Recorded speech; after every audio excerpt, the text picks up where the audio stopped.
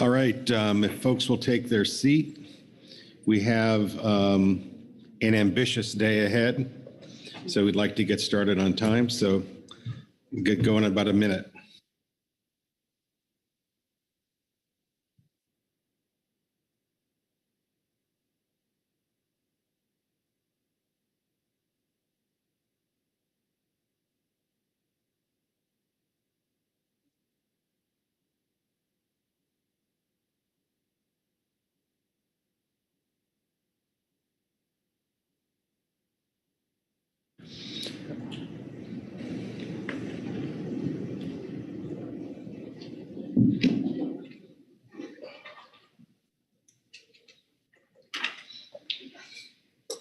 All right. Welcome everyone to day 2 of the council meeting.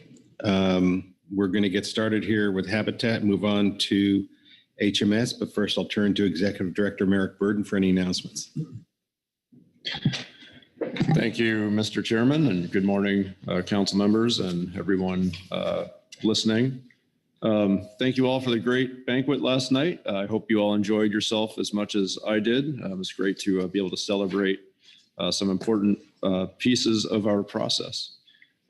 Just one comment, you may have noticed walking in, we do have some, I forget the name, but some limits on where we're inviting the public to participate in person here. That's in anticipation of perhaps a lot of people showing up later this afternoon. So that's why these are set up here, asking for only staff and council members beyond the ropes there. So just wanted to explain that quickly and why that is there. Other than that, Mr. Chairman, no other remarks from me this morning.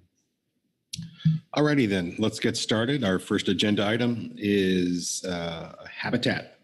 So Staff Officer Carrie Griffin, take us away. Good morning. Thank you, Mr. Chair. This is agenda item F1, current habitat issues. The Habitat Committee met 2 days online the last couple of days and covered a lot of topics. Most of them were informational, but there were a couple of recommendations that came out of the meeting that you see in the Habitat Committee's report, which is now posted, F1A Supplemental Habitat Committee Report 1. There's also a Federal Register notice on the oil and gas decommissioning draft programmatic environmental impact statement from the Bureau of Ocean Energy Management that is in your briefing book materials.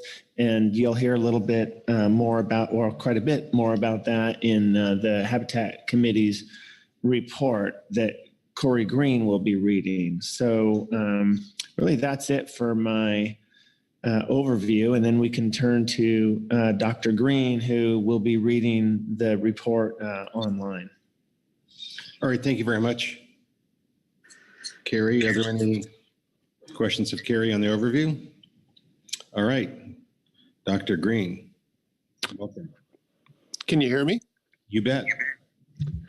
Thank you, Mr. Chair and members of the council. I'll be reading agenda item F1A, Habitat Committee report on habitat issues. And this meeting, we covered a number of topics, many informational, but the first 3 have potential council action.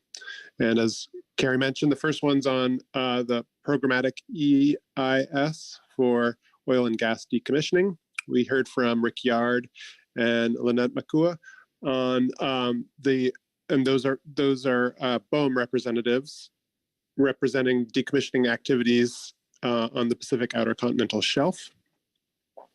Since impacts to the marine environment from decommissioning activities are expected to vary across platforms and different decommissioning methods may be utilized depending on the platform, the intent of the EIS is to provide an analysis to which future Site-Specific Environmental Policy Act analyses may tier. And so there are 4 alternatives for the decommissioning, basically ranging in the extent to which platforms are removed, and those are noted in the report. The council submitted a comment letter on BOEM's notice of intent to prepare a PEIS on October 14th, 2021. And the Habitat Committee is in the process of developing comments on this PEIS should the council direct the HC to draft a letter for consideration. The letter would be shared with the Marine Planning Committee for their review. Comments and recommendations will focus on the impacts of to essential fish habitat and other sensitive benthic habitats, marine fish, contamination from shell mounds, and other important items. The public comment period for the PEIS has been extended to December 12th, with the possibility of being extended further. The HC notes that the quick response process will be necessary because the timing of the public notice did not allow time to develop a draft letter for council review at this meeting.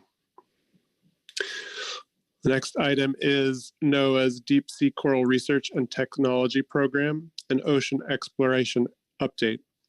We heard from Heather Coleman and Tom Horrigan of the Deep Sea Program, and they presented a desire to work with the council to identify mapping, survey, and analysis priorities that can be addressed in the next few years.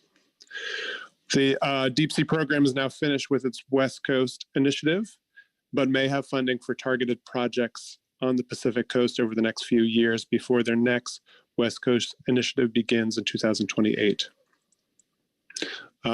They are seeking feedback on targeted survey priorities from the council and associated agency. In addition to the Deep Sea Program, Casey Cantwell from the NOAA Exploration Program described the current plans for the Okeanos Explorer, which is currently in the Pacific Ocean surveying in deep water. They're seeking input on priority areas for fiscal year 23-24, and the program needs timely feedback by the time Okeanos Explorer cruises continue this spring. The Habitat Committee sees these as great opportunities to acquire new high-resolution mapping needs and species habitat survey information and analyses to meet council fishery management needs. We on the Habitat Committee discussed a few priority areas, but we think that a more focused discussion and prioritization will be best serve this opportunity. And we will follow up with the OE team on a better idea for the timeline for this input.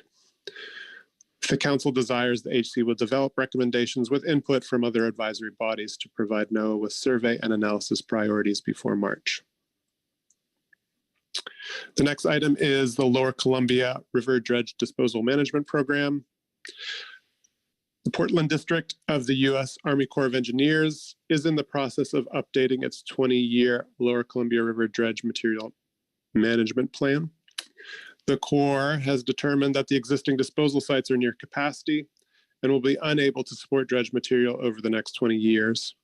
The Corps intends to establish additional in-river disposal sites, including new disposal along river shoreline, and that will decrease the shoreline depths by as much as 10 feet in those areas. Some key concerns for the council are impacts to juvenile salmon, EFH, and habitat areas of particular concern, as well as increased seabird predation on juvenile salmon.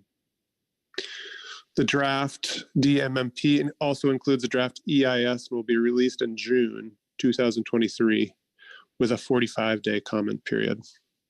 We're going to keep tracking this, and the HC will be prepared to develop a comment letter for council consideration. We also heard about the Pacific Marine and Estuarine Fish Habitat Partnerships habitat classification for nearshore habitats. Jamie Selleck and Kate Sherman provided a presentation on a new report of the state of the knowledge of nearshore fish habitats on the Pacific Coast, which was developed by the Pacific Marine and Estuarine Fish Habitat Partnership, or PMAP. This report describes a spatial framework managed by PMAP and Pacific states, developed for the nearshore. It classifies the nearshore and offshore waters to about 100 meters depth off California, Oregon, and Washington, using the Coastal Marine Ecological Classification Standard, or CMEX, describes fish and invertebrate assemblages associated with these habitats, and finally identifies potential stressors and data gaps. The database is accessible to all via ArcGIS Online and should be a valuable resource for spatial planning and future EFH updates. We also went over an update of habitat indicators for California salmon stocks. NOAA requested a habitat indicator assessment for the rebuilding plans for a number of species a while back, and this round requested an additional effort to describe habitat indicators for Sacramento spring run in March 2022. And so we've completed a draft of that, and the new and modified habitat indicators were produced by the Science Centers with input from a number of other groups, and those differed from indicators of the Sacramento fall and Klamath runs, mainly in adult migration and rearing in freshwater life stages. Where discussions are ongoing with California Department of Fish and Wildlife concerning pre-spawn mortality data, which started in 2001. A number of habitat indicators that we've put together so far show that spawning, incubation, and freshwater rearing conditions were quite poor over the last 3 years. And further work will address questions concerning how stock productivity tracks indicators and how they might be used in other assessments. And an update on the Klamath Dam removal. Basically, the final Federal Energy Regulatory Commission, or FERC's, approval for the Klamath Dam removal is expected sometime in November. And the FERC staff recommendation on its final EIS is for full approval with only minor conditions that are expected to be easily met. Once this happens, preparation will proceed through the rest of 2023 with reservoir drawdown to begin in December 2023. This is now happening. Actual dam deconstruction would then proceed through 2024 with the final release of the river during the rainy season of winter 2024 to 2025. The Habitat Committee has previously noted that infrastructure removal will directly impact fishery monitoring efforts at monitoring stations, as well as impact fish outmigration and returns. And the HC suggests that STT consider how these factors will affect Klamath stock assessment and management. We had a further update on water temperature standards for California Central Valley salmon. The debate over maximum water temperatures within the Central Valley project continues, particularly given the need to protect ESA winter run and spring run Chinook salmon spawning and rearing habitat below Keswick Dam. There's been a number of legal challenges, and the CBP is currently being managed in accordance with the 2019 BIOP, but as court modified by the annual interim operations plan. Salmon egg numbers resulting from the 2022 temperature management season are still being developed. That operations plan has now expired. A proposed replacement 2023 interim operations plan is now being debated in court. Multi-party briefing will end in December, after which the court is expected to rule on the proposal. Given poor juvenile winter run Chinook salmon survival rates from the 2022 IOP, the PC, FFA, and other plaintiffs have asked for lower maximum temperature threshold standards. Moving on to the National Infrastructure and Investment and Jobs Act. The National Investment Jobs Act provides roughly $3 billion for NOAA over the next 5 years. This included significant funding addressing habitat restoration, conservation, and coastal resilience, and is therefore an unprecedented opportunity to make a difference for coastal fisheries, threatened and endangered species, and coastal communities. In addition to increasing existing Pacific salmon recovery and coastal zone management investments, the fund includes nearly $900 million allocated to competitive grants. The programs attracted hundreds of proposals nationwide. NOAA will likely support numerous projects on the Pacific coast and will announce funded proposals in February. We also heard of a river restoration workshop NOAA Fisheries is co-sponsoring a 4-day workshop in January to February 2023 on riverscape restoration. The workshop aims to expand the pace and scale of riverscape restoration consistent with the WCR's focus on large-scale and ambitious opportunities to make meaningful differences for salmon and steelhead conservation and recovery. The workshop is open to the public. For more information, we've supplied a web link. And finally, we heard of the California state listing of Pacific leatherback sea turtle, which occurred on October 14th, 2022. The notice of the findings of the listing can be found in the link that we've provided. And so to summarize our report, we have several potential items for council action. First, there's the BOEM oil decommissioning PEIS. And the task for the HC would be to draft a comment letter to BOEM. The comment deadline is December 12th, 2022. Second is NOAA survey opportunities in deep water, provide HC's recommendation to develop survey recommendations and data analyses to inform NOAA's deep sea coral and ocean exploration programs. And finally, there's the Lower Columbia Dredge Disposal Management Plan. And the comment period for that will open June 2023. But the council could direct the HC at this time to plan on drafting a comment letter when the plan becomes available. Thank you. All right, thank you very much, Corey. It's quite a list there, and I appreciate your summarizing it to the extent you did. Let's see if there are any questions of the Habitat Committee report. Pete Hassemer. Thank you, Mr. Chair. Thanks, Corey, for the report. My questions concern the deep sea coral research section there. You talked about the Ocean Explorer program, and there's the Habitat Committee request to develop some priorities or provide input to that program. Just trying to get a feeling for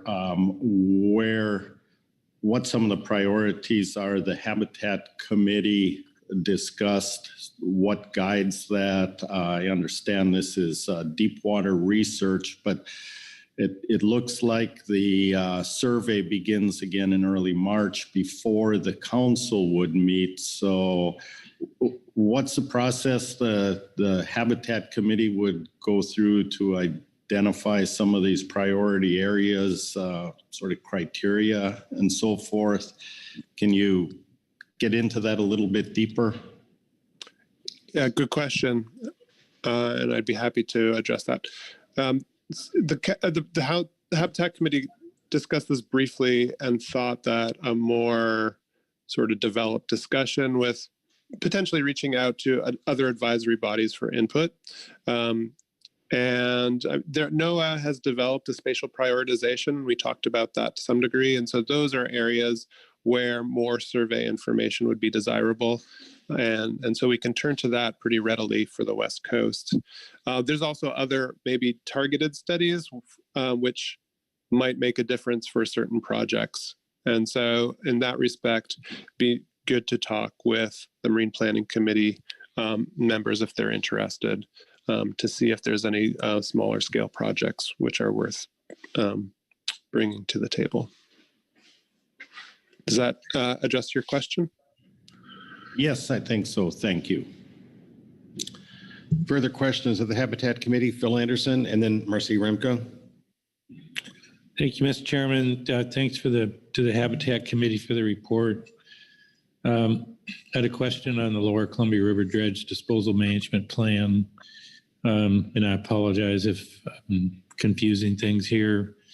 I had read in an earlier somewhere that the DDMP was going to be released on November 25th, and with a 45-day comment period on the plan.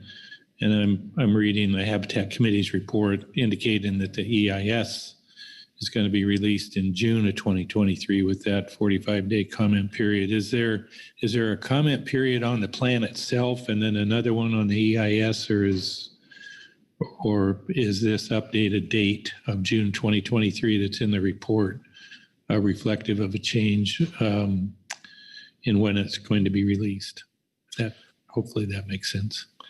Yes, that does make sense, and that's a good question. My understanding is that there's actually a report by the Fish and Wildlife Service which is coming out in the near term, and we suggested that report was probably not worth reporting on because we generally don't sort of comment on those kinds of reports, and there's a really short time frame, and basically there's not sufficient staffing to really comment on that. The update to the DMMP and draft EIS was a recent notification that WDFW staff had received. And so that's why we reported on June 2023. But we will be tracking this to make sure that we have the updated deadlines for any comments. Great, thank you very much. Marcy Remco. Thank you, Mr. Chair. Thank you, Corey. I'm interested in a little more detail on the habitat indicators that you're working on for Sacramento Spring. I understand from your write-up here that this analysis is separate from what's already been done, I think, for Sac Fall and Klamath runs. And I guess I'm curious if you actually presented the indicators or a summary of the work that's been done to the HC, or did you just report out on the work itself? I'm just interested in the detail of it, and I'm wondering where I might find a copy. I would be happy to send you a copy. We discussed providing the indicators within this document, but we decided that there's still some work to be done on it, particularly whether, for example, pre-spawn mortality gets in there, and there's probably some minor details on whether there's specific gauges which should be included or not. But essentially, yes, they are updated. They're in a draft format, and they will be provided in the March ecosystem status report that the IEA produces. If you're interested, I can send you what I showed to the Habitat Committee, which was a presentation including those indicators and a summary across all the years that we have for analysis. Thank you. That'd be great. Will do. All right, further questions on the Habitat Committee report? All right, thank you very much, Corey. Thank you. I believe that's the only report we have. They'll take us to public comment. We have two folks here to offer public comment on the Habitat Committee issues, Beverly Scharnhorst and Kelly Drummond, in that order. And I think you're both here in person, at least according to what I have in front of me. So if you're ready, just come on up to the table here in front of that microphone and press the button till the green light comes on, and we'll be able to hear you. Welcome.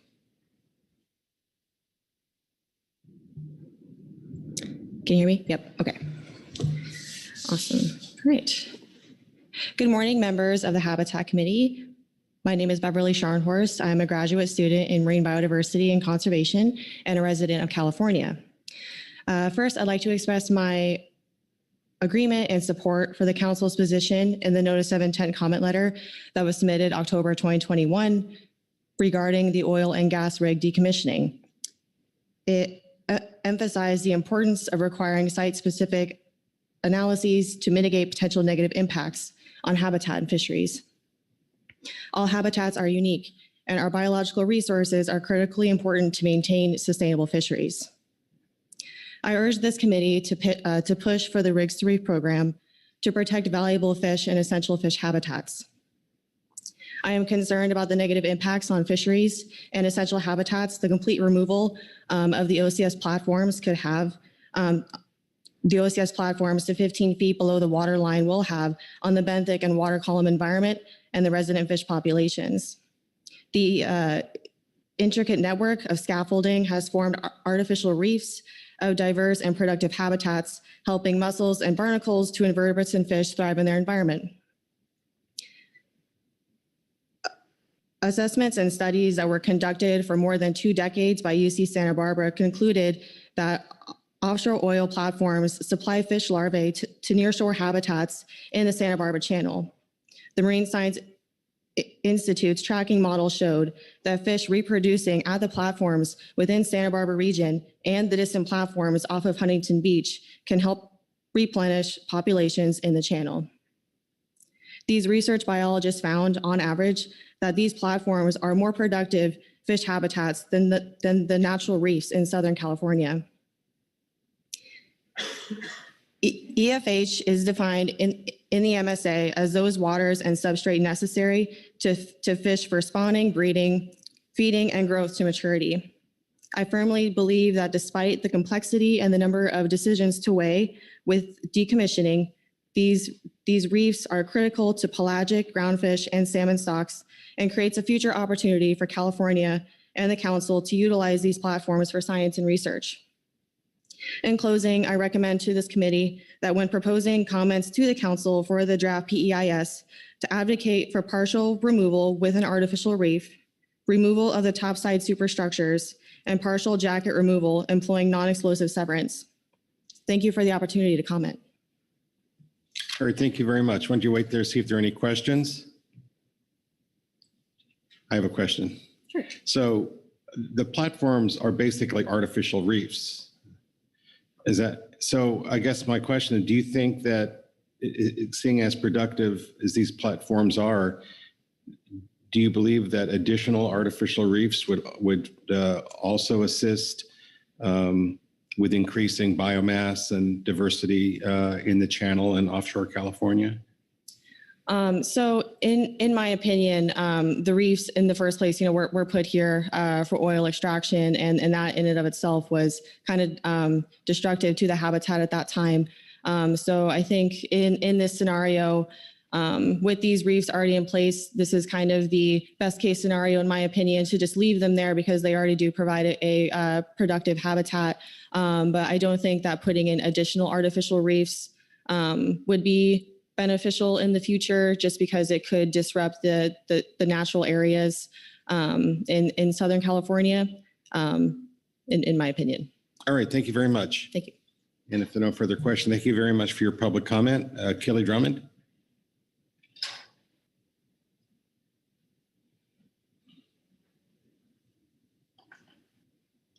Welcome. Thank you. Hello, Habitat Committee. My name is Kelly Drummond. I am a San Diego local and a graduate student at the Scripps Institution of Oceanography. Thank you so much for the opportunity to speak here today on the issue of decommissioning the oil platforms off the coast of Santa Barbara. As a student of marine conservation and a local Californian, I'm concerned with maintaining the ecological integrity of our waters and coastlines and leaving them better for the next generation.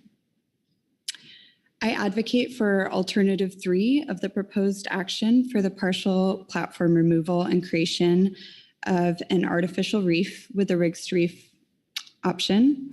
As outlined in the EIS, the potential impacts from decommissioning activities of removing the upper platform jacket are similar or the same as the proposed alternatives 1 and 2, but with the added benefit of creating new hard bottom substrate from the upper portion. This option creates new habitat, increasing overall biodiversity and fish populations. Studies have shown the rigs act as both nurseries and adult habitat for commercially important species such as cowcod and lingcod. The rigged reef option increases potential catch for commercial and recreational fishermen. Leaving the jackets in place avoids seafloor disturbance from turbidity at removal and maintains the shell mounds around the jackets, which are also habitat for invertebrates and fish. The marine biologist Martin Love, who has authored many papers on the life at these rigs, describes them as, quote, an amazingly cool place from a biological perspective, end quote. The jackets of the platforms are covered with life, where our state fish, the Garibaldi, might cultivate a garden of red algae to attract a mate. Overall, the impacts of drilling and burning oil have been very detrimental to biodiversity in the oceans as well as the globe. Evidence suggests that the partial removal at 85 feet and the creation of an artificial reef would benefit and increase biodiversity the most. And I recommend this option for the committee in their public comment. Thank you so much for your time and consideration. All right, thank you very much, Kelly. Are there any questions of Kelly? So I'm going to ask you the same question that I asked Beverly. Do you think that additional artificial reefs would be beneficial? Do you mean the artificial reef created from the upper platform going into the water? Well, sort of regardless of whatever the material is. I don't think that we need to create like new and more artificial reefs. These already exist, similar to what Beverly stated. You know, they were put in a long time ago and that was detrimental to the environment at the time, but now they sustain a lot of life. So I think we should let the life that's there live. All right. Thank you very much. Thank you. All right, that concludes public comment and takes us to our council discussion and action. We have a number of recommendations from the Habitat Committee, and let's have some discussion and some direction. Please.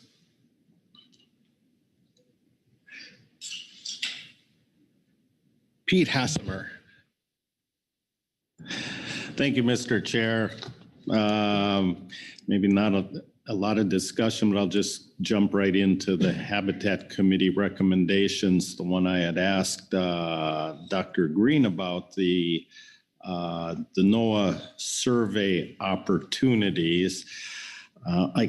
I'm just thinking about the timelines for what happens there. It's a new topic. I didn't know much about that.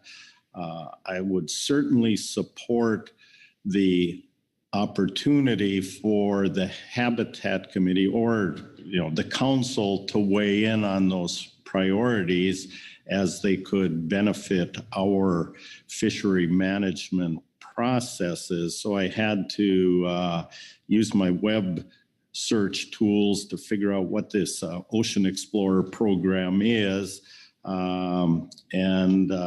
Part of their mission is to explore previously unknown areas and to provide data to understand and manage the resources.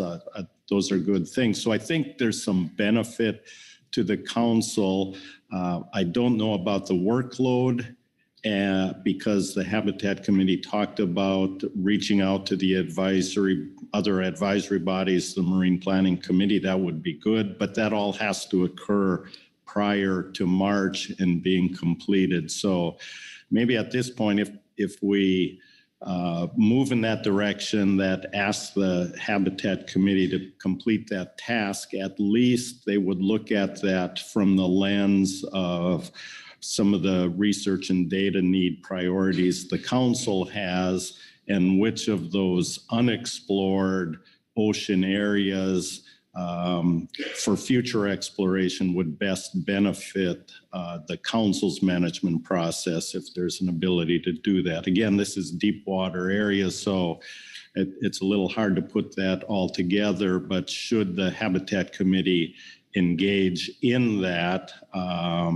and provide some priorities, that it is very clearly linked to what the council's management direction and management needs are with respect to information. So I'll stop right there. Thank you very much.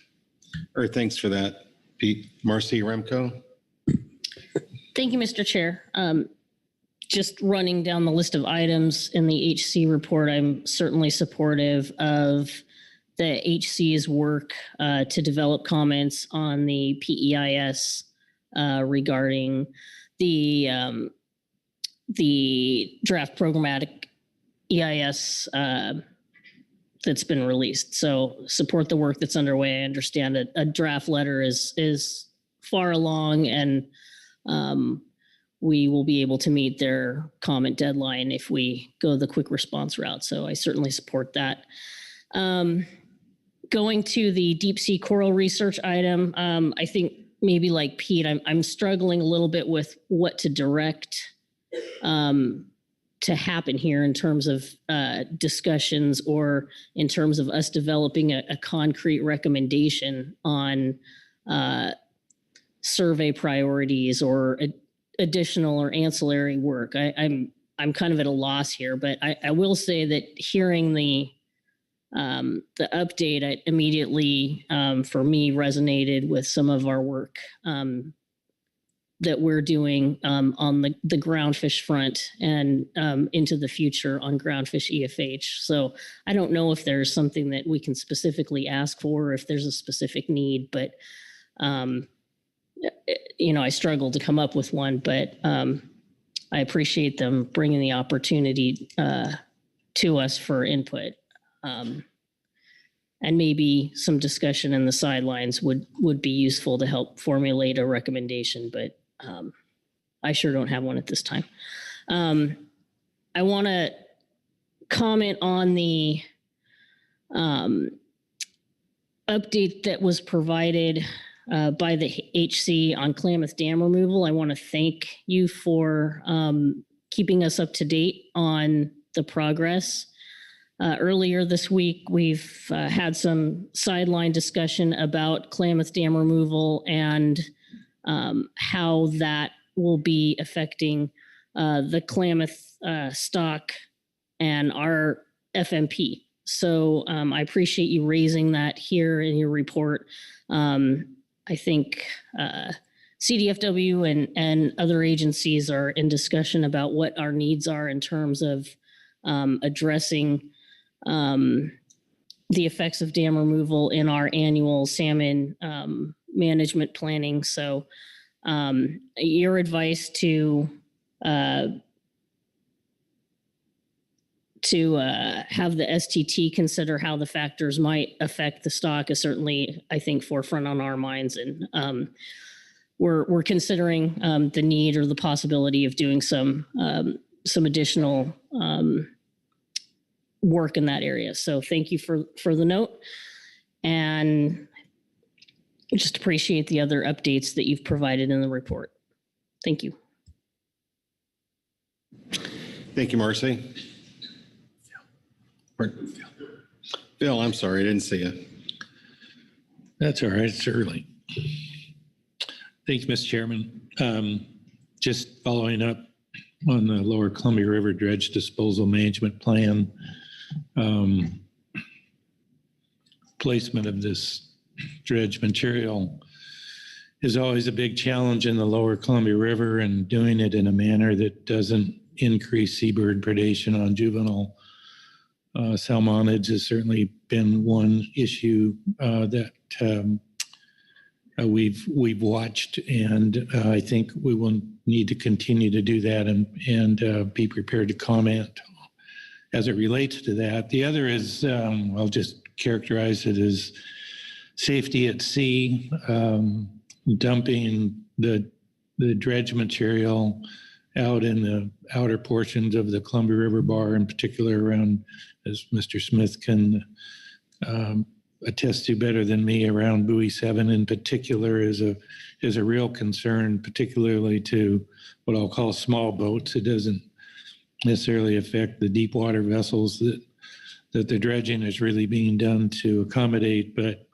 it sure can wreak havoc with peacock spit and the safety of transit of smaller vessels through that area. So those are the two areas that I would be particularly concerned about in looking at what their plan is. And I would certainly support the Habitat Committee's recommendation or suggestion that they be prepared to develop a comment letter for council consideration at the appropriate time, keeping in mind there's at least from the information I've seen, a couple of different dates floating around out there about when the document will be ready for public review and comment. So thanks, Mr. Chairman. All right, thank you. John North. Thank you, Mr. Chair. I'd just like to voice my support for all three of the Habitat Committee recommendations. Excuse me, especially the Lower Columbia Dredge Management Plan comment letter. I have particular interest in that, given the volume of material that is being considered and the need for potential need for new placement sites off channel in the Lower Columbia. I think it has some pretty big ramifications. So I'd like to see really encourage the Habitat Committee to focus on that as time permits. All right, thank you, Corey. Thanks, Mr. Chair.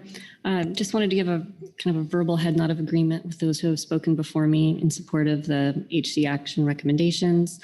Regarding the deep sea coral research, I think Pete had a great idea there in terms of asking them to look to the research and data needs. My understanding based on Dr. Green's comments was that they were going to have some offline discussions with the MPC and maybe some other advisory bodies. So that council staff sees that as reasonable. I think I would see that as reasonable.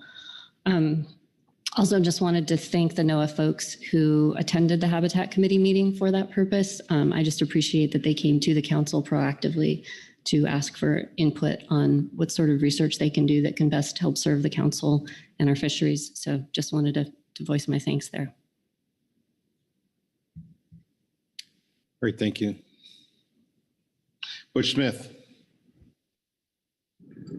Thank you, Mr. Chair. I'd like to echo what Mr. Anderson said on the sensitivity of the buoy 7 area on the Peacock Spit. Not only is it very sensitive to mariners but an ill will dumping of a full belly of dredge spoils can kill tens of thousands of crab.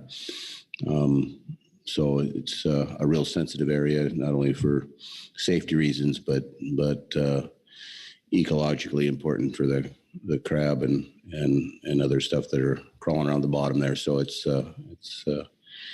worth noting that area is needs to be well thought of if that's one of the sites they're choosing. So I'd like to thank you. All right, thank you, Butch. Ryan Wolf. Thank you, Chair. Good morning, everyone. I want to thank the Habitat Committee for their report. As normal, I would defer to the council here on the majority of these recommendations, especially as what the council wants to recommend as it relates to NOAA or some of the other federal agencies.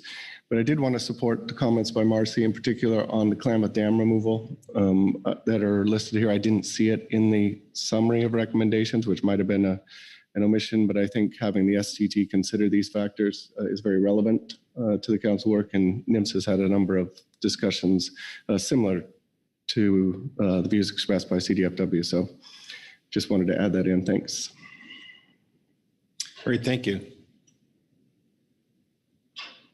So we have recommendations from the Habitat Committee. I've heard an expression of support, and that includes specifically, and especially as it relates to actions that need to be taken before our next council meeting, is a QR letter on decommissioning. So I want to make sure everyone's on board with that process. There are a number of alternatives presented here. We may have previously expressed a preference there. I'm not sure, but I think we may need to give some direction on this. So we got received specifically some public comment on that. So looking for a recommendation here of the 4 alternatives, if my assumption is correct. I don't recall our weighing in on this, but we may have. All right, looking for someone to put forward an alternative that we can all agree on. Virgil Moore. Mr. Chairman, a question. I guess I would like to turn that back to the Habitat Committee to see if they could come up with a quick recommendation to us. They have the best understanding, I think, at this point. Certainly, the comments we heard today make sense to me, but I'm not an expert in this area, but leaving reef material there for fisheries purposes seems to make sense. Those have been successful in other areas, but I would certainly defer to the wisdom of some of the committees or other members here. I think that's fair enough. I think we've heard support for leaving. We generally heard complete support for leaving at least a portion. And I guess the question is, what do we do with the top portion? Do we bring it back to land, or do we leave it in the water, place it back in the water? So I guess we'll let the Habitat Committee come forward. And then if council members disagree with that, then during the QR process, I guess we'll deal with that. A lot of comments in support of dealing with the dredge disposal challenges on the Lower Columbia. That comment period does not open until June, but we can certainly give the green light to the Habitat Committee and give them plenty of time. And we might even be able to get a letter in the advanced briefing book that we would have time to look at rather than using the QR process. So that would be kind of novel. And then there's been support for the Habitat Committee's recommendation to develop survey recommendations. So I just want to make sure we're all on the same page there. And if we are, then I'm going to turn back to Mr. Griffin and see if we've captured everything here. Thank you, Mr. Chair. I think you did cover all of the recommendations in the Habitat Committee's report. There was one item that Mr. Wolf noted about having the STT look at factors related to Klamath Dam removal and impacts. So I guess I wanted to see if that was included in your summary, or endorsement of moving forward. Well, to be charitable, I'll say it was implicit, but I didn't mention it, to be honest. But let me just look around the table and make sure that everyone is in agreement with Ryan Wolf's suggestion. And I think we're seeing nods. So yes, please. Great, thank you very much. Yeah, I think that covers all your actionable items from this agenda item, and the Habitat Committee will move forward with the oil and gas decommissioning letter and working within the framework of our research and data needs, and probably do some reach out to other advisory bodies with regard to the NOAA coral and ocean exploration programs, and provide some feedback to them, and then also pay attention to the Lower Columbia dredge to materials management program. So I think that concludes your work under this agenda item. All right, thank you, Carrie. Thank you to the Habitat Committee and to the public for their comment. That concludes this agenda item. We're going to shift gears to Highland migratory species, and I know there's going to be a shift of seats. So why don't we just take a few minutes?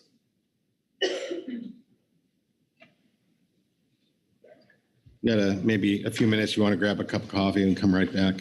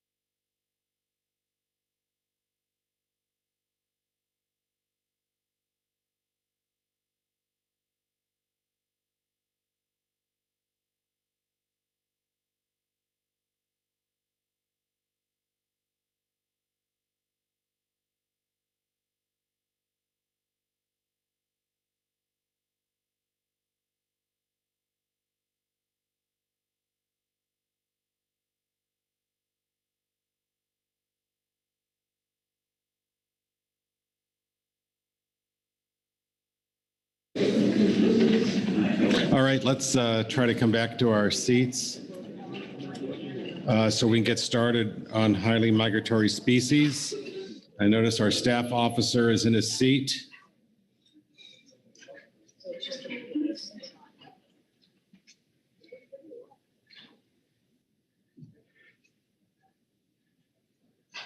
We're just missing a bunch of council members for whatever reason.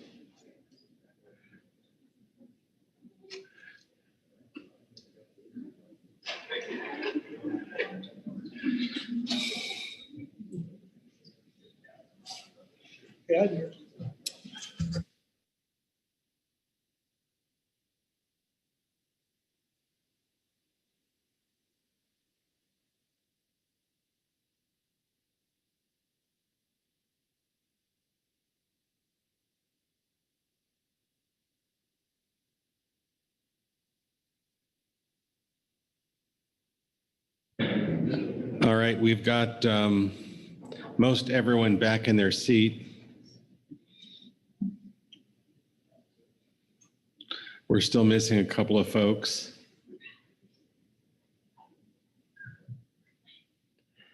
But we're going to get started anyway because that wasn't our morning break. That was just a moment to change seats and grab a cup of coffee. So, Dr. Dahl, you have the floor.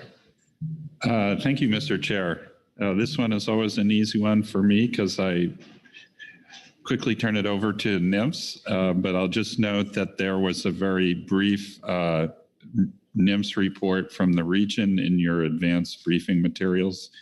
And Mr. Lyle Enriquez to my right will be speaking to that and any other relevant activities. And then we also have a report from the Southwest Fishery Science Center on HMS research activities. So Dr. Annie Yao will be speaking to that. And there are some slides, presentation slides that I believe are in your materials if you want to refer to those when she gives her presentation. And with that, I will turn it back over to you. All right, great. I don't imagine there are any questions on that overview.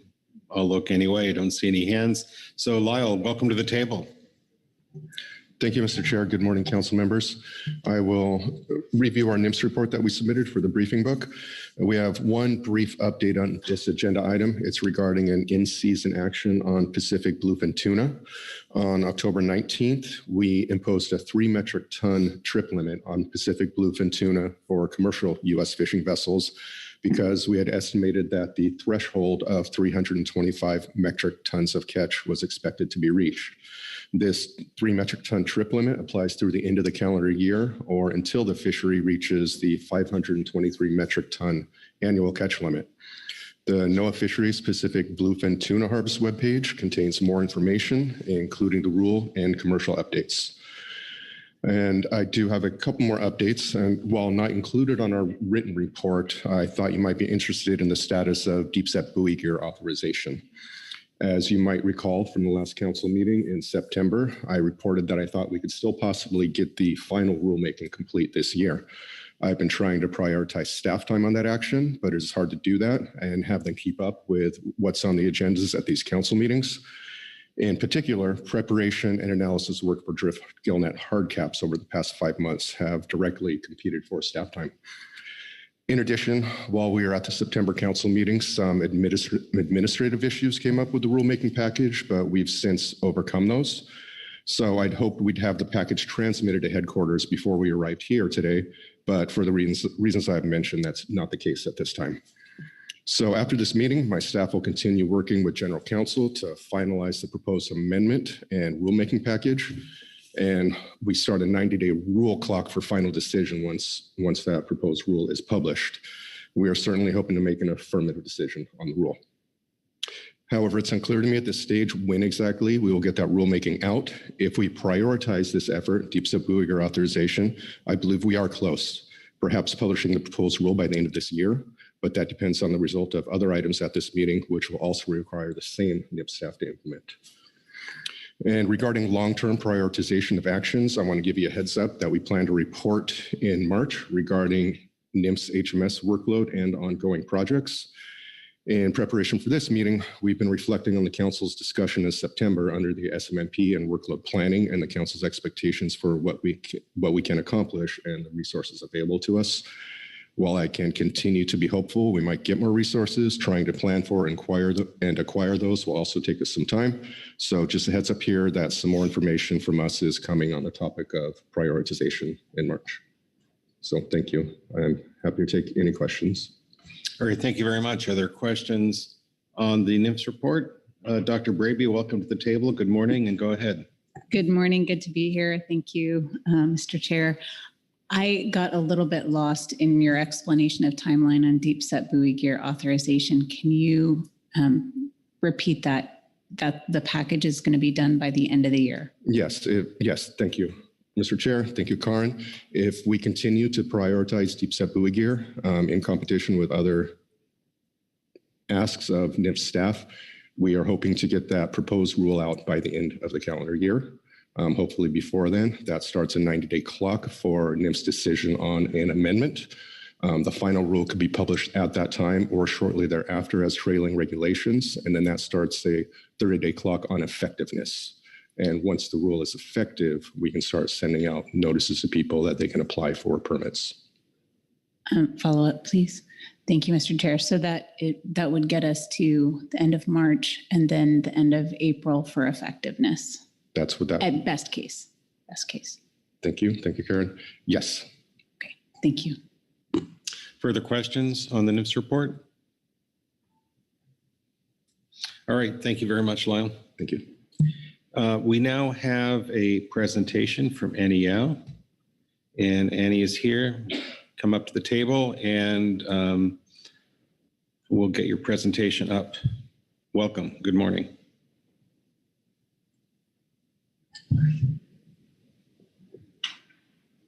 Good morning. Thank you for having me. My name is Dr. Annie Yao. I am the Director of the Fisheries Resources Division at the Southwest Fisheries Science Center, here to present an update on our HMS research activities. So there are a couple of names of contributing researchers here. They are in no particular order. Next slide, please. This is the outline of the presentation for today. I'll start with the 2023 HMS assessment schedule, some collaborative research overview, and then life history research on albacore, bluefin, and OPA. Finally, I'll finish with broad application of foraging ecology and then movements and habitat use. Next slide, please. Thank you. This is the 2023 HMS assessment schedule. So through the ISC, we have a benchmark assessment for North Pacific albacore. The Pacific bluefin tuna MSE management strategy evaluation is in its beginning stages.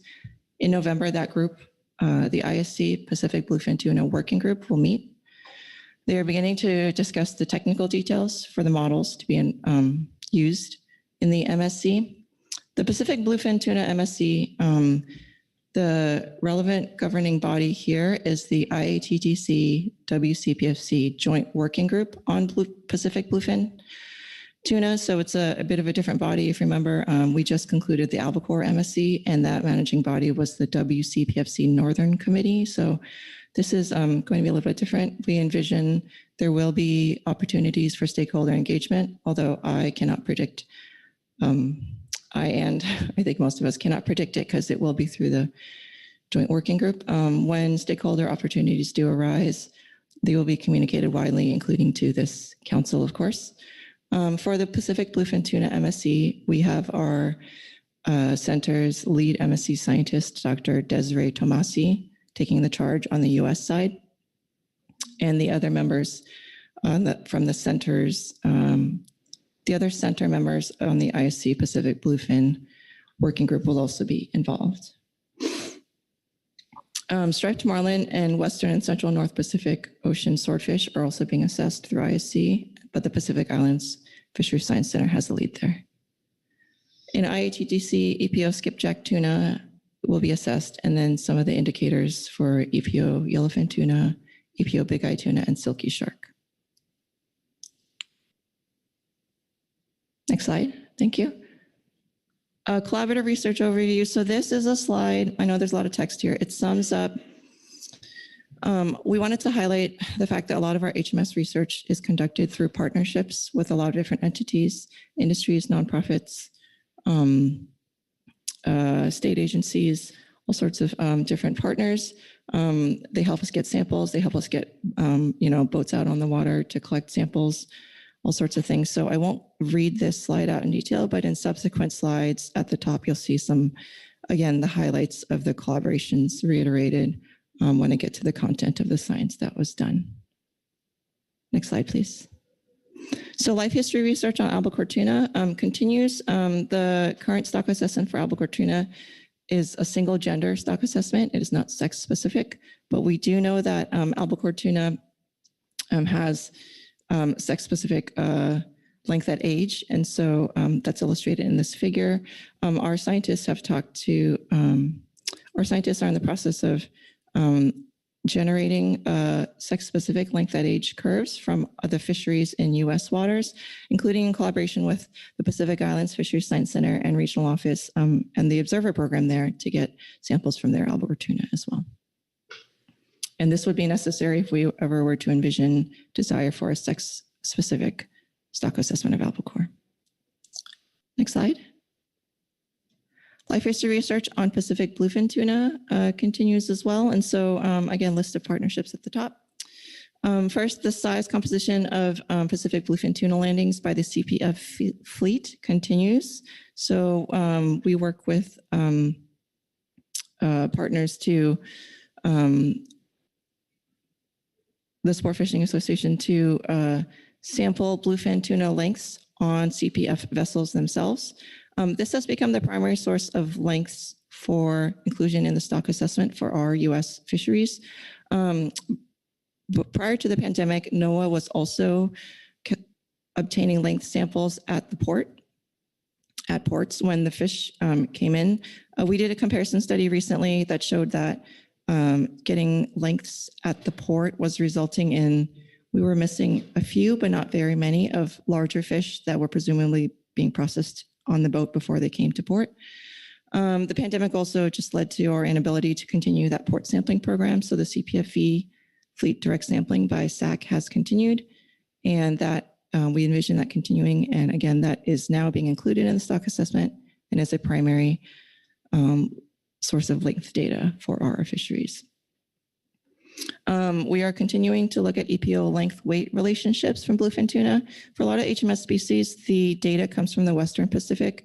It's just an artifact of which countries and fisheries they had access to first published these life history data. And so we are trying to get samples from our fisheries again in the Eastern Pacific and contribute those. And then finally, migratory dynamics of bluefin tuna. So we, in collaboration with some external scientists, we have looked at using otolith microchemistry to quantify movements west to east and east to west of Pacific bluefin tuna. Life history research of OPA continues as well. OPA is an interesting species. We do not yet have a method to age OPA. No one does, but it's we continue to explore ways to do that. So we have quite a few samples from individuals of different hard parts, and we are exploring, looking at ways to age using those hard parts. Nothing definitive yet, but we continue to look. OPA is a challenge because there are multiple species across the oceans. We believe our fisheries catch 2 species. The data streams do not yet, all the data streams don't separate by species yet. So we're just getting, OPA landings are X amount. We don't know which species. It's a work in progress to come up with visual guides to identify those and have that data come as species specific. So we're working with partners to try and come up with those visual guides and maybe validate here and there with genetics, for example. And we have been looking at habitat use of OPA using satellite tags to understand large scale movements and availability. Foraging ecology remains a topic that we pursue within the life history program. We have quite a sample collection of stomachs from HMS and other species. It is an arduous process to analyze each sample. You have to take the stomach out, defrost it, get all the contents out, sort it, and then identify everything you see in it. One stomach can take days, depending on how much that fish ate before it was caught. We have processed over 5,000 stomachs of 16 species of HMS. Just wanted to highlight that data is being fed into a couple of different data products that are illustrated around the sides here. So if you scroll to the next slide, please, on the top, you'll see, I'm sorry, this text is really small, so I'm going to try and remember. I think a couple things I want to point out. EFH, for example, knowing where the fish are eating what diets helps us understand what habitats they're using, including diet preferences. And then if you scroll one more slide, please, on the bottom right, a lot of the diet stay is being included into like ecosystem based metrics. So like the CCIEA reports, for example, CalCOFR reports, that kind of thing. The Southwest Center has recently published an online database of diets. This has been a years-long project that we're happy to see has finally been published. So I've included the link here. The database will be updated periodically, I think every 2 to 3 years, but there's no sort of set schedule there. So folks are free to browse that data set. Moving on to movements and habitat use. So we've published a couple of papers in recent times about HMS movements and habitat use. On the left, we have used, again, these are all published. So on the left, our scientists looked at archival tagging data for albacore tuna, which provides, the tags provide temperature of both the fish and its surroundings. So on the top, you can see these peaks of pink. Those are actually times when the albacore tuna, the tagged tuna's body temperature increased, meaning it was feeding. And so coupled with, in the middle, there's a map of, where those albacore are at that time. You can get the result at the bottom, which is just a map of where albacore tuna are when they are feeding and when they are not feeding. So this gets at, again, movements and habitat use. On the right, Pacific bluefin tuna, this is a sort of longstanding publication. Sorry, this data has been shown to the council in various forms, and it's finally published in a more comprehensive form as a journal article. This paper is about diets of Pacific bluefin tuna from individuals that we've collected, again, from our U.S. West Coast fisheries. And so in the middle figure, you can see there, it's meant to show the composition over 3 distinct time periods. So over time, the diets of bluefin tuna that we catch has shifted in response to prey availability. In more recent times, and I'm sorry, the text is small, so I want to say that whenever the study ended, the last data point, I want to say 2011, but I'd have to confirm that. So, but in recent memory, the diets of the bluefin tuna have been shifting to pelagic red crabs and anchovy. Those species are higher up in the water column during the day, and this may be a factor in why we're seeing Pacific bluefin tuna becoming more available to fisheries up at the surface. Next slide, please. So some shark movements and habitat use. We have a lot of data on, we've tagged a lot of sharks in the history of our program, and we recently contributed some of that tagging data to 2 efforts to look at global shark movements and habitat use. So on the left, blue shark, we contributed our blue shark data, and so you're seeing maps of blue shark abundance and habitat preference for 2 different sets. So on the top are small juveniles, and then on the bottom are adult females. And then on the right, this is a global comparison of vertical habitat use, which is, I think it's, you see a lot more papers on horizontal habitat use, so latitude, longitude, but how deep they're going is often less studied. And so this is a global comparison of habitat use for several species. We contributed a lot of blue shark and short fin mako shark data to that. That wraps up my presentation. Thank you. Thank you, Dr. Yao. Are there any questions? I imagine there may be. Great presentation. We're always hungry for information on HMS. John Ugoretz. Thanks, Mr. Chair. Thanks, Dr. Yao, for the presentation. I just wanted to especially thank you for the coordinated work on bluefin sampling, and in particular, thanking the work that SAC is doing with you and with us to gather important data. I think it's important to point that out, and they've been really helpful through the pandemic and hopefully can continue that.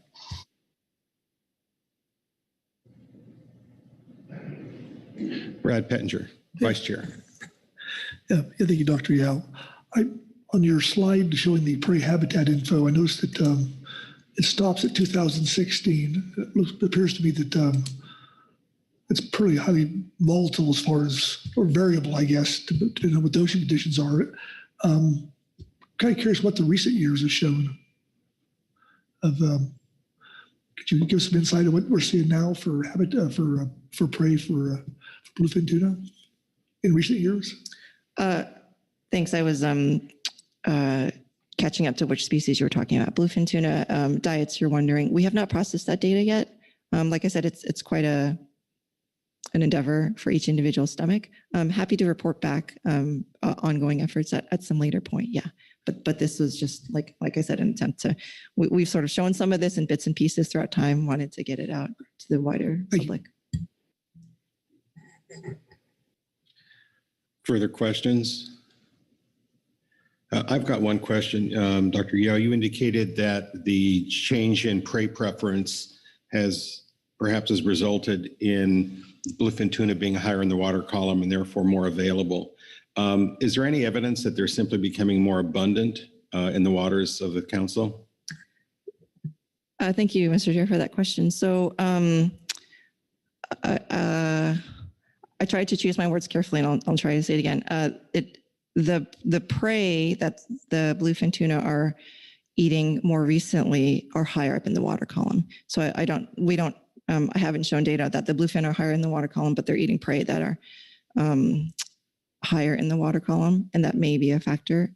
So I've not presented here bluefin tuna vertical distribution. Your question on whether abundance is increasing or not, I don't think we have data on that locally, for example. So I don't. Well, if you don't, I don't have a good answer to that question. Yeah, that's the right answer. Yeah. All right. Any further questions on this presentation? All right. Thank you very much. That completes all the reports that I have. I do believe we have one public comment. At least I think we do. Or maybe not. I don't think we have any public comment. So that takes us to any council discussion and guidance as appropriate. I thought it was very interesting. The presentation was great and the update from Lyle was great. I'm not sure if there's any council discussion or action, but I'm certainly going to look around and give folks an opportunity. And I'm not seeing any hands. I'll interpret that. Well, I see a hand. Dr. Braby.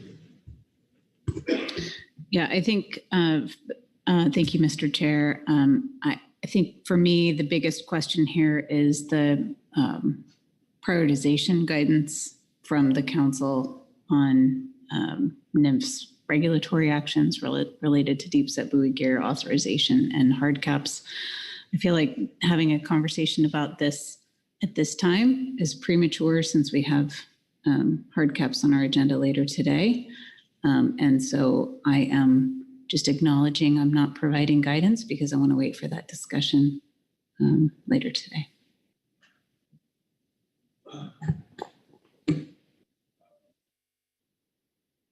We do have a later agenda item on management measures. Is that where you were thinking of? Thank you, Mr. Chair. No, I was thinking during hard caps itself. Hard caps, okay. Yeah. All right. We'll put a pin in that. Lyle? All right. Anything else on this agenda item? Kit? Kenny, I just need some confirmation, a verbal confirmation from you that we've completed this agenda item. Yes, thank you, Mr. Chair. Yes, I believe you have. You've heard these presentations and had an opportunity to weigh in, so we can move on. All right. Well, speaking of moving on, it's G2 International Management Activities. I'll turn it back to you. Okay, thank you. I'll just read from the situation summary. The Western Central Pacific Fisheries Commission Northern Committee, and this is in the future tense, but it met October 3 to 5th, and that's in our time zone, recognizing that there are participants across the date line.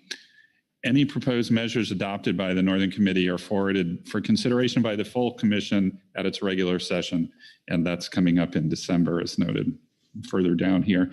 In your advanced materials, attachment 1 was the provisional annotated agenda, and you also have it may have been a supplemental report, or I guess it's referenced below. Anyways, there is a report of the meeting available to you. Topics of most relevance for the West Coast fisheries include agreements to advance work on the management strategy evaluation for Pacific bluefin tuna and progress on the development of the harvest strategy for North Pacific albacore tuna. Korea, during the Northern Committee meeting, submitted a proposed modification to the conservation and management measure for Pacific bluefin tuna to address catch overages in its set net fishery. That's a passive gear, so there have been difficulties both in Japan and Korea with bluefin getting into those traps, if you will. Anyways, the Northern Committee agreed to continue discussing this proposal at its next meeting in 2023. There was an interest in proposing a modification to the current measure at this time. As reported at your meeting in September, the Inter-American Tropical Tuna Commission adopted elements of a North Pacific albacore harvest strategy at its meeting in August, and that is in their resolution C-2204. And the Northern Committee chair submitted a proposal proposing revisions to the current WCPFC harvest strategy to largely mirror resolution C-2204. And just to note, obviously this commission, its convention area and the application of its measures are generally west of 150. So the IATTC is more operative on our fisheries. With additional revisions, the NC recommended that the WCPFC adopt the harvest strategy at its next regular session. The annotated agenda also notes the NC may consider a target reference point and associated harvest control rule for North Pacific swordfish, and thus Japan submitted a proposed conservation and management measure for the management of North Pacific swordfish. It's limited to the convention area north of 20 degrees north latitude. The Northern Committee recommended that the WCPFC adopt that conservation and management measure at its own upcoming session. Also of interest are working papers compiling member reports of fishing effort and catch for North Pacific albacore. That's working paper 01, and Pacific bluefin tuna. That's working paper 02. And you can see throughout this summary, there are links, and those materials can be found on the Commission website on the Northern Committee 18 meeting page. And so if you want to explore those materials and others associated with that meeting, you may. And then, as I already mentioned, the attachment 2 is the meeting report. And you will find in that meeting report there are a number of appendixes to it that include those various proposals for conservation management measures. So you can look there to get the details on what's being proposed and may be adopted in December at the full commission meeting. The Permanent Advisory Committee to the U.S. section of the WCPFC met last week. It was, and so there's I think it's supplemental attachment 3 are the recommendations that the Permanent Advisory Committee formulated across a range of issues that will be taken up at the regular session of the WCPFC. And speaking of which, that session, the 19th regular session, will occur the week after Thanksgiving, November 27 to December 3 in Vietnam. And just to note, it covers a wide range of issues, including management of tropical tunas, various MCS issues, and so on and so forth. But probably the issues that are most interest for you are those proposals for management of the northern stocks, bluefin, albacore, and swordfish. And then onto another international matter. The current 3-year fishing regime pursuant to the U.S.-Canada Albacore Treaty expires at the end of this year. The treaty establishes privileges allowing vessels of each country to fish in the other country's exclusive economic zone. And it establishes specific access conditions. There is a supplemental attachment 4 in your briefing materials. This was a proposal for modifications to the next fishing regime that was circulated by the government of Canada.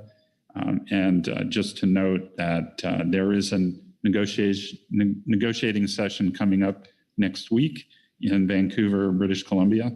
But you will have Mr. David Hogan, your member from the Department of State, available. He'll be speaking to you shortly to brief you on the negotiations of the fishing regime.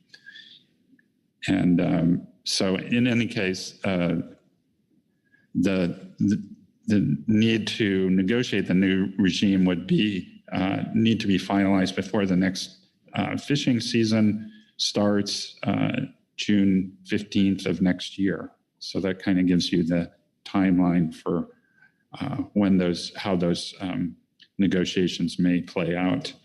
So that's that. I've already covered the various materials that are available to you, a couple that were in your advanced materials and a couple of supplemental items. I should also add there is a report from your highly migratory species advisory subpanel. And just repeating, the action described here is to provide recommendations on U.S. positions at upcoming meetings and other forums as appropriate. And that concludes my overview.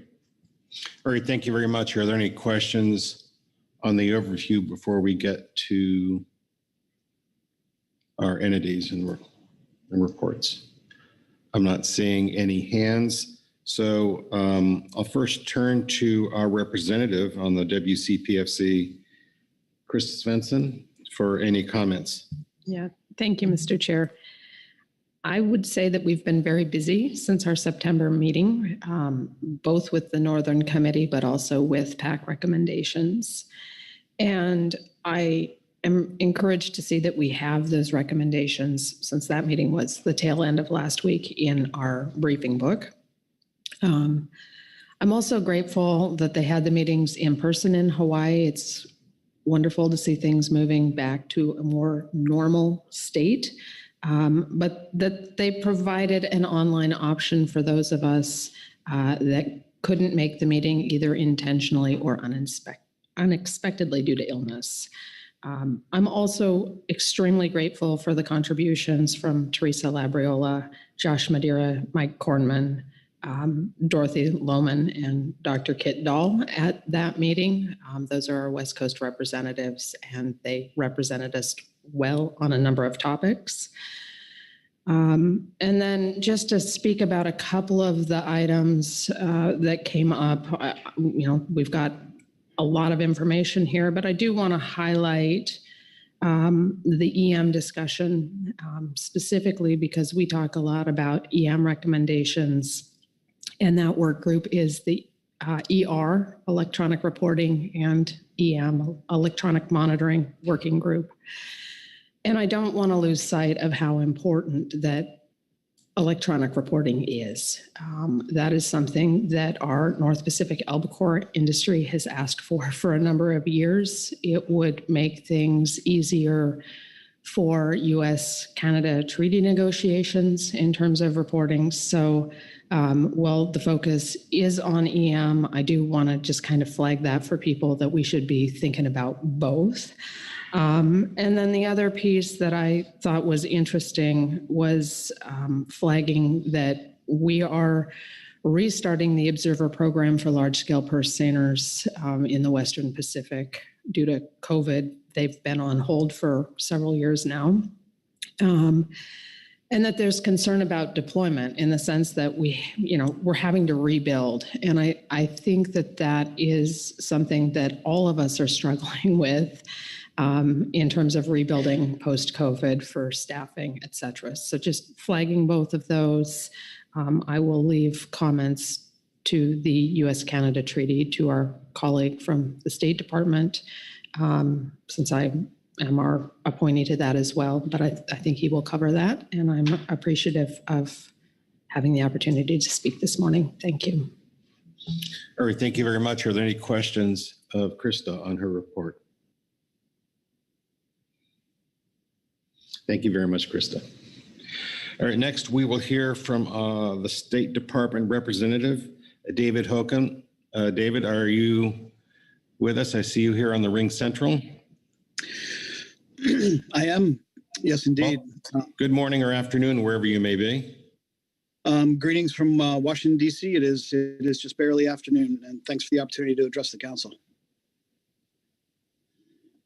The U.S.-Canada Pacific Albacore Treaty is, as Dr. Dahl said, the reciprocal port access and fishing access regime is expiring at the end of this year. We've been in touch with the government of Canada, and they've invited us to travel to Vancouver for a hybrid meeting.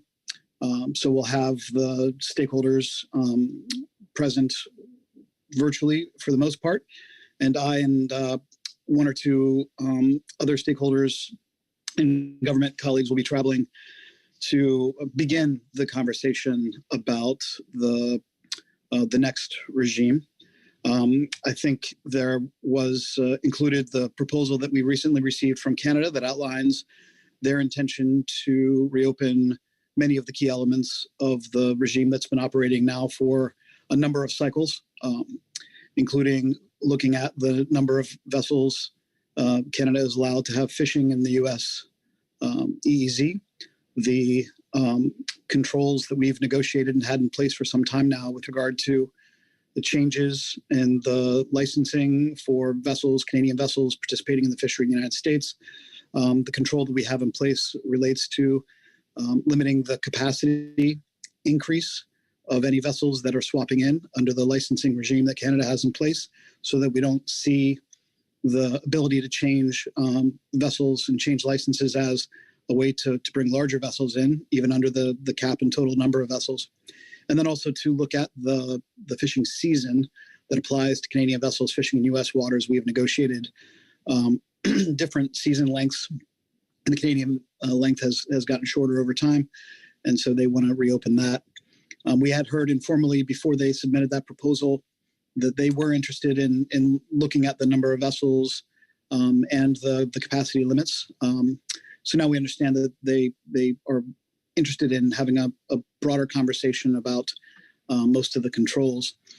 We have had one delegation meeting to consult between U.S. stakeholders and the U.S. government, and we will be continuing that process as we have in past negotiating cycles to continue to seek the views and input of the stakeholders.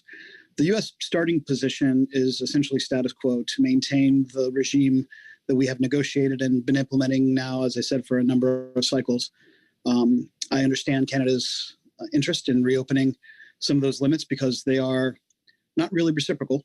There are very few Canadian vessels, 45 total, allowed in the USCEZ relative to essentially an unlimited number of US vessels that are allowed to fish in Canadian waters and access Canadian ports. And so we'll understand the focus of Canada, we hope, after next week's meeting, and then we'll bring it back to the delegation process, consult with the stakeholders, further develop US positions and responses, and then would also, as the process goes forward, be happy to keep the council updated, not only through the delegation process, but also revisit the council at the next meeting to provide an update on where things stand. Right now, we do not have any anticipated outcome other than, as I said, to begin the conversation with Canada on what they would like to see for the next regime. We've also indicated both to US stakeholders and Canada in the past that we would like to move to a longer regime cycle rather than every 3 years, given the length of time it takes to actually amend the treaty. And in this case, we would likely not be meeting all of Canada's requests and proposals. So it's not clear that they would be amenable to a longer term regime. We'll have to determine what that will look like. So that's the update right now. And I'm happy to answer any questions. Thank you very much, Mr. Chairman. All right, thank you very much, Dave. Let's see if there are any questions around the table on your report. Bill Anderson. Thanks, Mr. Chairman. Hi, Dave. Good to hear your voice. Appreciate you giving the council an update this morning on the Albacore Treaty. And I apologize if this is an unfair question. I'm wondering, at least anecdotally, from where from my vantage point of the albacore fishery, it seems like there's been an increase in the number of U.S. vessels fishing in Canadian, I'll call it Canadian waters. Do you have any updates, relative to the last couple of years in terms of the numbers of U.S. vessels that have been fishing in Canadian waters? Well, thanks very much, Mr. Anderson. I actually don't have the numbers right in front of me. I do know that there has been some variability in the past number of years relative to the longer term trends. I would add that there is a CPUE increase in Canada's view, at the very least, with regard to the availability of albacore in the Canadian zone. I heard in our delegation process a number of anecdotal reports from the U.S. harvesters that fish were available and showing up in Canadian waters. In fact, even while Canadian vessels continued to fish in U.S. waters. I also know that this is very anecdotal, that a number of years ago we had an inquiry from the state of Alaska as to whether any of the vessels ported out of Alaska would be eligible to catch albacore because they were observed there. So I think the increase in utility of the treaty, both in terms of fishing as well as the ongoing use of port access to offload and sell fish, as well as other port services, reflects continuing interest in the treaty in terms of benefits to the United States. It's the overall benefit to the United States that has been the driver for the negotiations that have led us to the point where we've had this difference in number of vessels and the difference in the seasons. So that's all I have at the moment, but I of course can follow up and work with Noah to get the specific numbers. Just follow up. Thanks very much, Dave, for that. I'll do a little homework myself, and I'm sure the data is available, and I'll get some access to it. But thanks again, and thanks for being here. Of course, thank you. Further questions? Dr. Bravey. Thank you, Mr. Chair, and thank you, Dave, for joining us in your report. I wanted to key into the words that the November 8th and 9th meeting will begin the discussion, and just wanted to ask what your vision is of how this negotiation will proceed over the coming weeks and months. Thank you very much, Ms. Brady. The process in the past has been that we would begin discussions late in the year that the regime would be concluding, and continue those discussions through the winter and sometimes even into the spring. A number of times we've reached conclusion for the subsequent regime in March and April. My hope, and the hope that I've communicated to the Canadian side, is that we try to do as much as we can as early as we can. But yes, this is the initial conversation. I suspect we will have multiple bilateral sessions, whether in person, hybrid, or virtual. Particularly since Canada has outlined a rather ambitious set of terms that they'd like to reopen. But we would need to conclude negotiations in order to have a regime in effect, even if voluntary application was necessary given the timing, before fishing starts, which is in June. So ideally we'd have it wrapped up by or ideally before the end of April 2023. Thank you. Go ahead. Yeah, just thank you for the follow-up, and it's more of a comment. I just would agree with your characterization of Canada's proposal as being ambitious, and we will hear soon our industry's response to that. And so I think it will be a difficult set of discussions, and appreciate your work to bring our perspective to those discussions. So thank you. Thank you. Further questions? Thank you, Dave. My pleasure. Thank you. Rain Wolf. Thank you, Chair.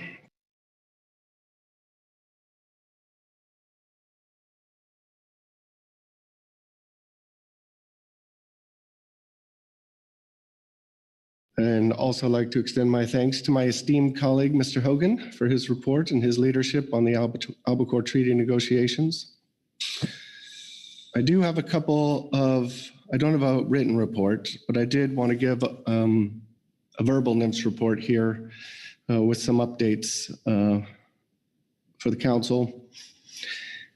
The IATTC has just announced a number of meetings, a small number of meetings that will take place through the coming next 3 months.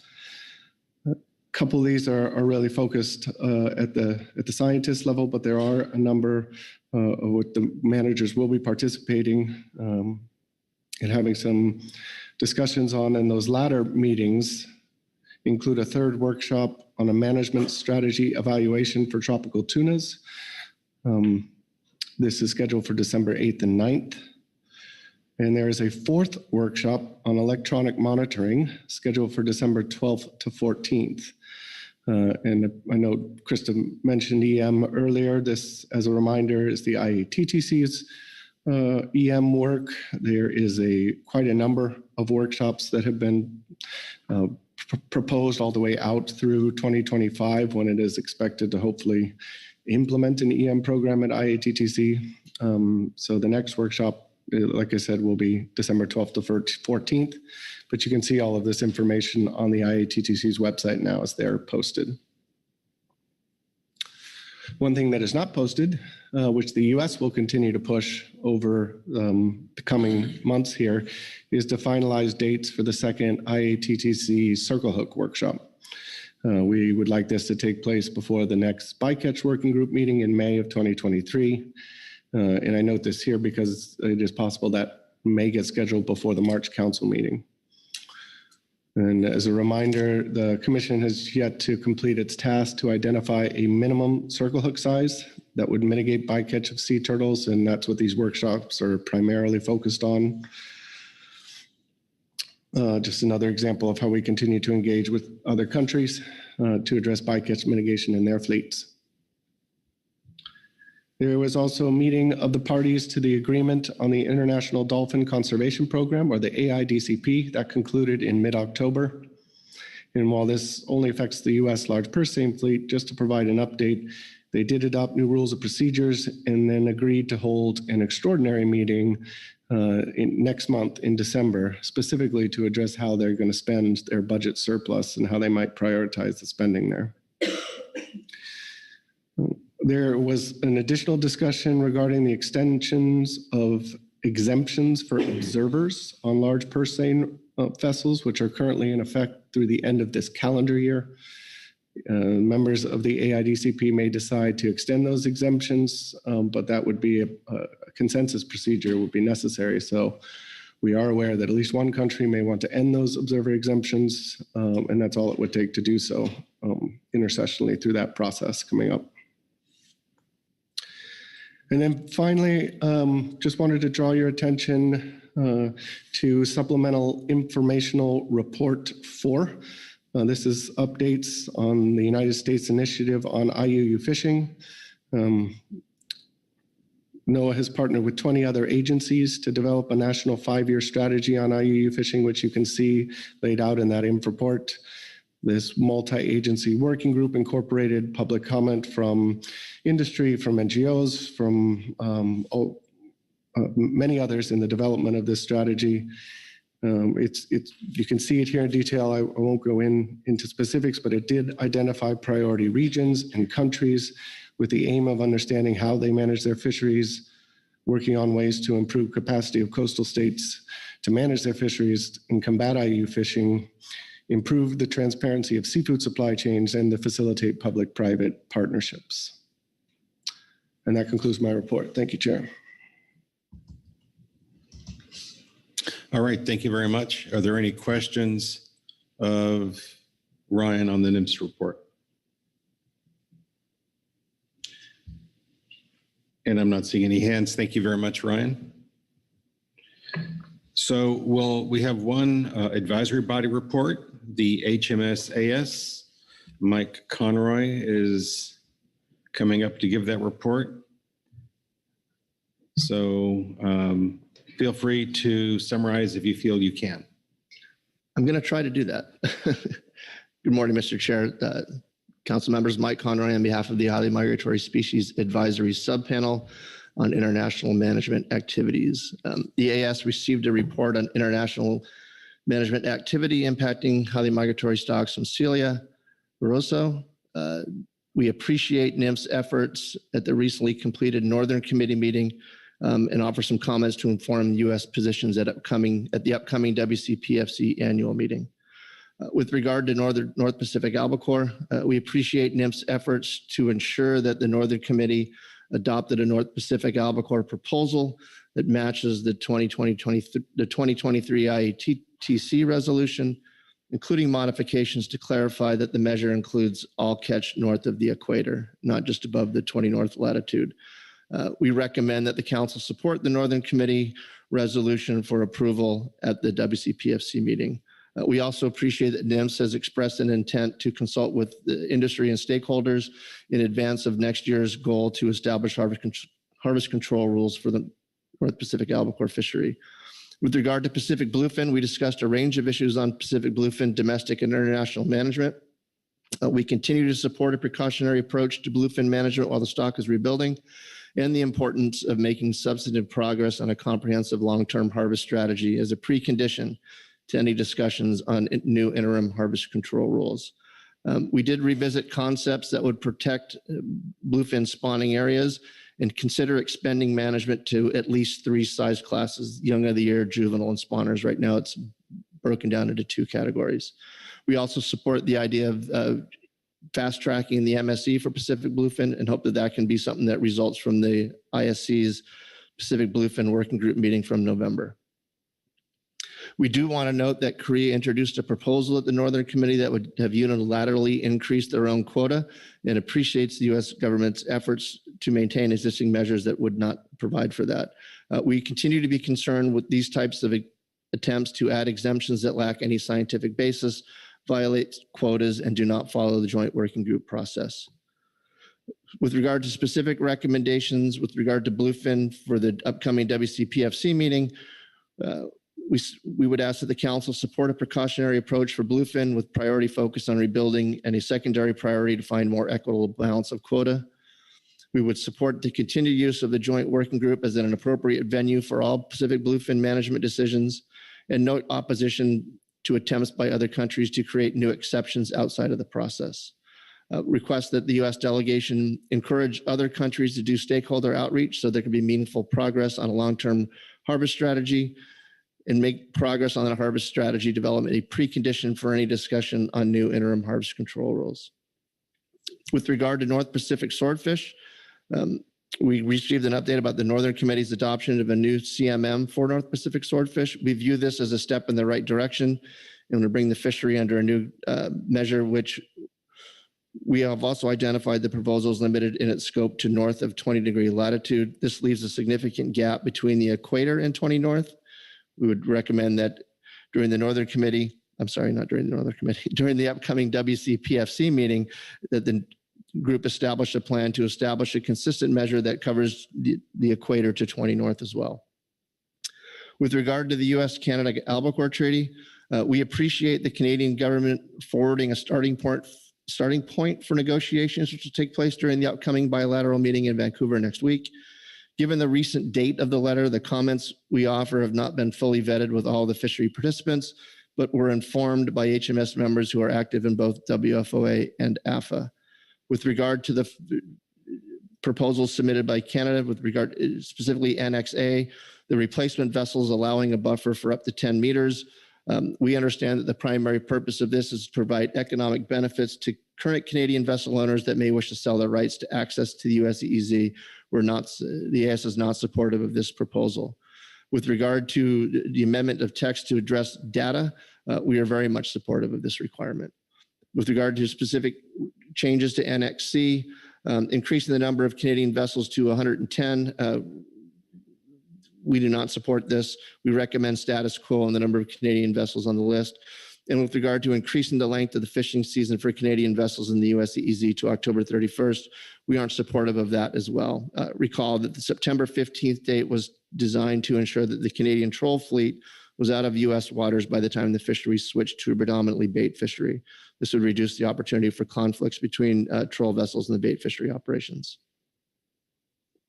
Thank you. Excellent job, Mike. Are there any questions of Mike on the HMS AS report? Krista Svensson. Thank you, Mr. Chair. And I apologize. I have two questions that are wildly different. So I'll start with the first. There's a fair amount of discussion in here about the importance of having the area north of the equator recognized versus north of 20. And I'm just wondering how that applies to U.S. fishermen who would be north of 20 in general. So really, what is the applicability and why is this important from stakeholders' perspectives? And my understanding is it isn't just the fishermen that are asking for this in terms of the AS. So looking for a little clarity there. Yeah, through the chair. Thanks, Krista, for that question. You know, the Northern Committee's jurisdiction is limited to 20 north. It doesn't have, it can't cover the area south of 20 north. And, you know, the fisheries that we operate in, North Pacific albacore, swordfish, bluefin, et cetera, they don't know that there's no fence in the ocean that says once you get to 20 north, you can't go below that. So we're concerned that, you know, if that uncovered area remains sort of, or has the potential to remain sort of the Wild West, then it could be an unmanaged area that could negatively impact our fisheries if there's overharvest that's allowed or takes place in those areas that isn't accounted for. All right. And then my second question, you have a note in the statement that the U.S.-Canada treaty disproportionately benefits the Canadian fleet. Obviously, with the annexes they've provided, they don't see that. So just hoping you can elaborate a little bit on where that position statement came from within the AS. Yeah, through the chair, thanks for that, Krista. Can I ask you to hold off on that until after I give my public comment? It'll be, I think we clarify that during public comment. Okay, I will recall my question, and you may, if it isn't clear in public comment, Yeah. you'll probably get more comments from me or questions at that point. All right. Anything else for the advisory subpanel? Thank you very much, Mike. But I don't recommend you go anywhere because let me just check. I think the last I checked, you were the only person signed up for public comment. And you're still the only person signed up for public comment. So please proceed. And then when you're done, I'm instantly going to turn to Krista. So go ahead. As will I. Thanks, Mr. Chair. Mike Conroy here speaking on behalf of the American Albacore Fishing Association. As noted in the HMS-AS report, representative both AFA and WFOA are united in their opposition to the terms presented by the Canadian government in a letter dated October 31st. To say that that letter was viewed with disappointment would be a fair characterization. We appreciate Mr. Hogan stating that the status quo is the opening U.S. position. And while it did not appear in the written text submitted by Canada, we would also be supportive of a 5-year term provided under status quo conditions. I'd want to specifically address the request to increase the number of Canadian vessels allowed to fish in the U.S. EEZ from 45 to 110. In order to provide some context, I think it would be beneficial to provide some background. The treaty was enacted in 1981. Between 81 and 1993, harvest by the Canadian troll fishery, according to ISC catch records, averaged 143 metric tons. This is the total amount harvested by the Canadian fleet in all waters. In the mid-90s, many Canadian salmon trollers were encouraged to convert over to fishing albacore. As a result, the Canadian fishery aggressively expanded, including its effort into the US EEZ. With its government's assistance, the Canadian fleet was transformed into a larger, more aggressive, and highly competitive fleet. In 1998, the United States, via the State Department, entered into negotiations with Canada in order to reduce Canadian fishing effort in the U.S. waters to pre-1998 average levels. The treaty amendment was approved by Congress and signed by the President in 2004. In presenting the treaty amendment before the Senate Foreign Relations Committee, the State Department explained that this significant reduction in Canada's fishing effort was necessary to protect U.S. fishermen. U.S. fishermen are still deserving of that protection. In the years that followed the amendment, the Canadian fleet continued to increase operations in the U.S. EEZ and continued to have significant negative impacts on U.S. fishermen. This came to a head in 2011. In 2011, the then current regime expired, and the parties were unable to agree on terms for a regime in 2012. As a result, vessels from one nation were unable to access the waters of another. The U.S. fleet had a banner 2012 season. U.S. participation in the fishery in 2012 was 811 vessels, up from 640 in 211, with an additional 4,000 metric tons of North Pacific albacore harvested by those vessels. It is worth noting that the Canadian catch in 2012 was roughly 2,500 metric tons, a 3,000 metric ton decrease from 2011. When a new regime was agreed to before the 2013 season, it capped the number of Canadian vessels allowed to access the US EEZ at 45. There were serious discussions at that time about a phasing out of the treaty. Since then, the number of reported interactions between the Canadian fleet and domestic harvesters has dropped precipitously. Between 1995 and 2021, U.S. harvesters have caught 6,654 metric tons of albacore in Canadian waters. During the same time frame, Canadian harvesters have caught 71,821 metric tons in the US EEZ. Since the 45 vessel limit went into effect in 2023 and through 2021, US harvesters spent 4,279 days fishing in Canadian waters. During the same time, Canadian harvesters spent a total of 15,195 days in the US EEZ. Given the reality that the treaty is currently structured disproportionately benefits Canadian harvesters, we see no reason to almost triple the number of Canadian vessels fishing in the US EEZ. I'm not saying that the US receives no benefit from the treaty. It would be disingenuous to do so. But in our view, the benefits to Canada are significantly more. We believe that like 2020 and 2021, no albacore harvested by Canadian vessels were landed into US ports this fishing season.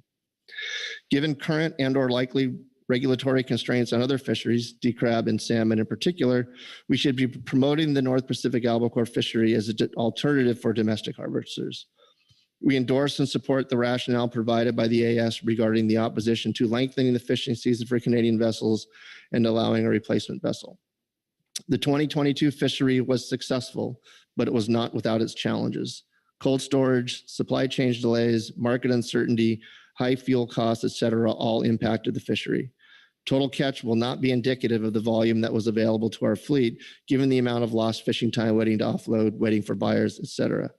We thank you for your continued support of the U.S. North Pacific albacore fishery, which over the last 10 years has averaged $34.67 million in annual ex-vessel revenues. Thank you. Thank you, Mike. Krista Svensson. Thank you, Mr. Chair. So that answered my initial question, but I do have a secondary question, which is really related to this September 15th date that was mentioned in the AS, but I figured it would be easier to ask you under public comment. Just can you elaborate a little bit on why bait versus troll interactions become so harried after the 15th, and does that not also hold with U.S. troll fishermen, or why is that an issue for Canada, I guess, is the question. Through the chair. Yeah, thanks for the question, Ms. Benson. Yeah, this is based upon lessons from the past, right? In 2011, one of the reasons that supported the cessation of the treaty for the 2012 season was the aggressive conduct of the Canadian fleet on the water. Fishery participants, especially those who were fishing bait operations, would that fishery operates differently. And if you have troll vessels steaming down on you while you're in a bait stop, it can cause problems. And I think that was the primary concern back then. And it remains a primary concern now. Thank you. Further questions of Mike Conroy? Karen Braby. This is just a simple request. I see that your public comment is not documented in writing, and you gave us a lot of numbers.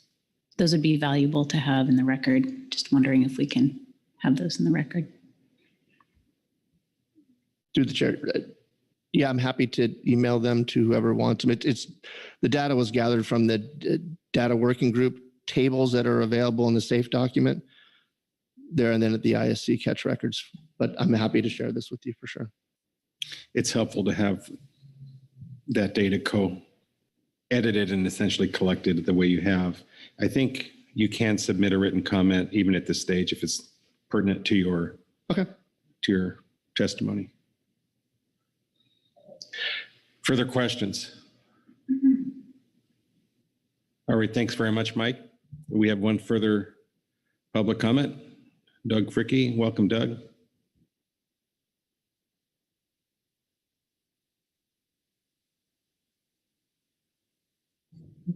There we go.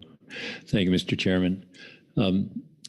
I wanted to really briefly expand a little more on answering Krista Svensson's question about the 0 to 20 degree issue. It was interesting after I reported, well, it's common, as you know, the ITTC for the EPL, the Eastern Pacific, passed a resolution on North Pacific albacore that covered all harvest north of the equator. Well, it was interesting. The chairman of the Northern Committee, who is Japanese, I don't know if that has a particular relationship or not, but he took the Eastern EPO resolution and wrote it very similar to the resolution, which they call a CMM, I believe, for the Northern Committee. But he left out one little thing. He didn't cover all the harvest. Well, our delegation picked up on that. I'm assuming the Canadians and maybe the Japanese did as well. But as has been mentioned, the Northern Committee is supposed to be responsible for management north of 20 degrees. So the resolution or CMM that came out of the Northern Committee has in the very first line that these management measures would cover the entire harvest of albacore north of the equator for the Western Central Pacific. So it's in the resolution now that's going forward to the Western Central Pacific. How it will be handled in the Western Central Pacific in December, Krista's going to be there, will be the question. But the reason I was really concerned, my discussions with Dr. Teal has indicated that the spawning grounds, they think, for North Pacific albacore are primarily between 10 and 25 degrees north of the equator. So you're going to have the spawning grounds, as we think they are, from 10 to 20 degrees would not be covered under this CMM if that resolution CMM is not accepted. So as Mr. Conroy mentioned, it could become the wildlands Pacific if it's not accepted by the Western Central full community to cover the entire harvest north of the equator. So I just wanted to clarify that a little bit as the reason that we wanted to go that way. And if I'm totally out in left field, I appreciate Mr. Ryan to correct me, but that's the way I understand it. Thank you very much, Doug. Are there questions of Doug? Just Krista Svensson. I don't have a question, but I do want to say thank you for the time and effort that you have put into really getting everybody aware of this topic and the effort of the HMSAS in general as well, in terms of really helping us to understand why we need to push for having north of the equator as opposed to just north of 20. With a stock spawning areas is just one more pin in that picture for me. So thank you for testifying today and for continuing to work on international issues. Yes, just Sharon, can I just one real more quick comment? Sure. I don't have to draw a picture, I think, for the council members. They know what has happened in the past and what's happened around the world. But, if it was just north of 20, we could get some kind of management. Sooner or later, the biomass is going to go down. There probably will be regulations. We could get into a regulation mode that is forced upon us. But if this isn't passed for everything, that area might not have to put it as a disadvantage is the bottom line. So. All right. Thank you very much, Doug. That concludes public comment. We've already had our reports. We've been at this for 2 hours. And so I think we'll take a break here, come back, wrap up this agenda item, and then move on. So I've got 10:04. Can we be back at 10:15? Is that enough time? All right, we'll be back at 10:15.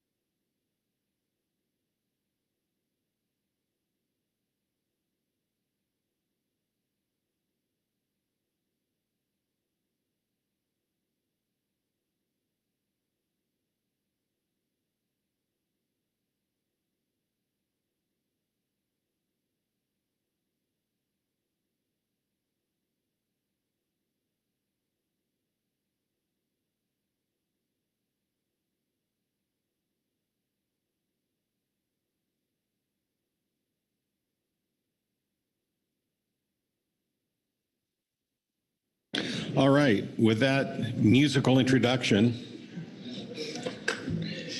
we will get started.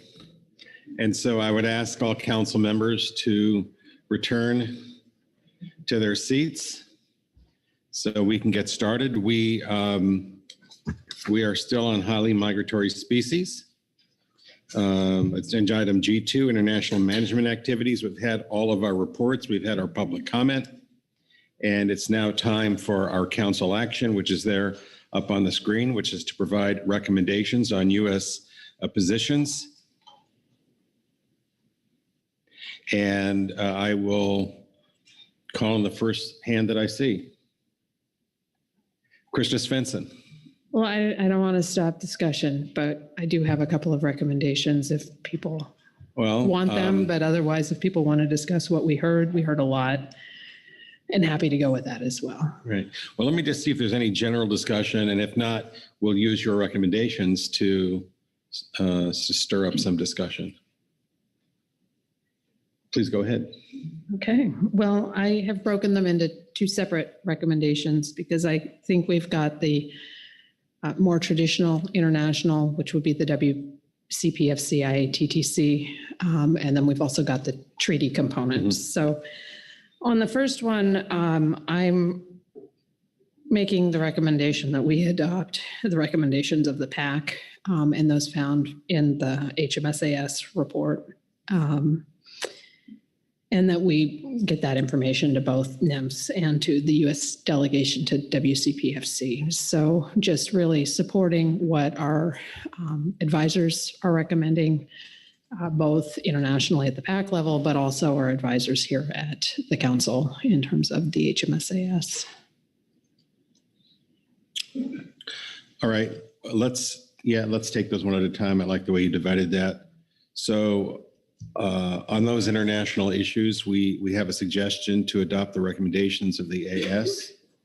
And I'd like to look around the table to see if there's any discussion. And if there's not discussion, at least the nod of a head to see if that's where we are as a council. John Ugritz. Thanks, Mr. Chair. And I think rather than nodding my head, I will voice my support for some of the team recommendations. And also I want to say that understanding this is a negotiation, understanding that what we've got from Canada is their initial shot across our bow, as it were. I would hope that we don't just negotiate to the mid-range. I think we want to support our fleet more than that and closer to status quo.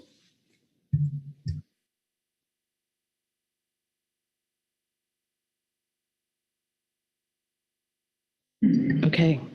Well, I saw mostly head nods, and I'm appreciative of California's intervention as well. And I just want to say thank you again to everybody, specifically around the commentary for north of the equator versus north of 20, just so that we all here at the table really understand what's at stake in terms of our fisheries. The second piece is the U.S.-Canada treaty negotiations. And again, I'm recommending that we adopt as our position the language in the HMSAS Supplemental Report 1, and that we communicate that to the State Department. I know that it is rapidly approaching. I agree with Mr. Ugritz's comments from a moment ago, particularly in light of the public testimony we heard today. It certainly sounds like, hey, we only get 45 boats, but then when you find out that they're fishing 15,000 days in our EEZ versus, and I realize I'm rounding here in terms of numbers versus what we were looking at for the US, which I believe was just over 4,000 days. There definitely is some area for concern, I would say, in terms of making sure that those negotiations are not just taken for middle ground. So again, my recommendation will be that we adopt as our position what is found in the HMSAS. All right, thank you for that. Let's see if there's any disagreement with that or further comment. Dr. Bravey. No disagreement. Thank you, Mr. Chair. I just wanted to affirm that I support a strong negotiation stance on the treaty and foreshadowed that in my comments to Mr. Hogan earlier. That's only strengthened now. And so I really hope that our delegation is strong and productive in starting off that maybe somewhat long set of negotiations for this regime. Thanks. Phil Anderson. Yeah, thanks, Mr. Chairman. First of all, I just would say that I think the treaty between the two countries on Pacific albacore has served a valuable purpose. We reached, as Mike said, a place of no agreement back in 2011, I believe it was. And I did very much support the suspension of the treaty at that time, given the failure to address some of the U.S. concerns, particularly as it related to the overcrowding situation, the aggressive nature of some of the Canadian vessels toward the U.S. vessels, and was mentioned particularly as it gets later into the year where bait fishing becomes more effective than jig fishing, and we had a lot of boats doing that, and so there was a big problem in my view at that point in time.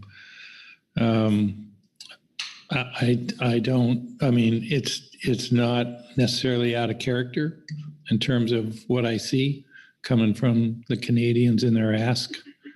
But again, I think the treaty, as was modified, has served us pretty well.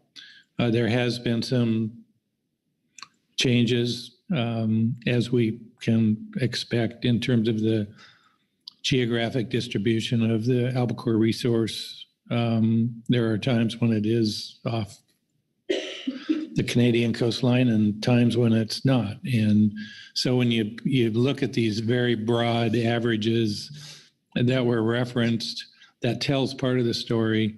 But there's also, I think it's important to look at individual years.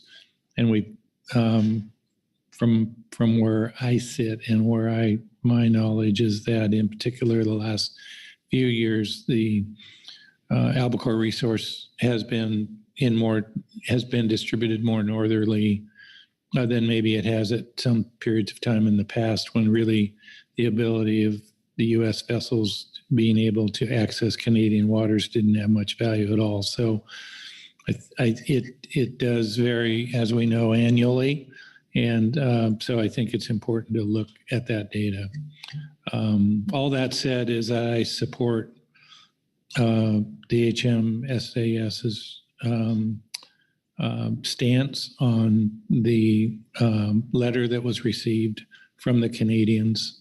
And with that said, I do continue to believe that there is value in having that treaty with Canada, and encourage people to try to find a way forward that's acceptable and doesn't put the United States in a bad position. Thanks. All right, thank you for that. Any further comment? Any further recommendations? It does seem that treaty should be mutually beneficial, and making it even more imbalanced maybe is not a good direction to go. Kit, have you captured all of that? Thank you, Mr. Chair. I have.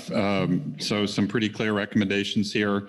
First off was to endorse the recommendations of the PAC, the Permanent Advisory Committee, as reflected in the briefing materials, I believe supplemental attachment 3, and also those positions or recommendations as far as WCPFC in the HMSAS report.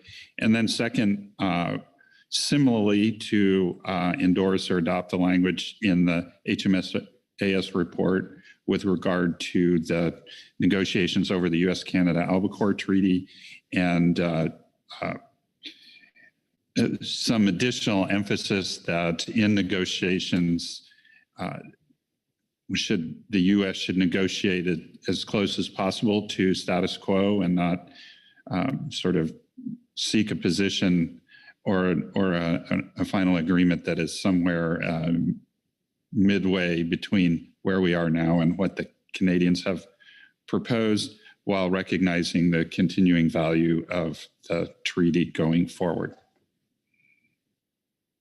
All right, thank you. Anything further for the good of the council on this agenda item? All right, thank you very much. Well, that concludes that agenda item, and it brings us to another HMS item, which is the Drift Gillnet item. So I'm pleased to hand the gavel to Vice Chair Hassemer. Thank you, Mr. Chairman, for that gavel. Before we get started here, as you said, this is Drift Gillnet Fishery hard caps scheduled for final action. We are scheduled for about 3 hours here, which would take us over the lunch hour. My crystal ball doesn't give me a clear picture on when we may want to take a break. So I trust with the assistance of my colleagues up here that we'll find the right time during this agenda item to take a break should we not be finished by 12 noon. So just be prepared for that break at some point. And with that, I'm going to turn it over to Kit for an overview of this topic. Kit, please. Okay, thank you, Mr. Vice Chair. And I'll be reading from the situation summary here. So the council adopted a purpose and need and range of alternatives for this proposed action. And at your June 2022 meeting, you received an update on the bootstrap modeling methodology that is being used to evaluate the effects of the action on fishing effort, revenue, profits, and it says takes more specifically mortality and injury or injury of 9 high priority protected species, which were previously identified by the council that would be subject to hard caps.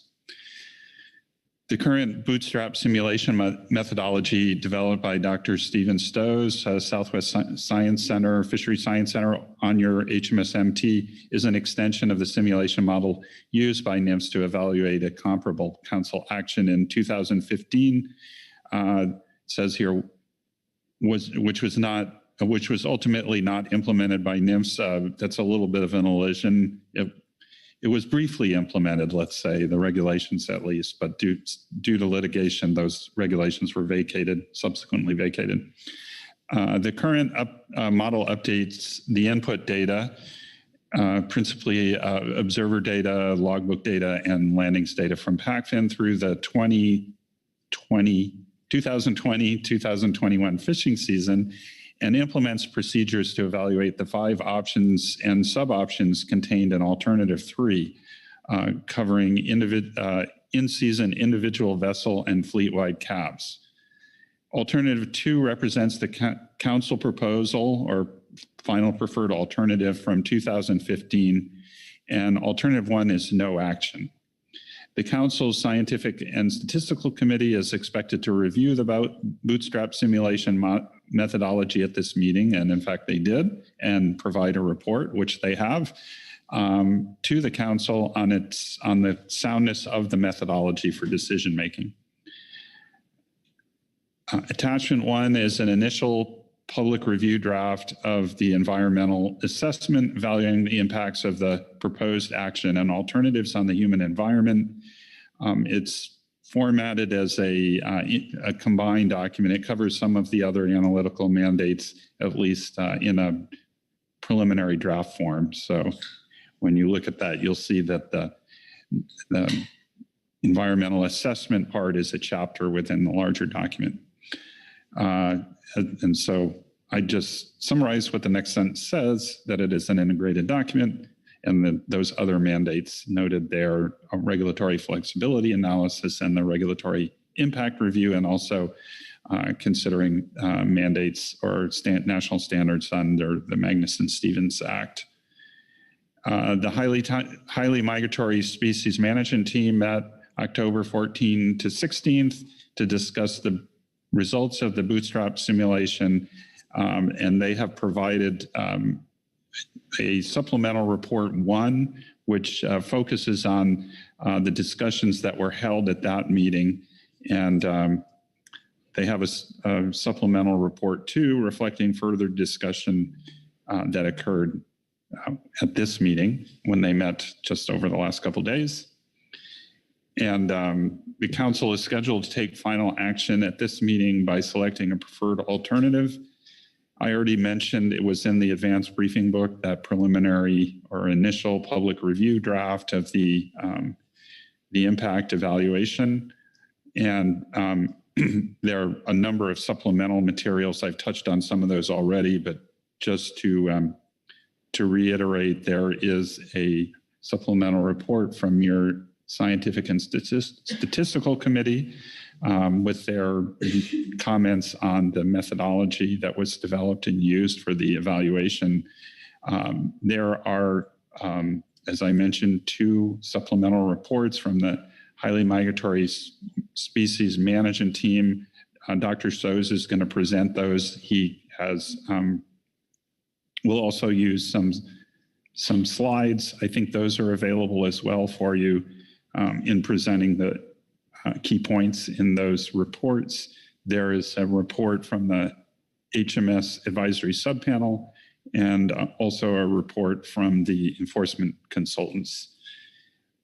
And so I think that's all the materials. Hopefully I haven't missed anything there, but I'm sure I'll be corrected if I have. And then just to read the council action as described in the agenda and situation summary, it is to adopt a final preferred alternative as appropriate. And that concludes my overview. Thank you, Kit. Take a brief pause there and see if there are any questions for Kit, clarification on what's before us today. And I'm not seeing any. So Kit, I think the first thing then we have to kick this off is a presentation from you and an overview. So I'll let you proceed. Thank you, Mr. Vice Chair. Just give me a sec to figure out how to make this happen. Press the right buttons here, share the right thing. Okay, here we go.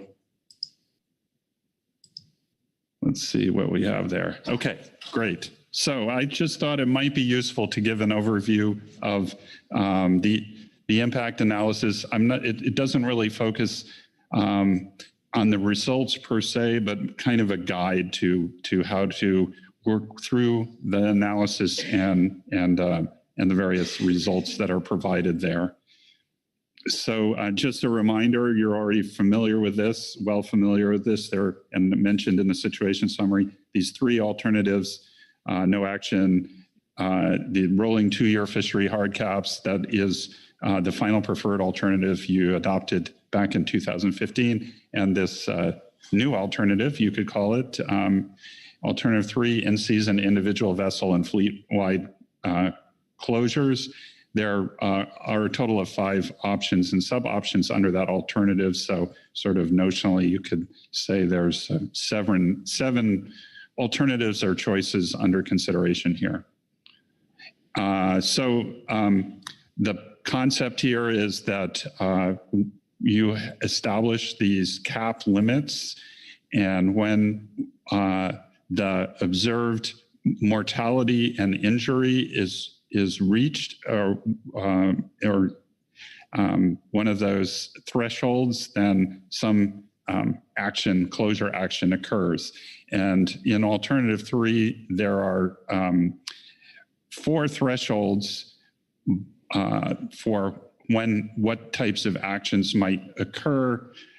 However, as you can see in this table, if you look at the numerical values for those cap levels or thresholds, the individual cap exceeded level and the fleet-wide cap reached level, it's the same value. So reflected in this table is sort of a little bit of a collapsing of that into 3 levels, but there are laid out different types of actions that could occur at the individual cap exceeded and the fleet-wide cap reached level. Also, just a note, the alternative 2 cap levels are in that middle column. That makes sense because that was premised on a fleet-wide cap being reached. So those are the values from your original proposal. So anyways, that's a look at those cap levels.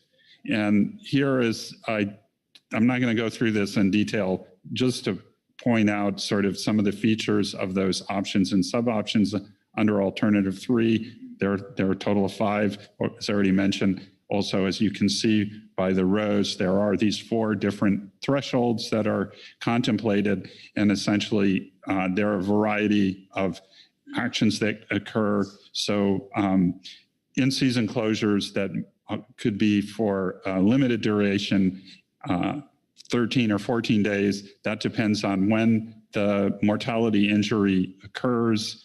And essentially, if it's before November 1st, it's a shorter closure period, 14 days. I mean, it's a longer period, 30 days.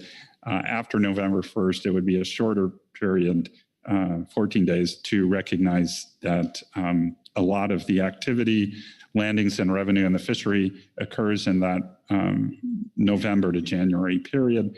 And then also under other of these options, there is a closure that could occur for the remainder of the fishing year. So that would be fishing year would be through March 31st. The drift gillnet fishing season ends on January 31st and stays closed until May 1st. So in any case, effectively until remainder of the fishing year means till January 31st. And so you can see, as I mentioned, there are those types of closures are applied to either individual vessels or the fleet as a whole at these different cap levels or thresholds, depending on these options. The couple of other things I would note here is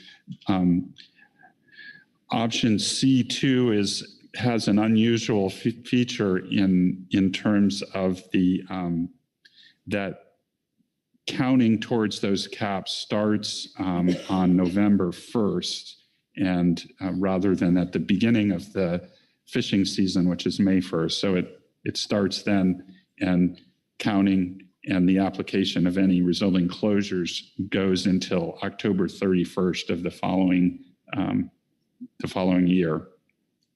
And then in bold along the bottom, the note there that the individual vessel closures also apply to, they apply to the observed vessel, the observed vessel where the mortality injury was observed, and also all of the unobservable vessels that may be participating in the fishery. And an unobservable fishery essentially means vessels that's determined by the NMFS observer program, and those are vessels that for various reasons are unable to accommodate an observer. Most commonly, there is insufficient crew space to carry more than the crew of the vessel itself. But that's an important consideration in how these options function. So if you look at the environmental assessment here, that there are essentially 4 environmental components that are evaluated. And so there are separate sections in the document covering each of these. So first and of all is the drift gillnet fishery participants themselves and the socioeconomic impact, focusing mainly on revenue, but as I'll discuss a little bit in a minute, there are a number of metrics that are produced by the bootstrap model reflecting socioeconomic impacts. And second are fishing communities. So The impact on fishing communities is not an explicit, there isn't an explicit metric in the model, but in any case, there is a semi-qualitative evaluation of those impacts. And just a note here, there are these 4 ports that account for most of the revenue from the fishery. So we would expect those would be most impacted, and that would be the focus of the evaluation. And then looking at protected species, and again, focusing on the hard cap species, what we refer to as high priority protected species. And as already noted, and I want to emphasize this, especially since I think there were some cases in the document where it was there was some erroneous references to mortality, serious injury, and there is an important distinction between mortality and injury. The council members who are around then may remember that the range of alternatives that the council considered in 2015 specifically addressed this question of the difference between those two things. And essentially, serious injury is a determination that's made by NMFS, and it takes some time for that determination to be made. So it's impractical in terms of triggering closures. So this injury standard, which is based on the initial assessment by the observer, is the standard that is used here. Anyways, so focusing on those hard cap species, but also considering other protected species that may be affected by the fishery. And then finally, catch and bycatch of finfish. The purpose and need for this action does reference the general interest in reducing bycatch. So it's appropriate to also consider finfish. Again, there's not really too much of an explicit output of the model. There's generally just landings and effort can be proxies for the effect on finfish. So just turning to the bootstrap model, first of all, the HMSMT came up with these 3 participation scenarios. So these are, that's an input. The model then,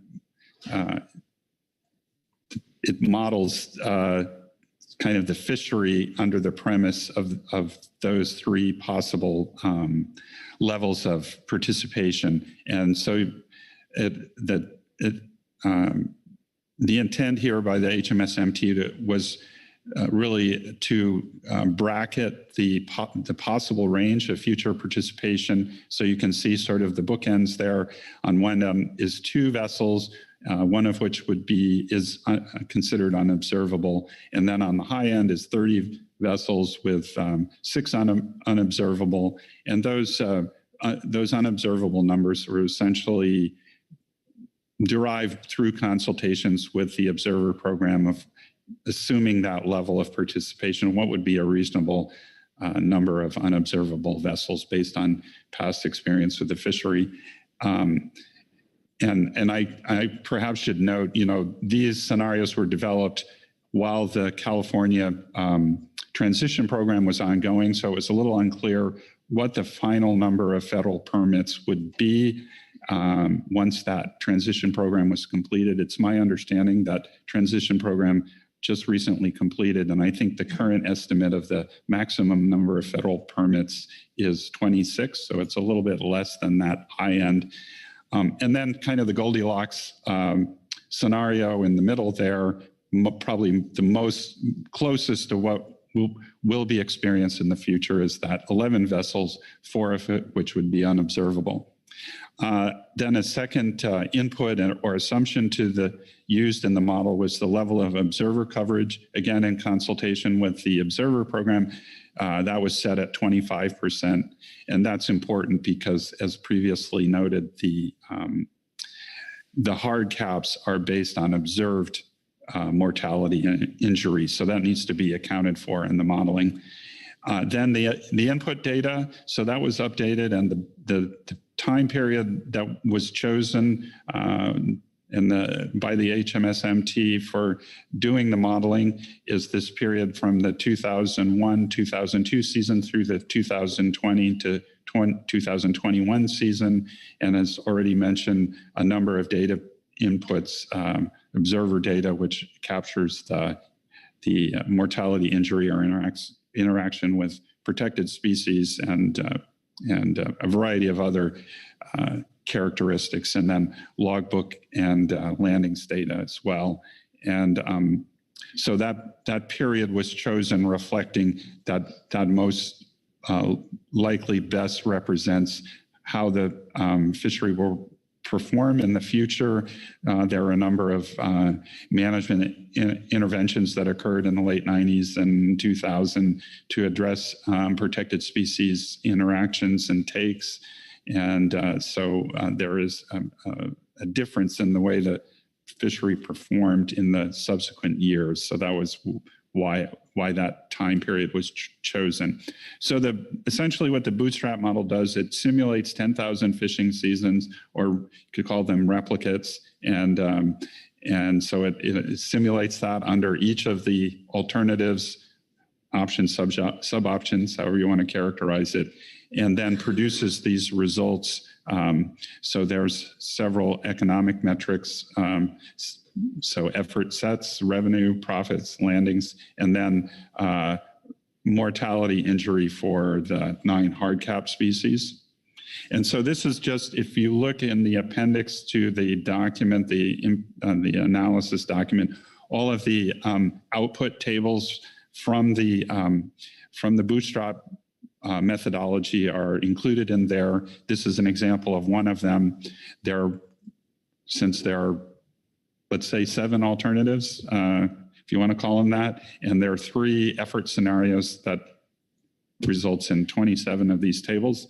And you can see along the left there, the metrics that I've previously mentioned, the economic and protected species metrics, and then the columns. So the first set of columns, 5 columns, I guess, are the quantile values. So that's a way of capturing the distribution and the outputs. So Q5 is the 5% quantile, and that essentially means that of all of the replicates, 5% of them had values that were equal to or less than those values. And then if just jumping right over to the other end, the 95% value, then you would say that 95% of all the values of all the replicates are equal to or less than the values in that column. Also, a mean is produced for that distribution or those distributions, and standard deviation, so an idea of the spread of those values. So, as you can see, the bootstrap model does produce these distributions. So there's these histograms on the left, just really to illustrate those distributions. And you can see, so the different colored distributions are the different effort scenarios, and then these are 3 of the economic metrics. But it's really more just to emphasize that these distributions are produced, but in the evaluation, the focus was on the mean values. And I mentioned that and emphasized that because you will be hearing from the SSC's recommendation that it would be wise in terms of further analysis of the effects to consider the tails of those distributions, which you could consider as sort of worst case scenarios, if you will. So maybe going forward, that might be some additional analysis that could be reported on to give greater context around the effects of this proposal. So in the document itself, essentially some numbers were extracted from those 27 tables and condensed into a fewer number of tables. This is an example of one for alternative 2 that is the socioeconomic metrics. So you can see the columns are each one of those participation scenarios, so 2 vessels, 11 vessels, 30 vessels, and then the top panel are the actual values that are extracted, excuse me, from those tables, the output tables from the model. And then there's, for the action alternatives, these lower panels that compare each action alternative to no action. So that's of interest and kind of typical in a NEPA analysis to compare and look at how taking action affects things versus if you didn't do anything. And those are presented both in absolute terms and then in the lower panel in percent terms, sort of relative terms.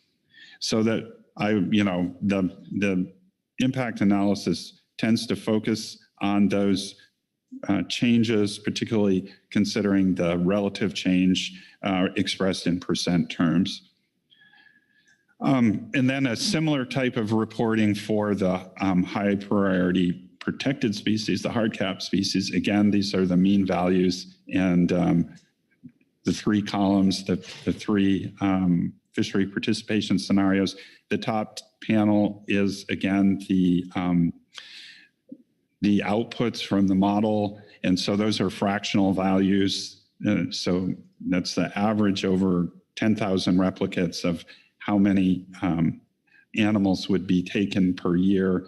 You can sort of notionally convert those into a frequency of once for how many in how many seasons or years by just dividing those values by 1. So if it's 0.01, that would be like, once in 100 years. If it's 0.1, it's once every 10 years, and so on and so forth. So you can see in some cases, at least, and again, this is just for alternative 2, some of those values are fairly small and some are not so small and some are 0. So that's another thing to point out here. You can see there are actually only 4 protected of these hard cap species where the model, where there were takes occurred. And that is actually a function of the input data, because that time period, in the observer data of the 9 species, only takes were observed, or mortality injuries. I have to be very careful with that terminology. Occur in that data set of observations. And so, as you can see in the lower panel, only the percent change for those 4 species are presented, because, as I just said, for the other species, it's 0. No point in repeating a bunch of zeros. And then there's another way of presenting, and this is an effort to sort of reflect on, in a tabular way, the distribution of occurrences of mortality and injury. So it's a little mystifying perhaps, but essentially the rows, as indicated in the first column, are the number of mortality and injuries in a season. So for each replicate is a season.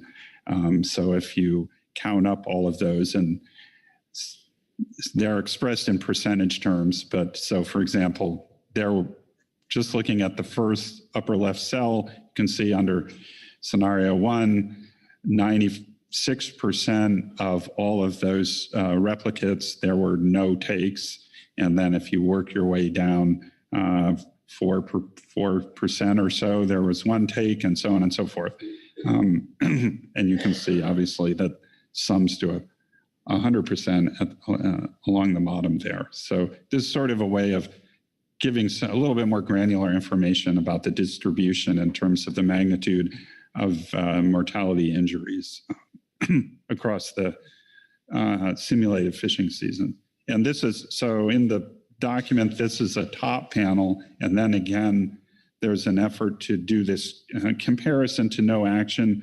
So here is the change from no action and expressed in percent values. And I've kind of italicized the 0 row, because maybe the easiest way to just sort of absorb this quickly is just to look at, so you can see that as a result of applying one of the action alternatives, you're going to have an increase in the number of seasons or replicates where there are no takes. And so the number of seasons with no takes versus seasons where there was one or more takes are perfectly balanced, if you will. The reduction in, and I'm saying takes, again, mortality, injury, the reduction in mortality, injury is reflected in the increase in seasons with no mortality, injury. So you can kind of just look at that zero mortality, injury row to get a bottom line sense of the effect of the alternative. But you do have this information looking across the distribution of the magnitude of interactions or mortality injuries. So here's kind of and this is not a table extracted from the analysis document, but I just sort of, when you're considering a way of approaching your own consideration or evaluation comparison of the alternatives. This is, again, just for that one mid-range participation scenario, and it's looking across the alternatives and looking at those metrics. So plucking out from the socioeconomic metrics, ex-vessel revenue, and then the change in the mortality, injury for those four species where there was any mortality, injury reflected in the model results. And I guess the other thing I would note is you can see there's alternative 3A. If you look at the description of alternative 3, there's actually two sub-options under alternative 3A, but the model didn't detect any difference in the effect of those two sub-options. So, so by and large, just a single set of values is presented for both of those sub-options since the results are identical. I suppose the other thing you might note here is you can see that for two of the high priority protected species, the alternative 3 options didn't really have any effect. So you can see there's no change from no action for those, sperm whale and bottlenose dolphin. That, again, may be somewhat of, I don't know if it's fair to say an artifact, but just the fact of the nature of the input data of those observer data from the recent period from 2001, and both that there was relatively few encounters, and when they occurred in the season also was a consideration in terms of how these options and sub-options performed. But anyways, I just wanted, if you want to carry out this exercise on your own in terms of your assessment of these alternatives and options in terms of considering what you think is the best course of action. So just a note, I did touch on this earlier, that there are these other environmental components that are not explicitly, don't have metrics explicitly modeled. And so for fishing communities is one, and the sort of inference or assumption is that impacts of fishing communities would be correlated with the change in ex-vessel revenue. So the discussion and the evaluation sort of focuses on that. Output from the model as a way of imputing what those effects would be. Presumably, ex-vessel revenue results in some related income in communities, but that's not explicitly modeled. And just again, a note that you can use as a context here these concepts of fishing community dependency and engagement. And so, for example, Morro Bay is the most dependent.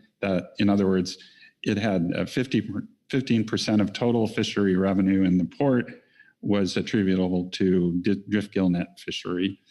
On the other hand, San Diego is the most engaged, meaning that a little bit more than half of the coastwide drift gill net revenue is attributable to San Diego. So that port is not terribly dependent on the fishery, but it is a very important port in terms of the overall fishery. And then for protected species other than the hardcap species, and also for finfish, it's kind of a similar thing. You can impute something about the effect of the alternatives based on the change in fishing effort. And you assume, I don't know how strong a correlation there really is, but in any case, the change in fishing effort probably has an effect on the degree of catch and bycatch of other species.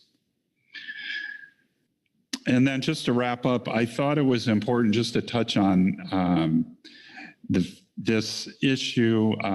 So the last time, the Council's 2015 action, as you know, ultimately NMFS made this negative determination and suspended the rulemaking. There's a long history there I don't really want to get into, but involving litigation. But that, at least in my mind, kind of sets a threshold or whatever for evaluation, because we know NMFS had previously used some criteria, and so presumably any proposal now would need to meet those criteria or get above that bar. So I just wanted to bring this up, and there's a reference there. So NMFS sent the council a letter back in 2017. It was in the briefing materials. You can go and find that on our website and our briefing book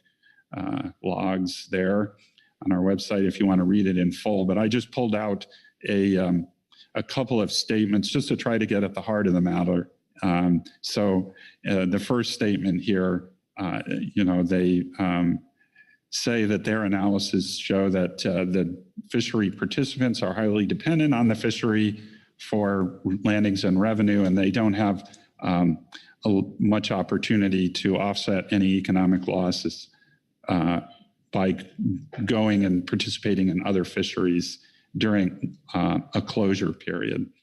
And in particular, the focus there was, as I previously mentioned, this period from November 1st through January 31st, where a lot of the bulk of landings and revenue in the fishery occurs. And then on the other side, they state that little additional benefit to protected species was realized from that proposal beyond what is achieved through implementing regulations and recommendations pursuant to the Endangered Species Act and the Marine Mammal Protection Act. And that the sort of overall framework they used was National Standard 7.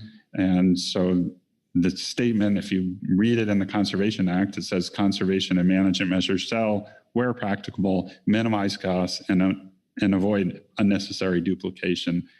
If you dig into the National Standard 7 guidelines, there's a bit more there that maybe explains or speaks to the rationale that NMFS used in that case. And I plucked out a couple of passages from that. So first of all, management measures should not impose unnecessary burdens on the economy, so on and so forth. And supporting analysis should demonstrate the benefits of the fishery regulation are real and substantial relative to added costs. And those are classified in a number of ways, and including costs to the industry of compliance. So anyways, I just thought it was important to bring that up as you think about your action and as you evaluate those alternatives in the course of deciding what your preferred alternative would be. So that concludes my overview. I'll stop there. If there are any questions, I'll attempt to answer them. All right, thank you, Kit. That was just an overview again on the analyses and the presentation of some of the results. So if there's questions on that and not specifically on the analysis, we'll be getting onto that later. But any questions for Kit at this time? I don't see any hands, so thank you very much.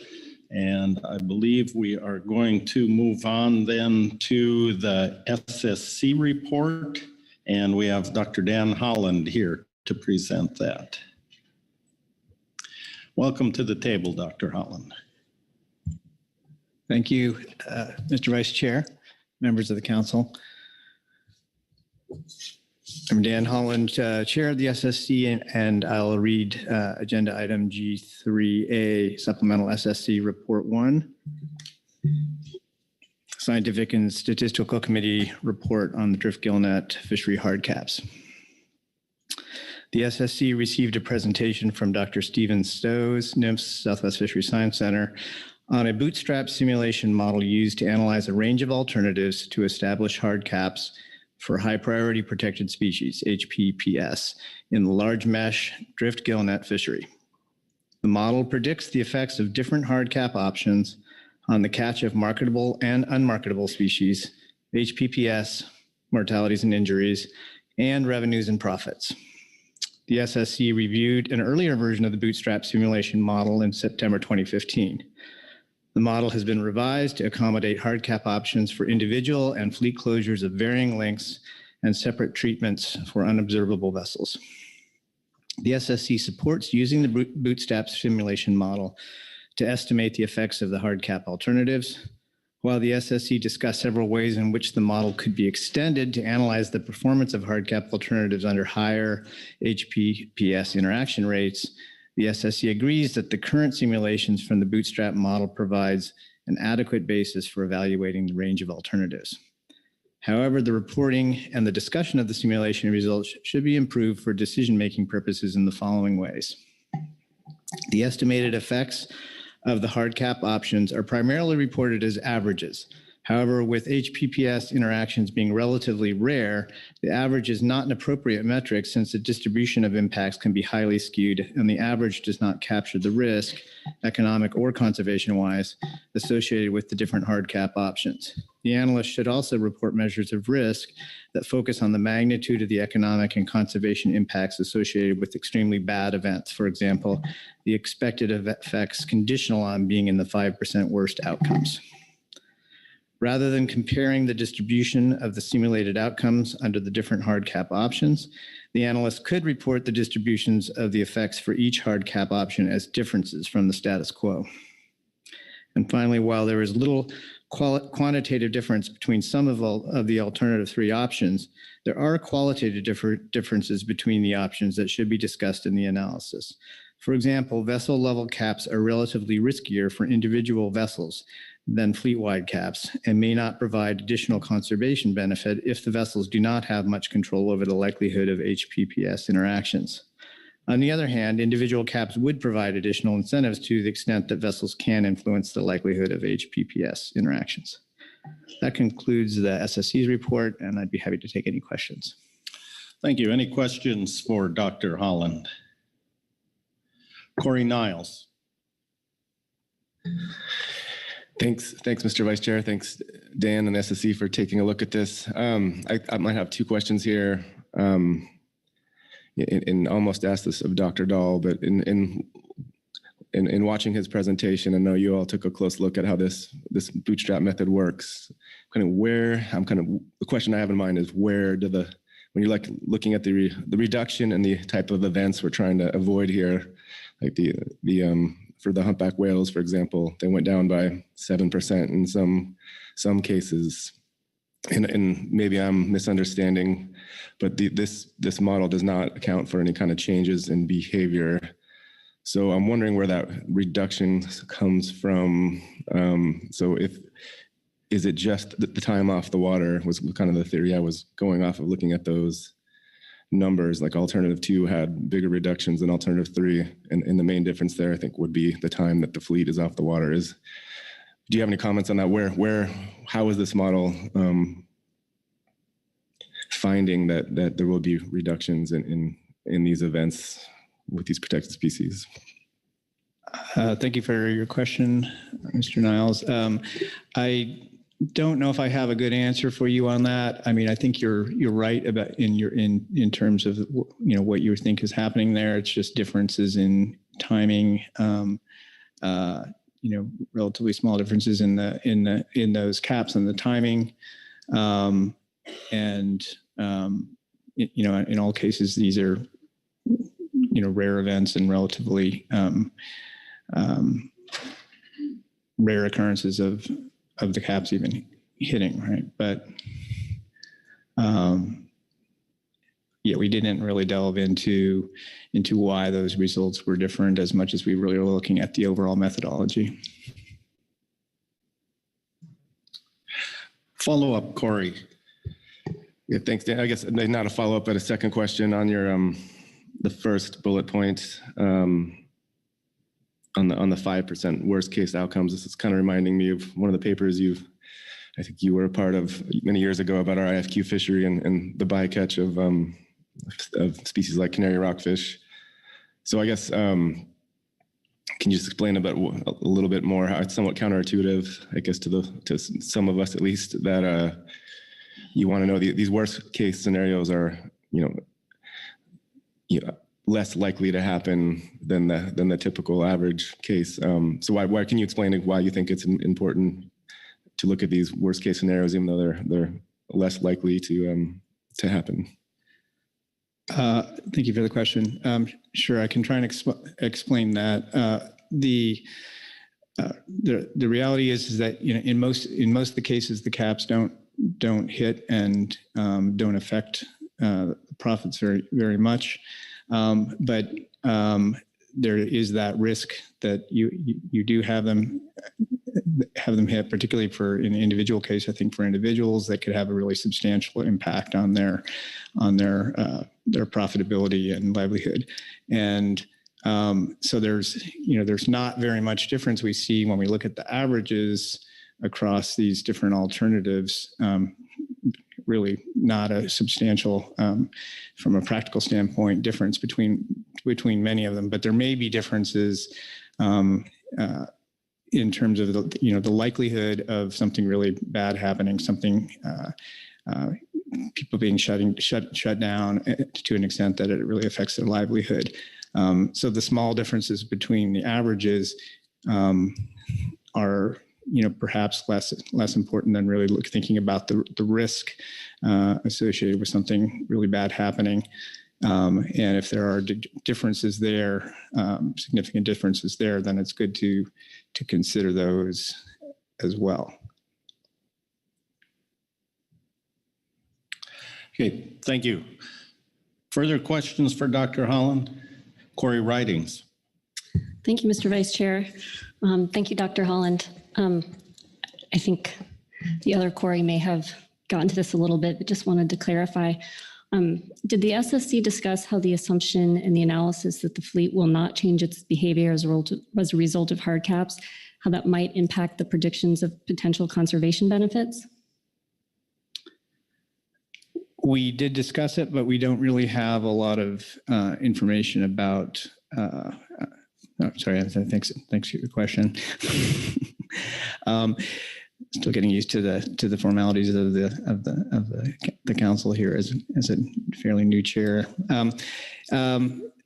We did discuss that, but we don't really have a lot of information about the what the incentives are, what the ability of the fleet is to impact those interactions, and they seem to be very rare. So other than just not fishing at certain times of year, it's not clear what vessels can do. It seems that the analysts were unable to figure out a way to really model that, and so our point was just it should be considered at least qualitatively. If you believe as a council and decision makers that individuals do indeed have some incentive or some ability to avoid based on sharing information or their own practices, then policy that has, for example, individual caps may create those additional incentives and lead to lower interactions. If that's not the case, which seems possible given the rarity of these events, then those were probably not going to provide a lot of extra benefit and complicate the situation, the management substantially, and create more risk for individuals. Further questions for Dr. Holland? I don't believe I see any hands, so thank you very much. Thank you, Mr. Vice Chair. That completes the SSC report. Next, we have the management team reports. There are two of them, and I believe Dr. Stephen Stowes will be presenting those to us. So welcome to the table, Dr. Stowes.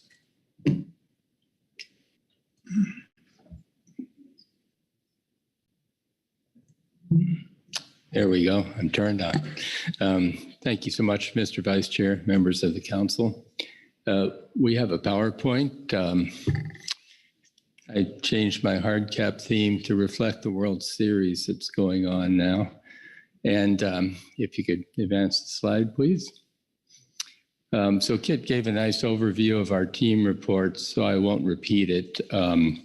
Since the report that we put into the supplemental briefing book ahead of the meeting is 8 pages long, I'm not going to read through that. I'm just going to give you an orientation, and I'll give you a little bit of discussion of a couple of key items in there.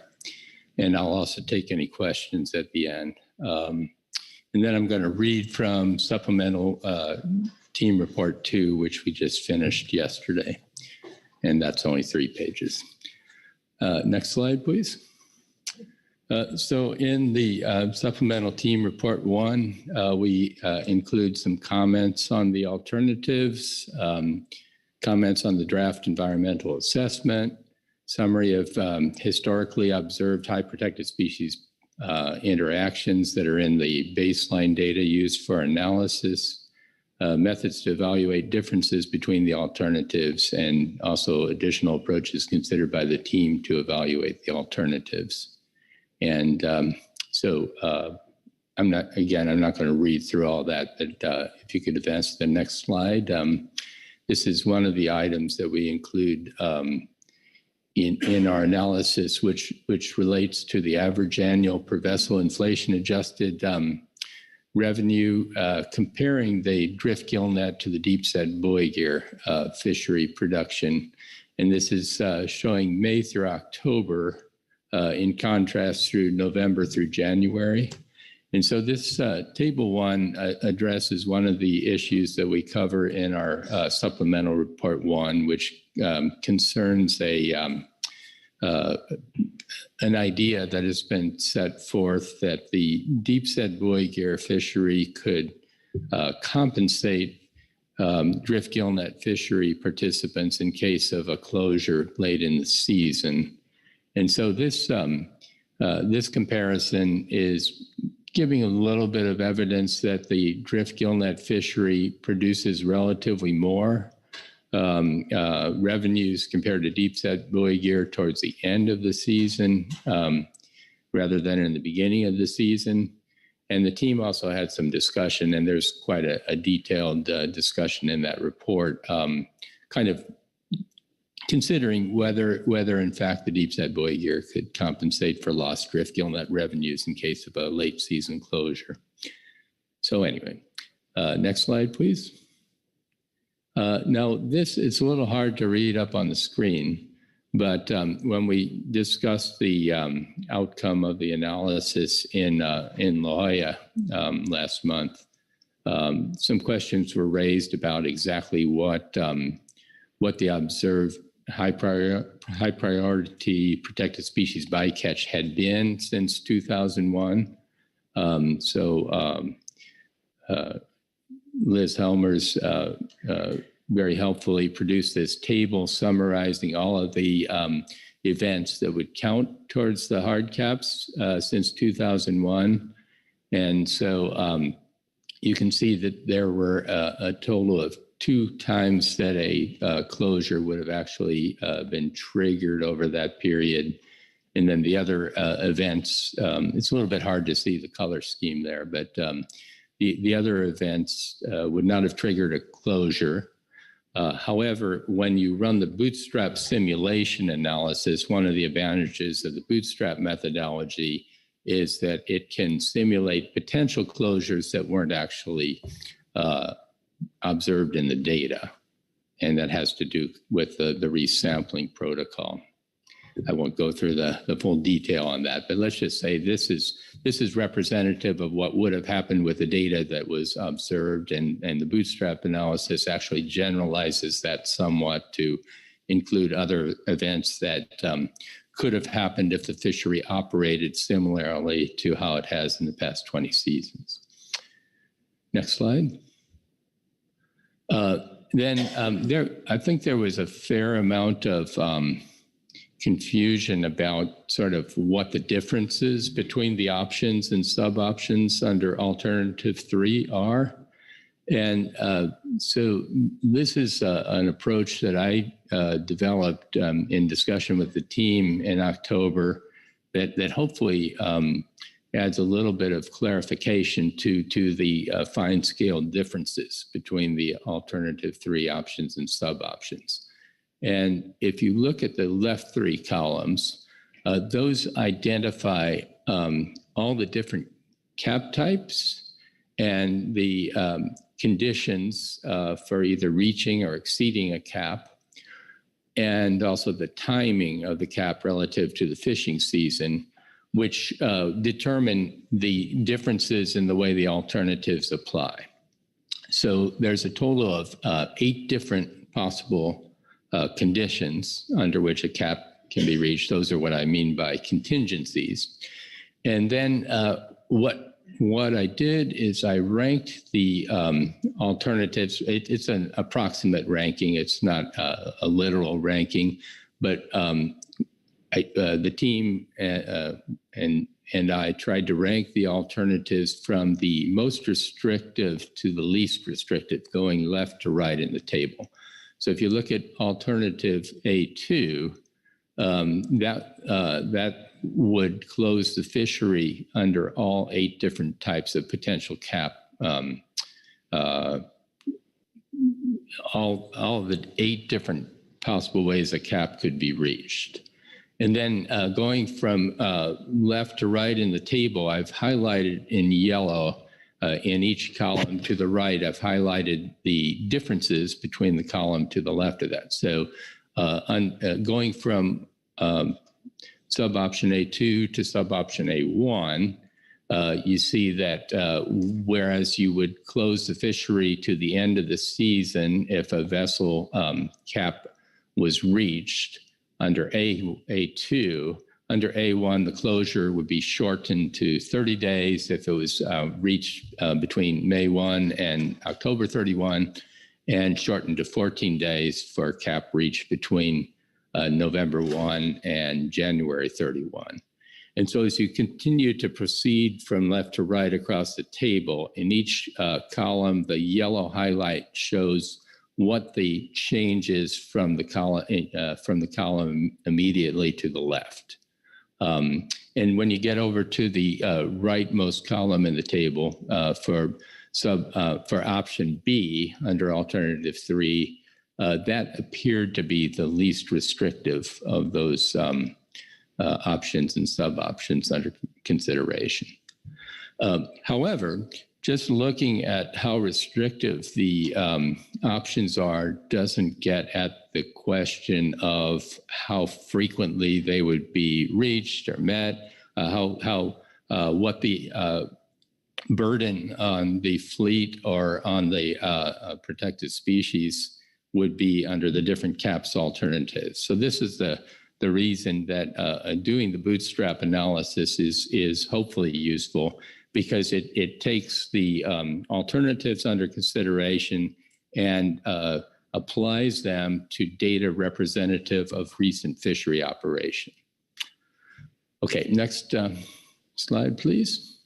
Now, in discussion in La Jolla, the team realized that we probably should address not only the high priority protected species interactions, but also look at impacts on other species.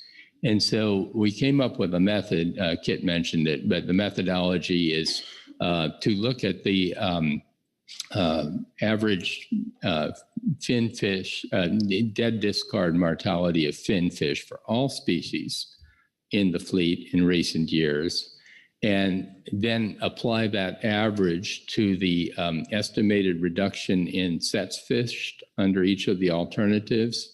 So if you see in this table for each of the alternatives, this is for scenario 2 with the 11 vessels, sort of our base, our most likely scenario for fleet size.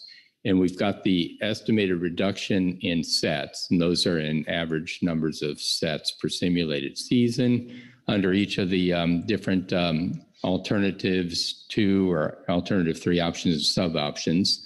And then we multiply that by the average of the observed finfish dead discard for all species in recent observer data.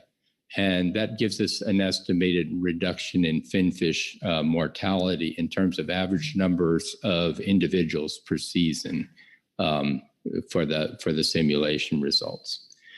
And that's what's in the rightmost column. Next slide, please. And so this next table is I think the only table we have in supplemental report 2. And as I said, I'm going to read this into the record because it's quite a bit shorter and it's also fresh off the press. And so I'll mention that table that's up there when it's applicable. So here goes. At its October 2022 meeting, the team discussed considerations for the drift gillnet fishery hard caps range of alternatives adopted by the council in November 2021. This report covers additional considerations to those covered in the team supplemental report 1.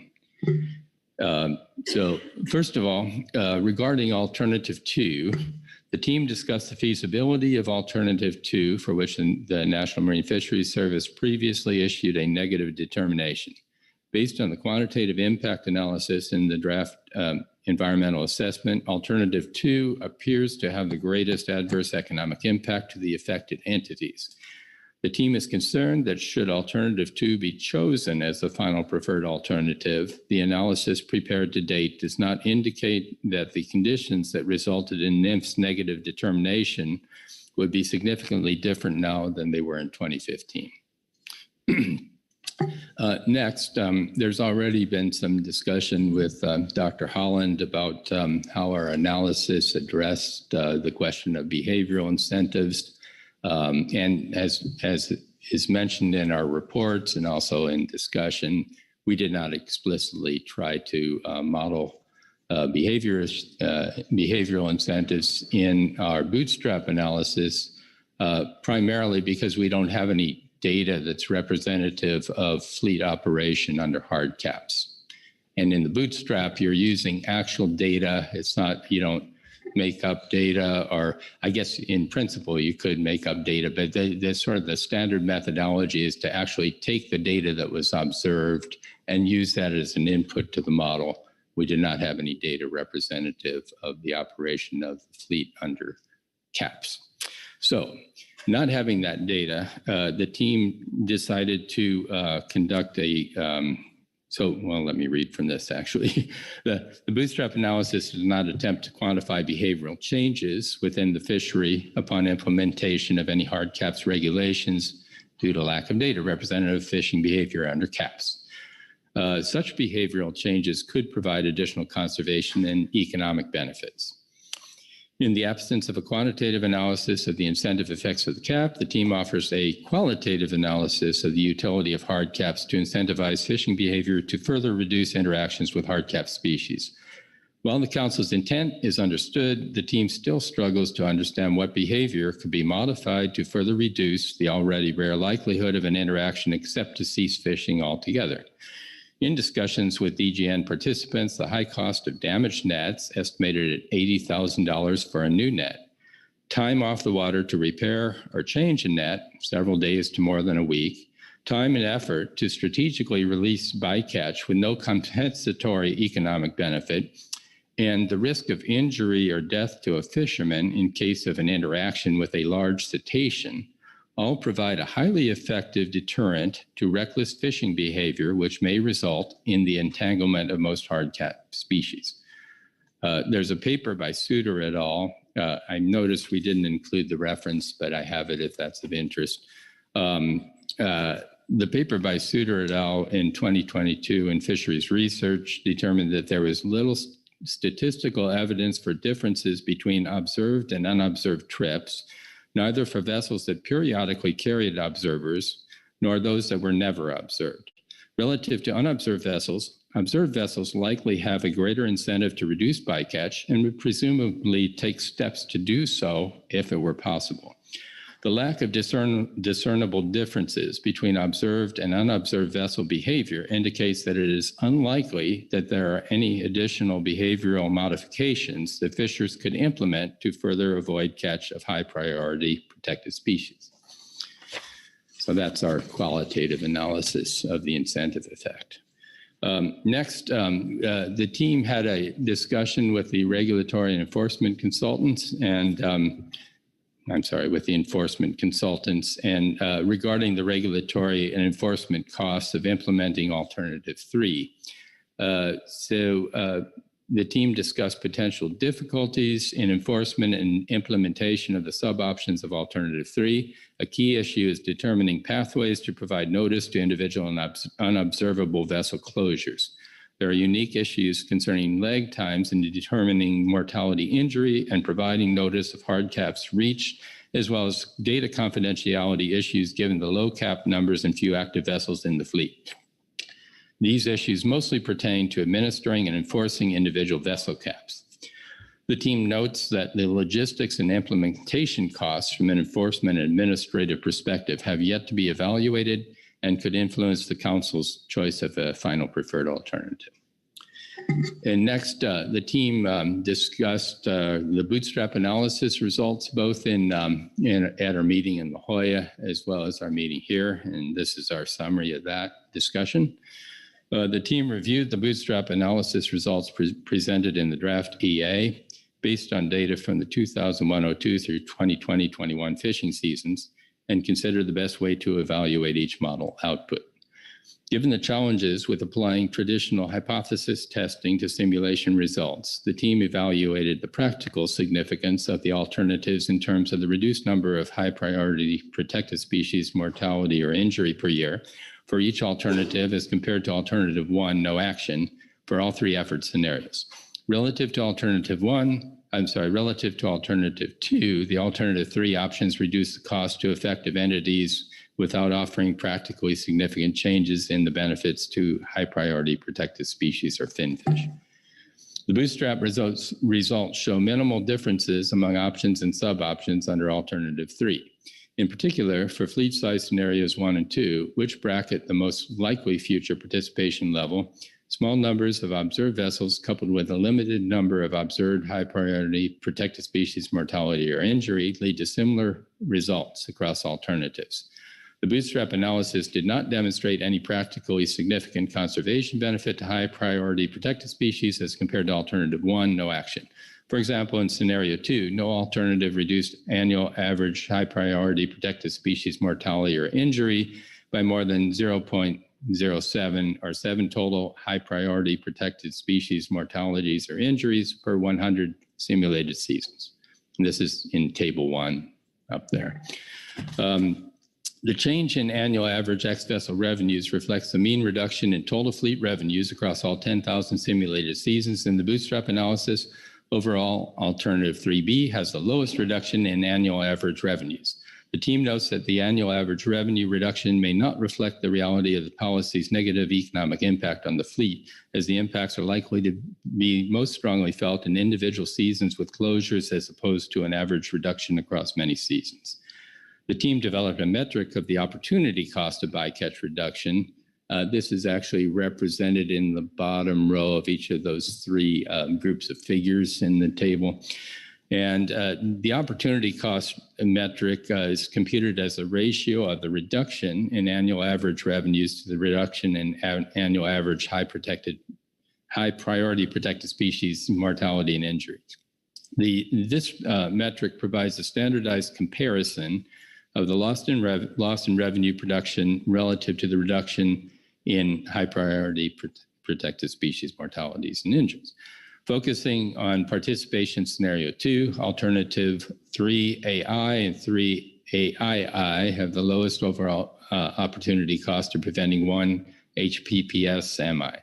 Alternative 2 has the greatest economic impacts among the action alternatives. So next, a bit on the SSC review. The SSC reviewed our methodology and provided the bootstrap analysis methodology and provided their suggestions, as Dr. Holland has provided the overview already. In particular, the SSC recommended focusing on the 5% worst case outcomes. That is the 5th percentile of simulated seasons in terms of revenues and 95th percentile in terms of HPPS MI under the action alternatives to better reflect the risks in seasons where the hard caps are most impactful.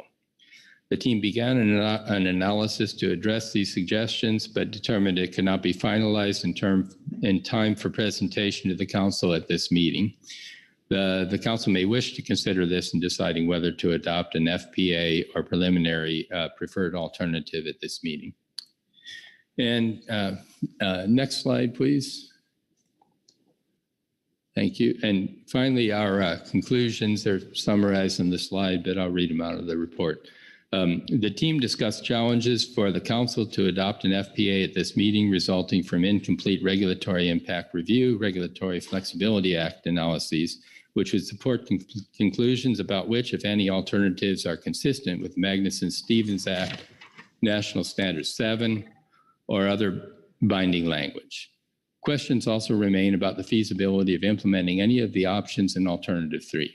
The council may therefore wish to choose a PPA or otherwise narrow the range of alternatives under consideration to allow for further impact and compliance analysis, or it could choose Alternative 1, no action as its FPA, as the most practical alternative among those under consideration based on currently available information. That's the end of our report, and I will take any questions. Thank you very much. Are there any questions for Dr. Stowe on the management team reports? John Ugeritz. Thanks, Mr. Vice Chair, and thanks, Dr. Stowe, for the report. I'm looking at Report 2's discussion of behavior and incentives, and I note that the team is struggling to understand what behavior could be modified to further reduce rare likelihood. And I'm just wondering that the team didn't think that a particular fisherman would be able to move the vessel, fish a shorter duration, make other alterations. I just don't quite understand why you couldn't see what behaviors could change. Well, in discussion with the SSC, the question came up about what behavior or how the fishermen might be able to influence the bycatch rates. And I mentioned the Suter et al. Paper as evidence that there doesn't appear to be any discernible difference in systematic difference in the way that unobservable, or I should say unobserved versus observed vessels fish. I guess the team's presumption is that if there were available ways for the fleet to change their behaviors, that would show up in the way that unobserved vessels, the timing and location of fishing effort. But the finding of that paper, as I mentioned, didn't see any difference in the way that unobserved and observed vessels fish. And so then the other issue is concerns the question about what actions the fleet could take to reduce the bycatch rate. And as we mentioned in our report, well, I mean, this has been mentioned both in our report as well as in the SSC's report. There are difficulties when interactions happen on a very rare basis. We're talking about on the order of 1 interaction per 1,000 days of fishing for the entire fleet. So we have fishermen in this fleet who may never have had any interactions with these species that are proposed for caps. If I've never had an interaction with one of these species, I think it would be hard to figure out how to avoid them. But I think that's sort of a summary of our rationale on that. Mr. Vice Chair. Yes, follow up. Thanks, Dr. Stows, and I'm glad you brought up the Souter paper because that was my next question. That paper was comparing observed to unobserved vessel fishing location and timing, and I agree that it found no evidence for a difference in where unobserved vessels are fishing compared to observed vessels, or when they're fishing compared to observed vessels. Had nothing to do with an incentive of a hard cap. And your characterization that supports the idea that behavior won't change seems to be saying that the team is assuming fishermen are not already trying to avoid this, which I disagree with wholeheartedly. That said, you also stated that if I've never experienced catching a whale accidentally, that I wouldn't know what to do. But if I saw a whale in the same location where I was trying to catch swordfish, and I knew that I was approaching a catch, I think I would make a different decision based on risk assessment at the time. So again, I'm not understanding how Souter applies here, and I'm not understanding how the team could ignore the possibility for changes in behavior. Can you explain that? Well, I guess to take this a little further, this did again come up in discussion with the SSC, and sort of the other part of this discussion concerned the way that the gear is prosecuted. So the gear is put into the water at dusk and it's pulled up at dawn. And between those 2 points in time, the gear is not actively, it's not actively fished. I mean, the net is in the water and it catches what it catches. And so from the standpoint of the fishermen, it seemed to us that the only real decision involves when and where they fish. I'm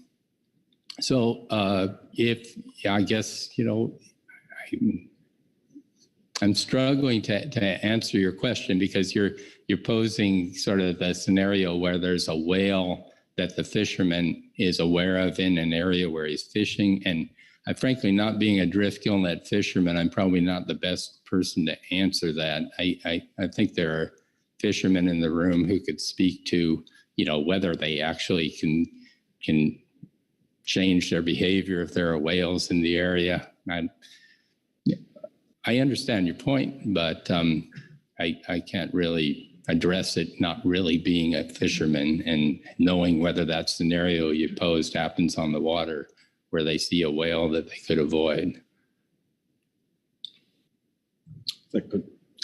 Thank you. Further questions for Dr. Stows? Corey Niles? Yeah, thanks, Mr. Vice Chair. Thanks, Steve. I guess, with John, I was expecting a little more nuanced discussion on incentives here, and not to get into a debate at this time, but I don't see how the team can be so certain about that. And I would just, one thing to respond to, maybe Steve, and I have another question, but on the regression tree analysis, which is used to estimate encounters with these species, it does use predictor variables in terms of coordinates, and I don't know what else is in there, which in its finding a signal from those, right? So it would seem to be that there are things that, depend on when bycatch is more likely or not. So yeah, I guess I'm skeptical when everyone agrees so 100% certainty. I'm always skeptical, but so I'm seeing a little more judgment involved here. But yeah, any reaction to that? And I do have a second question after this. Through the Vice Chair, thanks for the question, Mr. Niles. Yeah, the question about the regression tree analysis and why we didn't use that in the bootstrap did come up in discussion. And they're really fundamentally different approaches. The regression tree analysis tries to use the current season observer sample to get better estimates of the bycatch that occurred in the current season, whereas the bootstrap analysis is generalizing from a series of years. So it doesn't really translate well. But to your point, being somewhat familiar with and actually a reviewer of Jim Coretta's work on the regression tree analysis, and also he's helped us with the analysis of finfish, I can tell you for the rare event bycatch species that the characteristics of effort and the observer data have very little, if any, ability to predict the bycatch that occurs. Second question, Corey. Yeah, thanks, Vice Chair. Thanks, Steve, for that answer. My memory is not good enough to remember exactly what your idea was, but I do remember you had an idea, if not the last time we discussed this, the time before, on how to look at what would happen if there were a change in behavior. And the bootstrap you provided us here is, I think we were discussing, well, that would be what you would expect to happen if, as you guys are saying, that you think that these encounters are completely beyond their control. They're random. But you had a way of bookending it that you were posing to us, where you could at least ballpark order of magnitude what might be possible in terms of a reduction in the probability of encounter. And yeah, what can you remind me what happened to that idea? Well, we did discuss it. It didn't make it into our reports this meeting, but I guess we could revisit that. I wasn't, after having thrown that out at a previous council meeting, I was a little bit less convinced about the bookending concept when I rethought it. But the idea that came up, I think in a response to a public comment the last time we talked about this analysis, was that if you looked at the no action alternative under the assumption that there was zero bycatch, that in a way would potentially be a proxy for sort of the best case scenario where the incentives were 100% effective. So the fleet basically is able to completely avoid bycatch. And so there's zero bycatch, and they also get the same economic performance that they got before there were caps, which is represented in our data. The reason I began to doubt my logic on that subsequently is I realized there was a bit of a logical flaw in it, which is that if the fishermen reduce bycatch from their current low rates to zero, that would presumably require them to change their fishing behavior. And from an economic standpoint, a fisherman is only going to change their fishing behavior if they don't think what they're currently doing is optimal. And presumably without the caps, without the incentive effects of the individual caps, they wouldn't have had any reason to change their fishing behavior to avoid bycatch. So I guess what I'm getting at is I think it may be a little bit overly rosy to presume that they would have the same economic performance if you put caps on, and if they were able to somehow avoid bycatch interactions, they would presumably only do that at some loss of economic production. I don't know if that argument made sense. We could try to put it down in paper someday if this comes up again, but that's kind of why it didn't enter into our reporting. Thank you. Further questions? And I believe I see no further questions, so thank you, Dr. Stows. Thank you so much. Our remaining report is from the enforcement consultants, and I have Captain Jason Krause, I believe, delivering that report. Excuse me one moment. I apologize. There is a advisory subpanel report first that Dave Rudy will be presenting. Sorry about that, Dave. Didn't mean to ignore you. Welcome. Good morning, Vice Chair and council members. I'll try to summarize the report and kind of just hit on the high points since a lot of these items have already been brought up. So first of all, we thank Dr. Stoles and Dr. Dahl for completing this report on the initial public review draft environmental assessment. And based on the assumptions, which there's been some discussion about, incorporated the analysis, found that most of the alternatives considered provide negligible to modest benefit to protected species. So we spent a lot of time talking about also what you talked about, whether the fishermen can detect change their behavior with something that a whale that might be 100 miles away when they set their net. And they said the incentive was to not damage their net, and they would not set when they saw whales. So given all that, we have a couple of questions that may warrant further discussion. And they are, is there a scenario where a small business vessel operation would be forced to remain tied to the dock simply because they're not capable of carrying an observer? I think that's something that should be discussed. For alternate 3 sub-options, do all observable vessels have to carry observers if they continue to fish while other vessels hit their individual caps? And this next one involves a potential incentive. If hard caps are adopted, should observed boats be able to access a Pacific leather conservation area?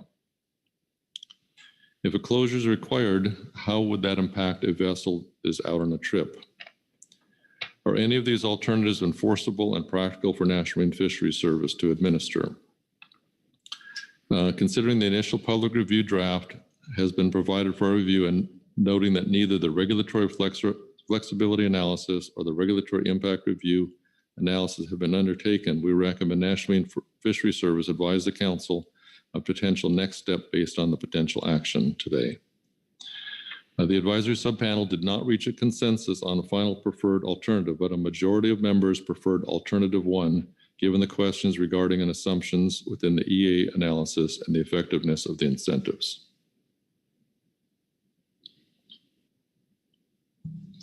Thank you, Dave. Any questions for the advisory subpanel on their report? Krista Svensson. Yeah, thank you, Mr. Vice Chair. I guess I have one question, and I obviously am a little nervous about asking this. But in terms of the Pacific leatherback conservation area, I mean, that's pretty inflammatory under normal circumstances. And I'm just wondering why that was included as a potential incentive.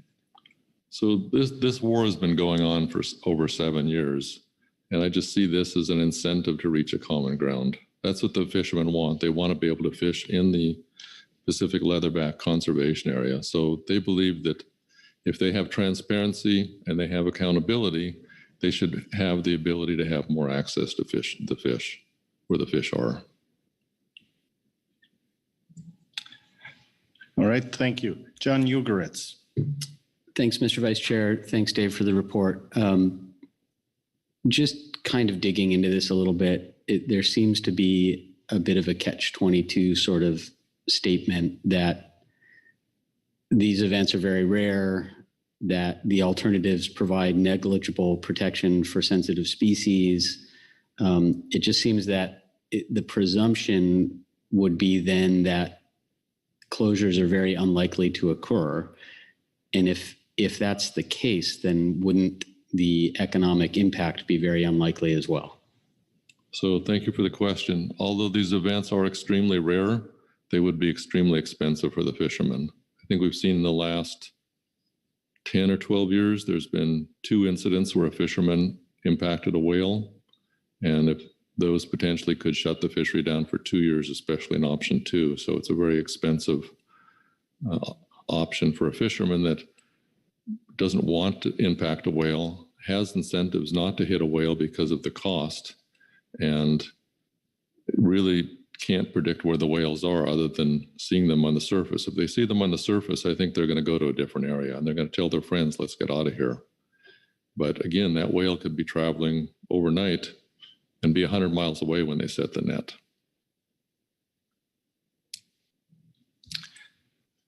Okay, thank you. Further questions? Dr. Braby. Thank you, Mr. Vice Chair. I'm trying to figure out how to formulate this into a question. Thank you for your report.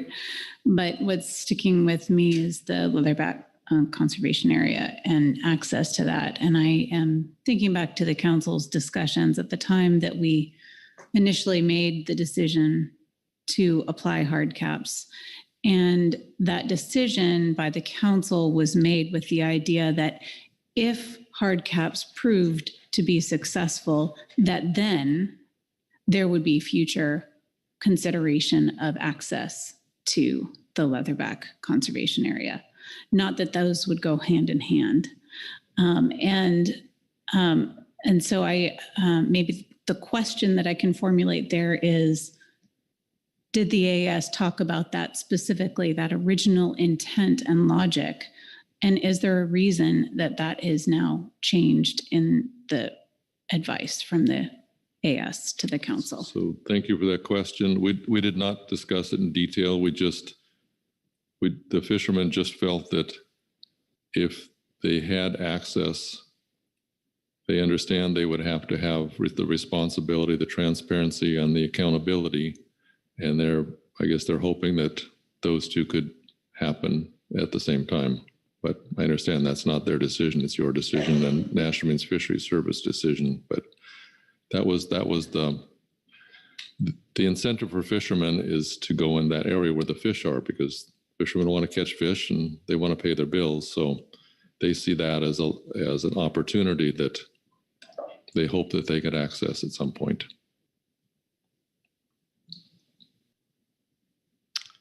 Thank you. Further questions, Bob Dooley. Yeah, thank you, Dave, for the comments. Would you think that fishermen, if they had all the restrictions and hard caps and observers and all of the things that have been talked about, and more area to move into, would they just continue fishing the way they do? Or would they be incentivized to actually change their behavior, change how they fish, change maybe the length of their sets, those type of things to avoid that because the penalty of a shutdown? Is that what I'm from my experience, when you have things like that hanging over your head, you do things differently. If you keep doing them the same, you're going to get the same result. It's kind of definition of insanity, right? So I'm curious what your thoughts are on that. Sure, thank you for that question. Especially the access of PLC, the concern is over leatherback turtles. So there are some ways there are some turtles that have monitors on them. So there's some tracking of turtles. There's more and more information about where the turtles are at and when they are in certain areas. So I'm sure the fishermen would definitely key in on that information because that's the biggest species of concern, because that's the endangered species. So I think they would find ways to understand where the turtles are at, where the monitor turtles are being tracked. During the short time that there was a longline EFP, the fishermen were very much in contact with the tagged turtles and where they're at in order to avoid them. So I think some of those things are possible.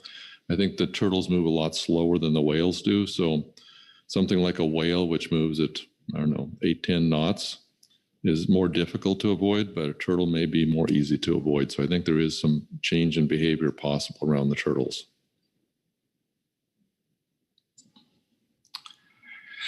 Phil Anderson. Thanks, Mr. Vice Chair. Thanks, Dave, and the committee for the report.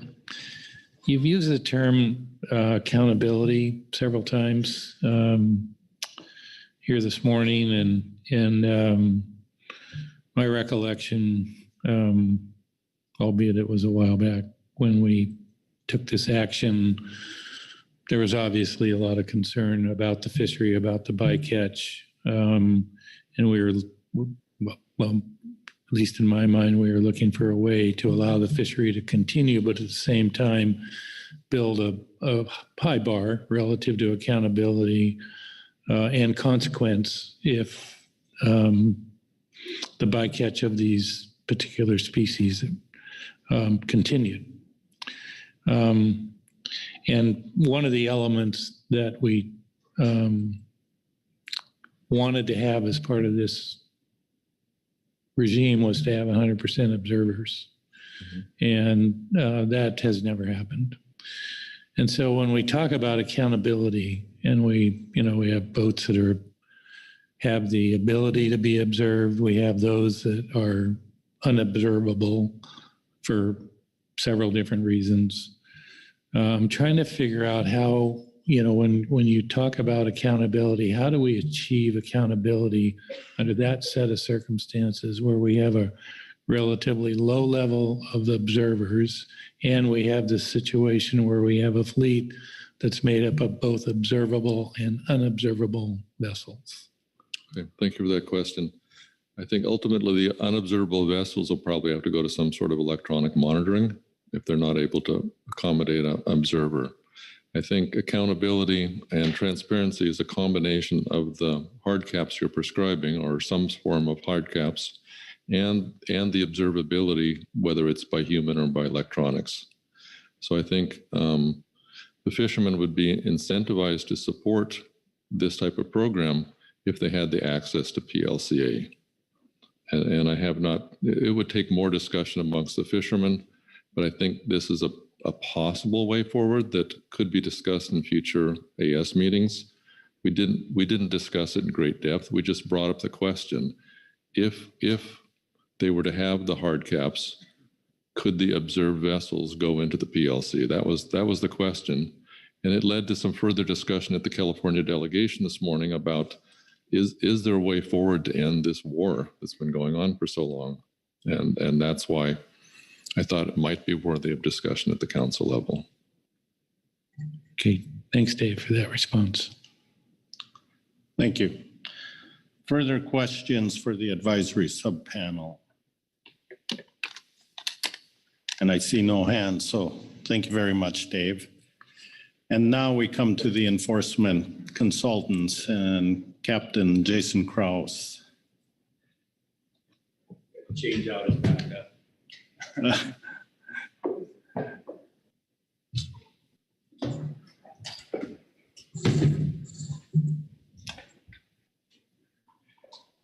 Good afternoon, Mr. Chair, council members.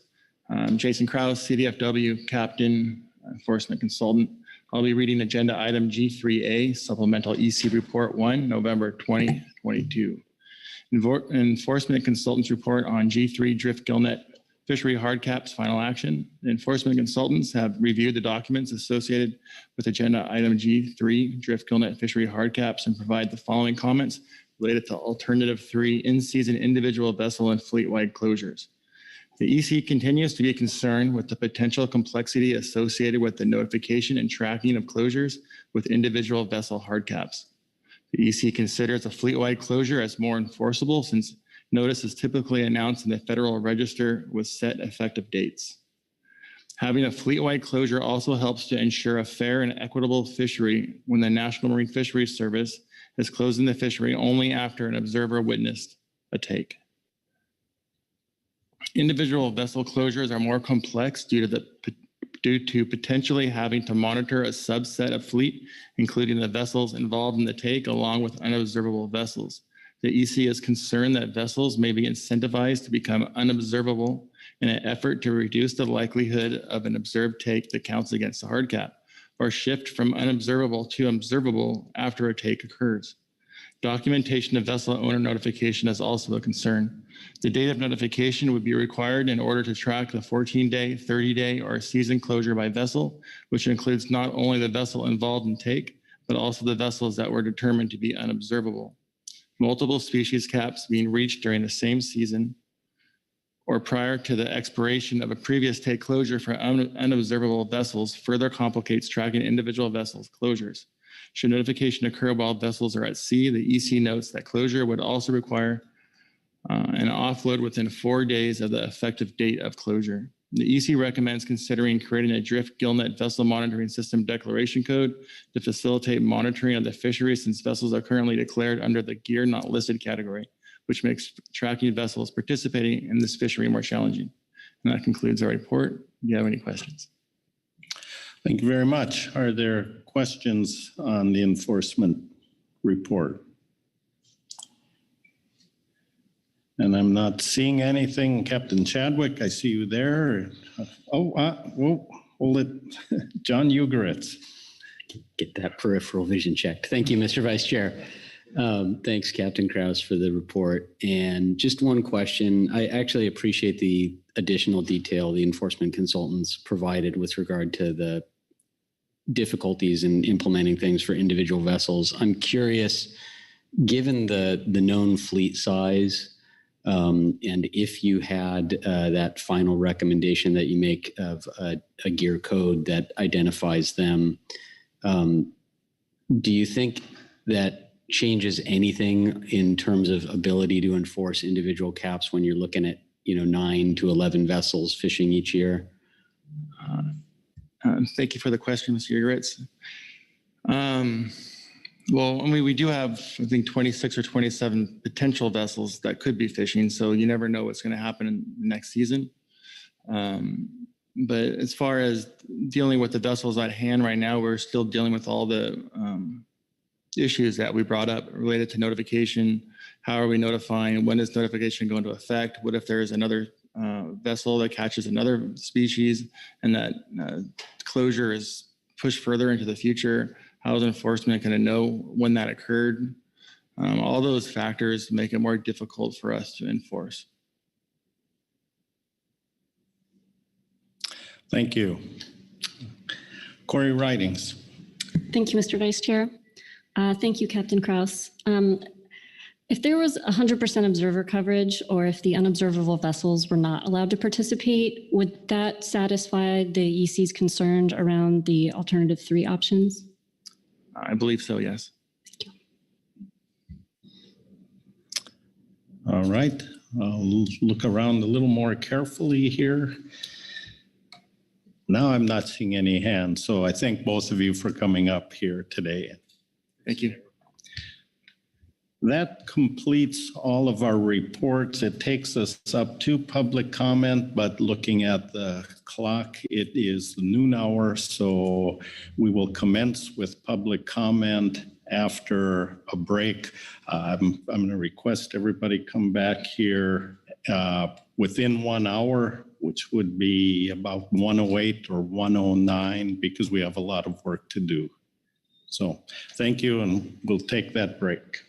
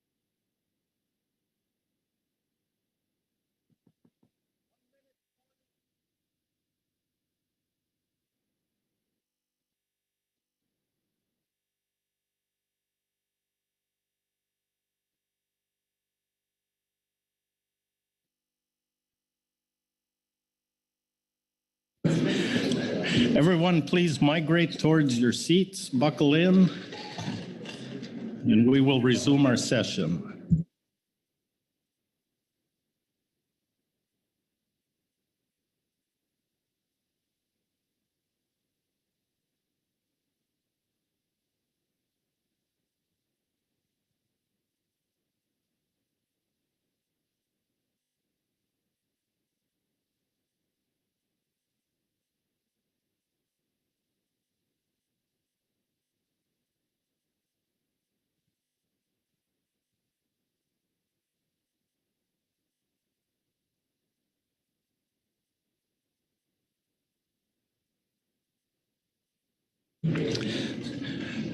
All right. Thank you, everyone. We're ready to resume our work on agenda item G3. We've come to public comment. We have 11 signups. The list is coming up before us. I just want to remind all of our public comment participants here today that I will adhere closely to the time limits we have, 5 minutes for an individual, 10 minutes for an organization. That is simply out of respect for everyone that has signed up for comment. So each individual has the same opportunity. Each organization has the same opportunity. For those that may be commenting remotely, I'm not sure how you're connected. If you need reminders about how much time is remaining out of your allotment, then please tell me and I can give you a 1 minute reminder. And for those that are here in person, remember on the microphone, there's a button to push to activate the mic. A green light will come on. And when you're finished, you can turn that microphone off. So with that, we will start. We will start with Arthur Lorton. Arthur will be followed by Gary Burke. So Arthur Lorton, I see that's in person. There you go. Good afternoon. Welcome.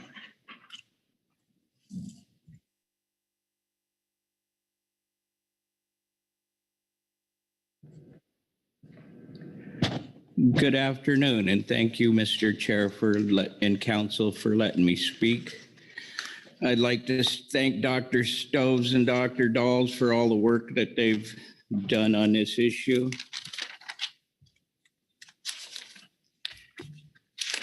Excuse me, I'm a little nervous. I've been fishing for the past 30 years, and in that time, the humpback population has increased significantly.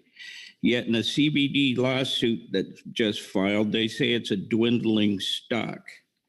And Oceana has just claimed in one of their last newsletters that this fishery alone was observed taking 200 humpback whales.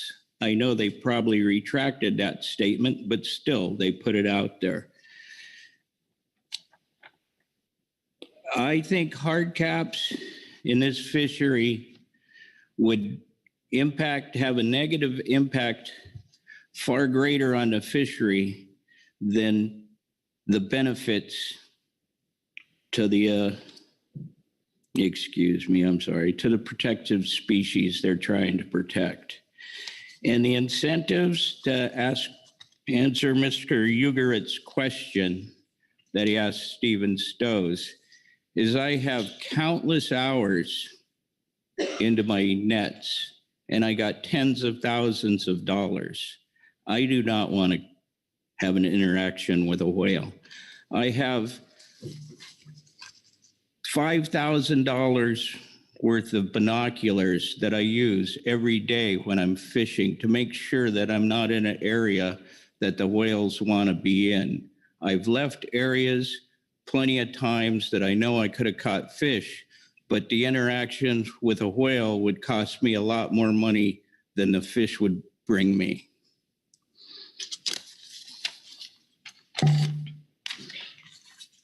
I feel very fortunate to be able to have done what I've done for my lifetime. I've made a good living. I bought a home. I paid for my boat.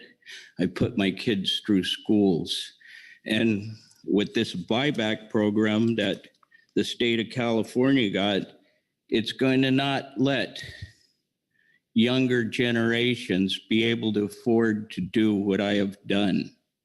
It's been a pleasure to fish. There's a lifestyle that you can't believe, that people that don't do it don't realize it.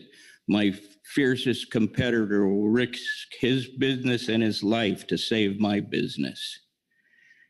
And I'm sorry, I'm so.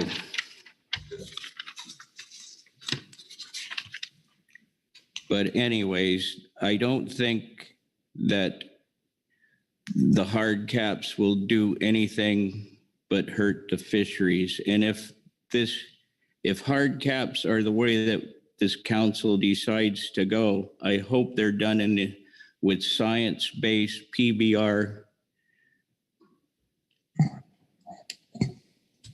using PBRs and everything else. It's been the last few years that most of fisheries are being regulated by litigation and legislations and not science. So we definitely appreciate everything if it was science-based. Thank you. Thank you very much. Are there any questions for Mr. Lorden? Krista Svensson. Yeah, thank you, Mr. Vice Chair, and thank you for your testimony. It's been quite a while since we got to see you in person, so thanks for making the trip. I guess my question is, in terms of hard caps, if they're implemented, do you have any thoughts about individual versus fleet-wide? I don't know. I think it'd be hard to make individual hard caps when you have unobservable vessels. I don't know how that would be legal to be able to keep an unobservable vessel tied to the dock when an observed vessel had reached its hard cap. Myself, I'd prefer it to be that way because I usually don't start. I'm just now putting my gear on the boat. I didn't take the buyback because I didn't think it was fair, the amount of money that I was getting paid. I got more than $110,000 invested into my gear. And yeah, the deep set buoy gear, that's not a fishery. There's a couple of guys that make money at it, but they're running rich guys' boats. They don't look at their fuel bill. They just go out and they could burn as much fuel as they want, and they're the two best guys. I'm not taking anything away from them. They're great fishermen, but if they had to pay their fuel bill and make their boat payments, they wouldn't be here. They wouldn't be able to catch enough fish to do that. I would gladly fish that if it was a viable alternative that I could make a living and pay a crew and pay for my fuel at $5 to $7 a gallon now, but that's not a viable alternative. Longline fishing is.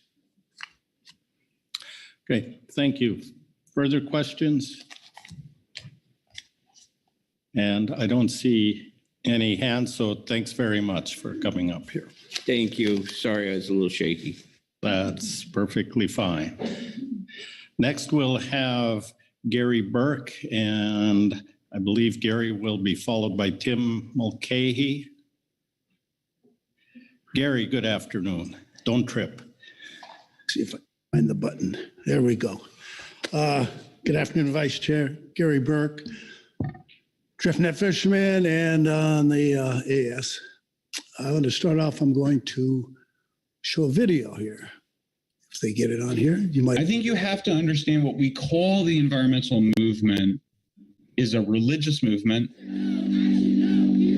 It's mostly an apocalyptic religious movement. Because I don't know if human life will survive. Most environmental NGOs are trying to meet people's existential or spiritual or psychological needs. They're not actually trying to make the environment a better place. It's just the Marvel comic universe approach to environmental problems. so exaggerated. It's always so elitist. It always seems to involve telling poor people and working people what they can and can't do.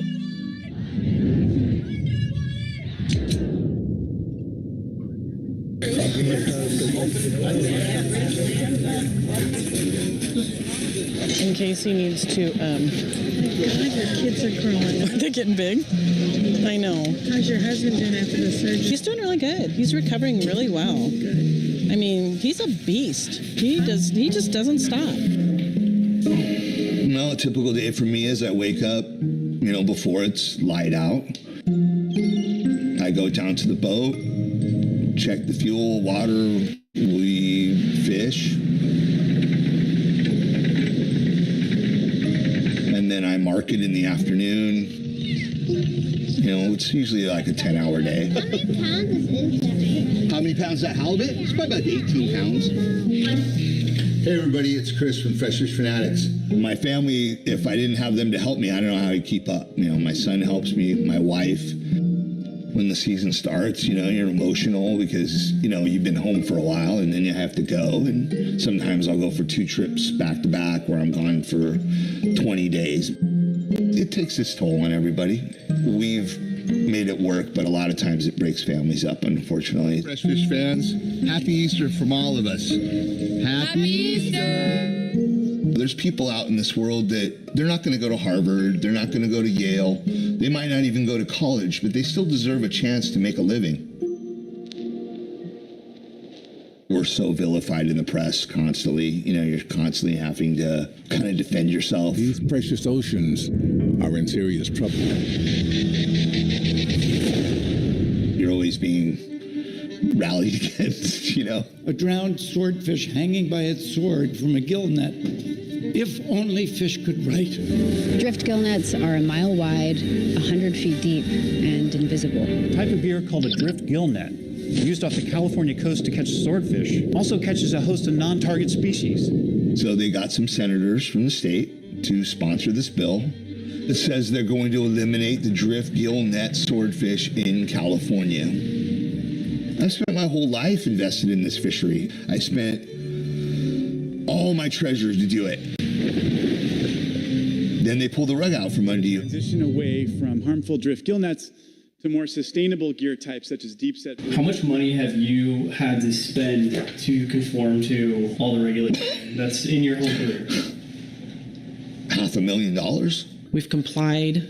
We've been flexible. You are just constantly spending money. We are in compliance completely. And they've destroyed the industry already by just the uncertainty of them, the constant attacks. If this happens and we lose, we will be out of business.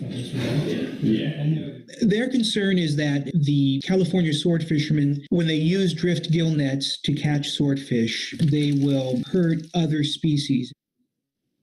I've done everything that has been asked of me and more as far as mitigation measures. Well, there's more mammals now than there ever has been. There's more turtles than there ever has been. So they're just going to shut it down completely, which will shut down the production of California swordfish completely. I think it's important to have environmental activists. I don't think it's wrong. Because it will last. But I think it's wrong when they lie. These nets capture and kill dolphins, whales, sea turtles, and so many more. It garners an emotional response, right? If you say, save the whales, save the turtles, who wouldn't want to do that? They're trying to push this legislation through to protect turtles. But the reality is, California drift gill net fishermen haven't caught a turtle in 17 years.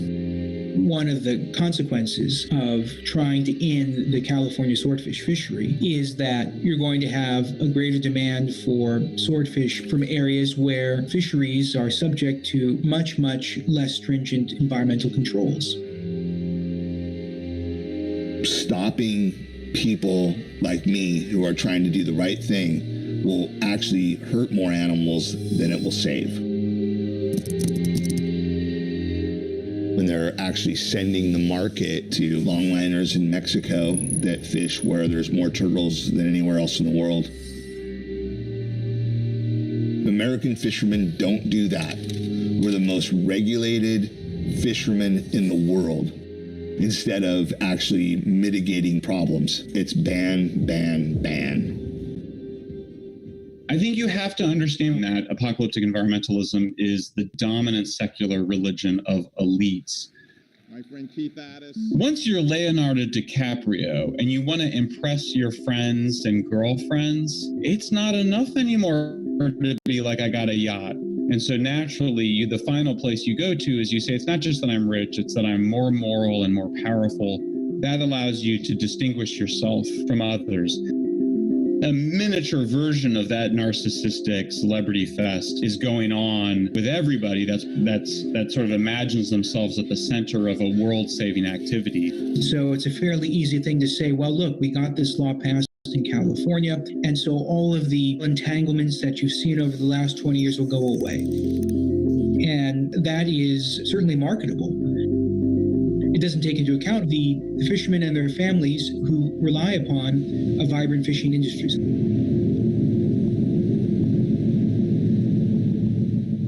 My family didn't have the means to send me to college. I found commercial fishing. It's provided my family with a way to make a living.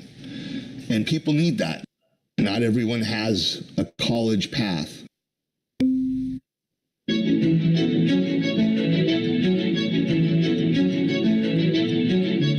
Well, I married up, which was a big positive for me. You know, I mean, my wife is the one that makes things work here, not me.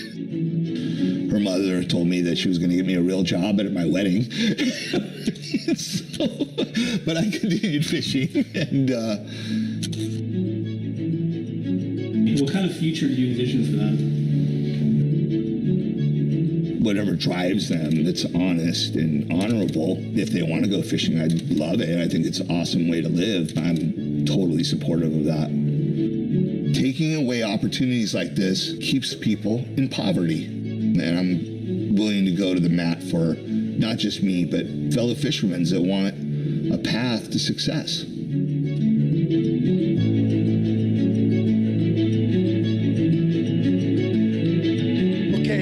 I only got a couple minutes, so I'm going to try to talk real quick. The reason I really put this on is maybe not what you expect. Chris Williams is one of our youngest guys who was in the drift net fishery, and he took the goddamn buyout. Why? He saw the futures, what's going on. Continuous burden with some regulations on this fishery, a lot of them needless. You guys are here to manage fisheries. I don't think you're here to manage them out of extinction. Look what's going on now. Look what we have left. You have once a 200 plus boat fishery. It's down to 26 with maybe 5 active fishermen left. You got a failing buoy gear fishery that has not caught anything and a couple swordfish boats left. I mean, what are we going to do? You got to look at the science. I can't even believe we're here after protective species. Marine Mammal Commission keeps telling you hard caps will do nothing. If you look and took the time to read the briefing book or listen to our statement on the HS or the management teams, it comes up with there is no benefit, no benefit. I can't understand why you would not say anything but no alternative. I mean, my God, it's ridiculous. And this is incentive. I don't understand where you don't get the incentive. Real quickly, I go, what if I had to only fish on a reef and I'm fishing for rockfish and I only had a squid and a hook to use. And I go down there and I'm catching some rocks and all of a sudden I catch a yellow eye. Okay, what's my incentive now to try avoid something I can't see and don't know where it is, and it's all over that reef? That's kind of what we're up against. All I can say is I hope you guys start looking at the science. Leave politics to next Tuesday. Today, I can't understand why it wouldn't be anything else but no action. So thank you for listening to me. Thank you, Gary. Any questions for Gary? Thanks. And I don't see any hands, so thanks very much, Gary. Next, we'll have Tim Mulcahy. Please correct me if I've mispronounced your name. Tim will be followed by Michael Poon. Tim, go ahead.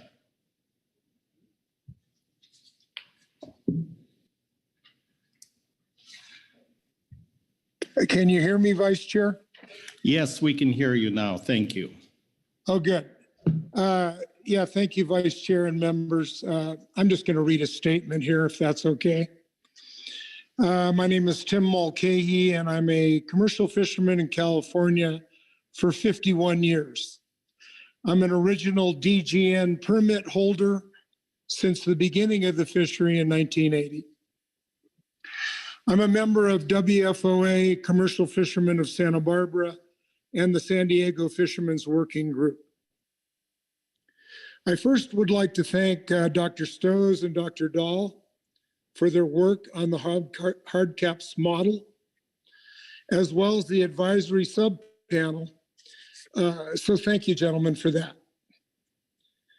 I want to urge the council to consider a no action vote on the DGN hard cap proposal. The California State DGN buyout has reduced the fleet dramatically. My position is that there are so few fishermen fishing with DGN that there cannot really be any real impact on protected species. I don't have, in front of me anyway, I don't have any whale population data from the Oregon State research vessel Pacific Storm, which is the main source of population information for the West Coast. But I think that data should be vital to a vote on hard caps. I also would ask for testimony from Dr. John Kalamakides, who's, in my opinion, the expert on any of your protected species, especially whales. I think a statement or an interview with him would be prudent before doing anything with hard caps. So in closing, I'm in agreement with the advisory panel to have a no action vote on the hard caps at this time. And that's just about it. If there's any questions, I'd be glad to answer them. All right, thank you, Tim. Questions for Tim on his testimony? And Tim, I don't see any hands raised here, so you are free to go. Thanks very much. Thank you. Next, we'll have Michael Poon. Michael will be followed by Scott Webb. Good afternoon, Michael. The microphone. Thank you. Good afternoon. My name is Michael Poon. I am an attorney at the Pacific Legal Foundation. I am here to support the no action alternative as your only lawful choice. Pacific Legal Foundation is the nation's most experienced public interest legal organization defending the separation of powers. The separation of powers is a key part of a constitutional design. We all know it from civics. The point of the separation of powers is to enable the branches of government to check each other and to clearly define who can take what actions. That clarity helps ensure that the government remains accountable to the people. The separation of powers was built into the Constitution in multiple ways.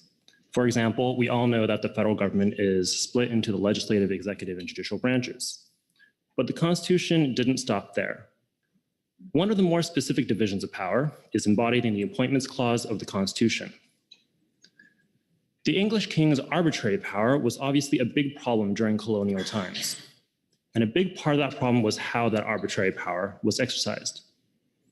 The king wielded his power through numerous officials that he sent to the colonies to rule in his stead. These officials were completely unaccountable to the people. As the Supreme Court recognized in 1991, the king's power of appointments to offices was deemed the most insidious and powerful weapon of 18th century despotism.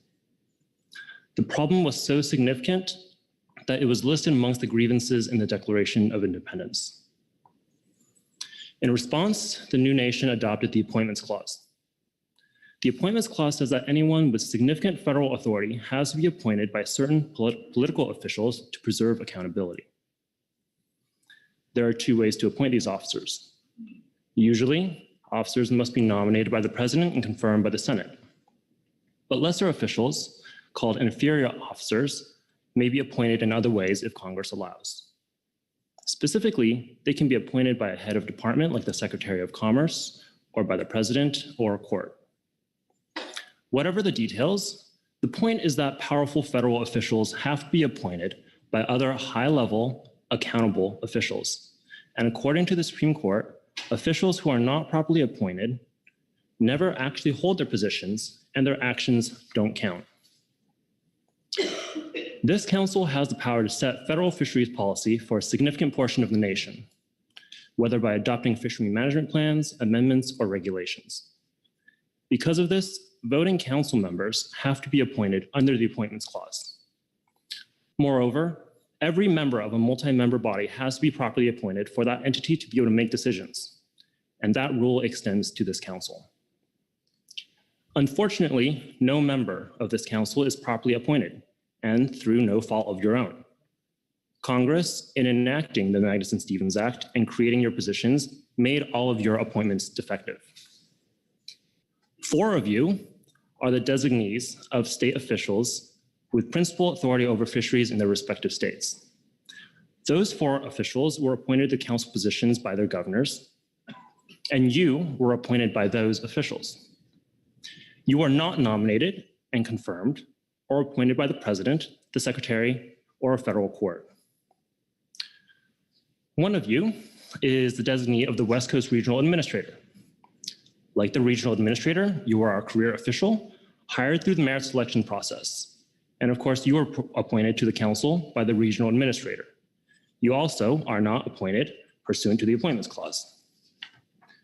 9 of you are supposed to be appointed by the Secretary of Commerce by statute, but the Secretary, unfortunately, unlawfully delegated that appointment authority to the Assistant Administrator for Fisheries. And it was the Assistant Administrator who, in fact, appointed you. So you are also not appointed properly. Also, you were nominated by tribes or state governors, giving them a portion of the appointment power. The Appointments Clause also does not allow that. My written comments go further into all of this, and it also discusses why your tenure protections, also created by Congress, are unconstitutional. I encourage you to review it before you reach a decision on this matter. But the bottom line is this: because you do not constitutionally hold your positions, you may not adopt alternatives 2 or 3. You are obligated to adopt a no-action alternative. If you select another alternative, the resulting regulation will be open to a lawsuit that will make clear that your positions are themselves unconstitutional and threaten every other action you take with vacatur by a court. Thank you for your time. Thank you, Michael. Any questions for Michael? John Ugoretz. Thanks, Mr. Vice Chair, and thanks, Michael, for the interesting history lesson. Quick question. You're aware that this council unanimously voted to recommend hard caps to the National Marine Fisheries Service for implementation in 2015? Yes. And what do you understand occurred in that situation in terms of implementing the council's recommendation? I understand, speaking of history lessons, that the National Marine Fisheries Service at first approved the hard caps proposal, submitted it to the public for comment, revised its legality determination afterward, was told by a court it can't actually do that and has to consult with this council before it can withdraw a rule. And that this council did not consult with the National Marine Fisheries Service for whatever reason within the time allotted by the court, and that it was then forced to publish a rule that it admitted was unlawful. Subsequent litigation brought by Pacific Legal Foundation resulted in the vacatur of that rule. Follow up, John. Thank you. So this council's recommendation is not in place, correct? As far as I'm concerned, you are slated to pick a final preferred alternative today. And my position and the position of Pacific Legal Foundation is that you are obligated to pick the no action alternative. I would have appreciated an answer, but I'll stick with that. Thank you. Seeing no further hands raised here, thank you very much. Thank you. Michael. Next, we'll go to Scott Webb, who will be online. Scott will be followed by Jeff Shester. Scott, I see the chat. You're ready, so please go ahead when you're ready. Excellent. Can everybody hear me? Yes. Excellent. Well, thank you so much. Hello, council members. My name is Scott Webb, and thank you for the ability to comment on the implementation of hard caps and drift gillnet fishery. I'm the advocacy director with Turtle Island Restoration Network, a nonprofit organization that has mobilized people in local communities over the last 30 years to protect our oceans and inland watersheds and sustain them. I'm here to urge the council to adopt Alternative 2 and establish rolling hard caps as this council recommended back in 2015. I'd also like to thank the council for inspiring our collegiate leaders from our youth advocacy program called the Ocean Rivers Conservation Alliance, who take biodiversity of our oceans extremely seriously. It was their efforts and mobilization which led to the successful mobilization of, according to my tracker, it looks like 962 of the unique public comments of the 1,027 that were submitted. As a generation who have been inheriting the damages of this current biodiversity crisis, they are watching the actions of this council very closely and are greatly concerned with the ramifications inaction will have on the future of California's ecosystems. Now, our members, many other of our marine advocates comments, and a lot of the collegiate youth organizers we talked to, we mobilized, we're taken back when learning and reminded that this drill gillnet fishery, on average, discards over half of the fish that are caught, kills over 70 marine species as bycatch, and has some of the highest rates of marine mammal sea turtle interactions across all fisheries. Also, that similar protections we were advocating for could have been adopted by this council's final action in September 2015 on a proposal that included the hard caps for selected fisheries. They're also very taken back to find out that when learning that California's actually banned these nets, and in 2020, a bill phasing drift nets was passed by the Senate unanimously and passed the House with overwhelming support. Now, the idea of bipartisan science-based legislation is a very foreign concept for young folks as well.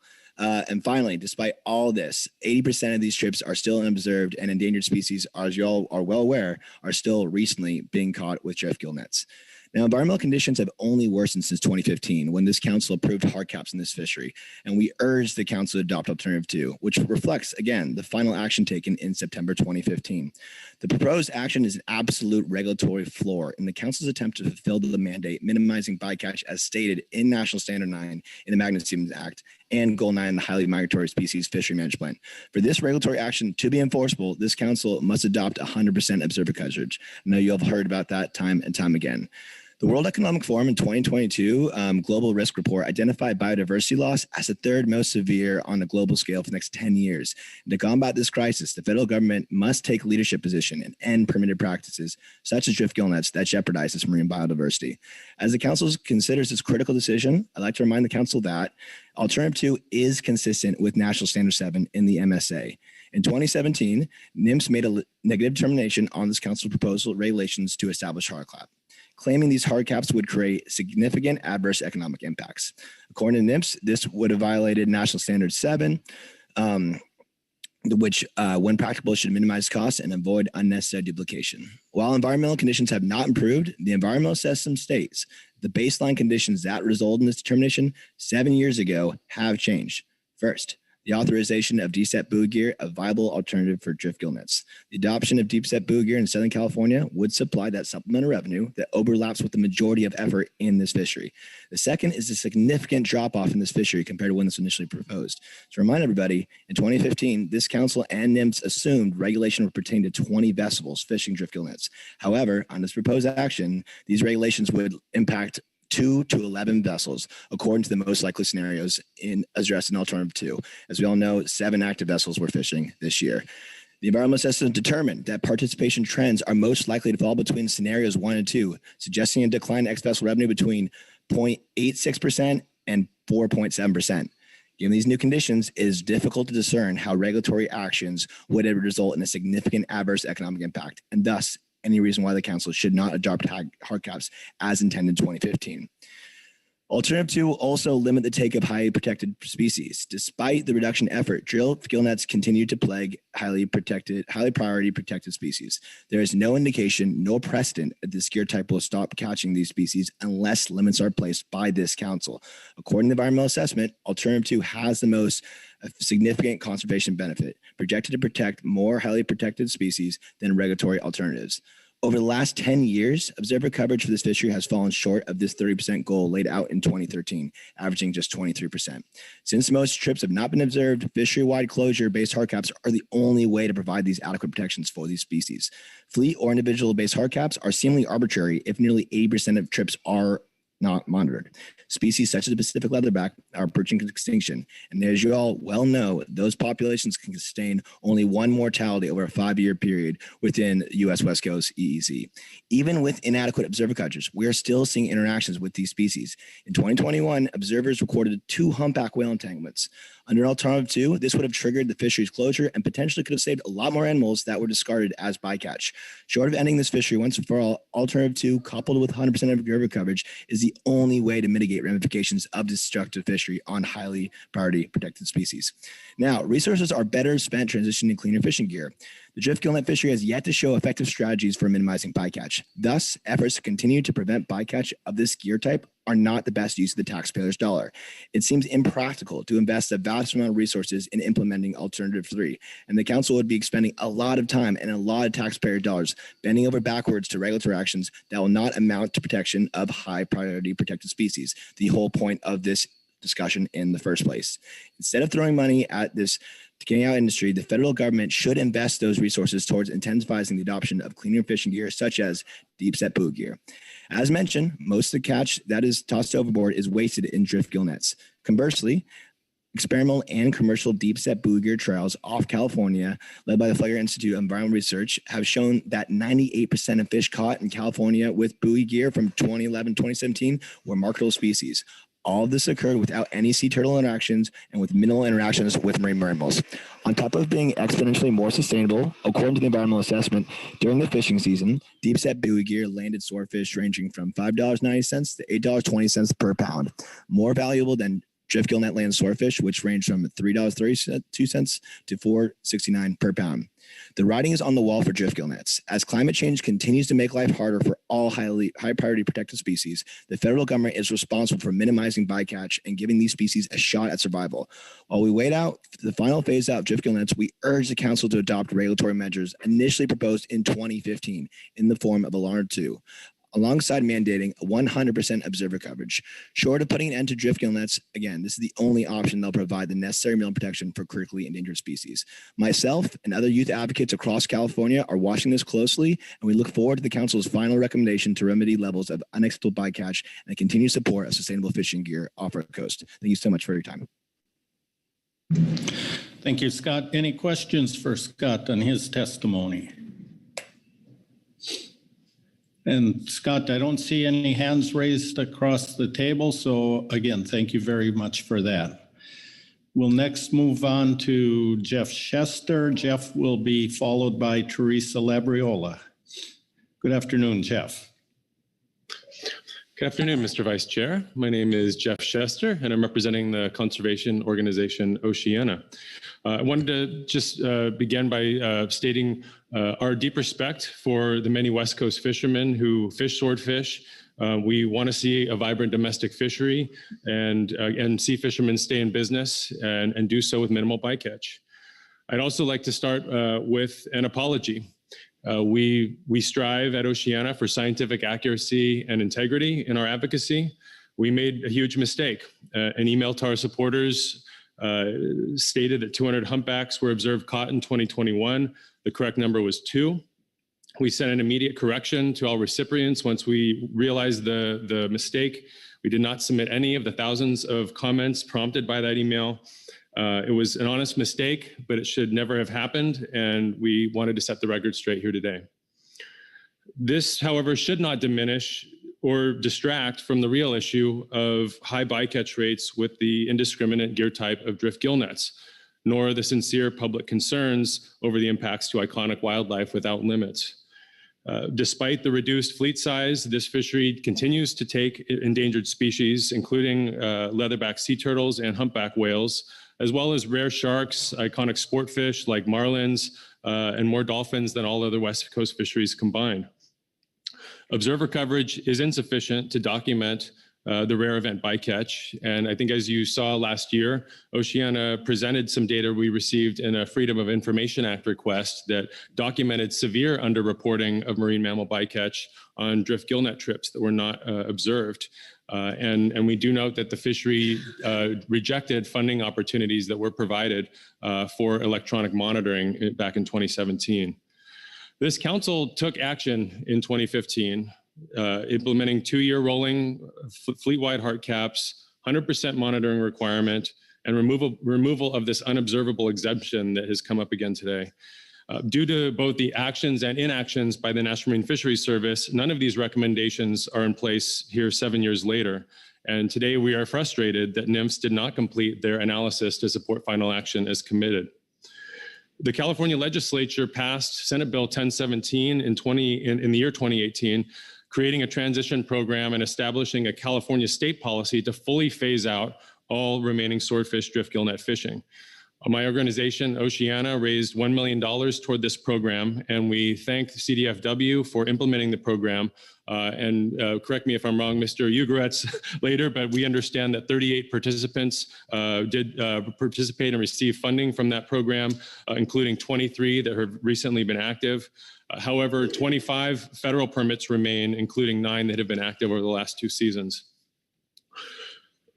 Today, we ask the council to take definitive final action at this meeting. We would like to ask the council to adopt alternative 2 as the final preferred alternative, require in regulation 100% observer coverage such that a vessel cannot go fishing without an observer, and lastly, initiate a fishery management plan amendment to phase out all of the remaining federal drift gillnet permits.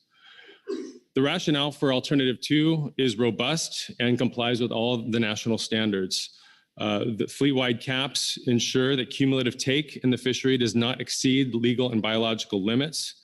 The hard cap numbers ensure that incidental take statements are not exceeded and keep the fishery within legal limits. And we note that the 2021 humpback take did exceed those legal limits, and that is actually part of the reason for the litigation from Center for Biological Diversity that you heard about earlier.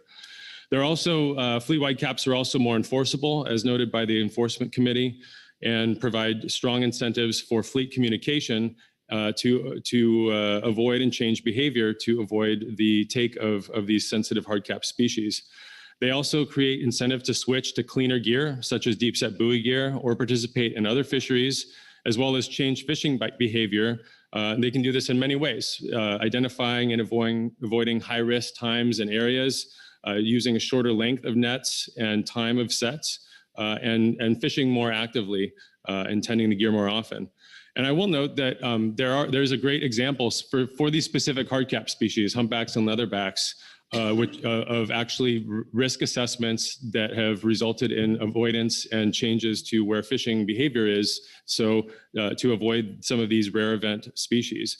The California Risk Assessment and Mitigation Program for the Dungeness crab fishery currently tracks real-time concentrations and migrations of leatherbacks and humpback whales, as well as blue whales. They look at oceanographic data, tagging data, forage models, and they're looking at this every 2 weeks and deciding what areas should be open and closed and making fleet advisories so that the fleet can change its behavior and where it's fishing to avoid these specific species, which are the same species you're considering with hardcaps. Rare event bycatch risk can be assessed and reduced. And furthermore, there is a strong conservation benefit that is clear, which that hardcaps will ensure that there are not bycatch or not increases in bycatch of these endangered species, ESA listed species. We do believe that alternative 3 incentives are insufficient and particularly are diminished if the caps are reached late in the season, because the duration of the closure would be very short. And then there's been a lot of talk, lastly, about economic impacts and being too severe or outweighing the conservation benefits. We did note in the analysis that the percentage reduction in humpback whale takes would actually be greater than the economic impact that was assessed in the analysis. But the EA does not consider alternative fisheries like deep set buoy gear to offset some of those economic impacts, which deep set buoy gear currently in recent years has had 4 times more landings than drift gillnet. The bootstrap analysis itself, as you know, doesn't look or examine or assume any changes in fishing behavior to reduce bycatch. And the draft EA does underestimate the leatherback and humpback whale bycatch. It assumes 0 leatherbacks will ever be taken, yet the regression tree that is used by NMFS shows that this has happened in recent years. And leatherbacks are on the decline. They have a 6% reduction in the long term. And this is documented by NMFS off of California. And NMFS scientists also published a paper showing that the take of a single leatherback every 6 years is enough to delay the recovery of the population. It also doesn't include the humpback whale, one of the humpback whale takes in 2021, and has many shortcomings. And so we believe the council not only should base its decision on the EA and the bootstrap analysis, but there is a number of other outside information that the council can use as well. So in summary, we ask the council to take definitive action today, move toward phasing out the drift gillnet, remaining drift gillnet permits, and implement hard caps under Alternative 2 as a key safeguard in the interim period. You've seen an outpouring of strong public support for Alternative 2, and we ask that the council then conclude this action and then focus and turn its attention to authorizing and expanding deep set buoy gear, which is an area where there is common ground between the environmental community and the fishing community. We believe this will ensure a strong domestic fishery, reduce our reliance on imports, protect wildlife, and have resilient fisheries and ecosystems in light of unprecedented climate change. Thank you very much for your attention to this and working on it for many years, and we'd be happy to take any questions. Thanks for that testimony. Any questions for Jeff? And I don't see any hands, so thanks again. We'll next move on to Teresa Labriola. Teresa will be followed by Katrina Boyd. Good afternoon, Teresa. Good afternoon. You put a little hump here for me to find. They'll lift my feet when I walk. I see you're not the first one to find that there. Anyway, good afternoon, Vice Chair Hessemer and members of the council. I'm Teresa Labriola. I represent Wild Oceans, and I submitted a written comment on behalf of Wild Oceans and my recreational fishing colleagues at the International Game Fish Association, American Sport Fishing Association, and Coastal Conservation Association of California. This letter outlines our collective and continued support for implementing hard caps in the drift gillnet fishery, and specifically our support for Alternative 2. I'd like to start by thanking you all for your continued work to adopt hard caps. And every time someone says 7 years or 9 years or 8 years, I think I hear a little collective groan. But the regulations in the drift gillnet fishery have actually been going on much longer than that. Since its inception, the GEAR has required continued regulation to constrict and constrain it in time and space in order to reduce its impacts on our open ocean ecosystem and our high priority protected species.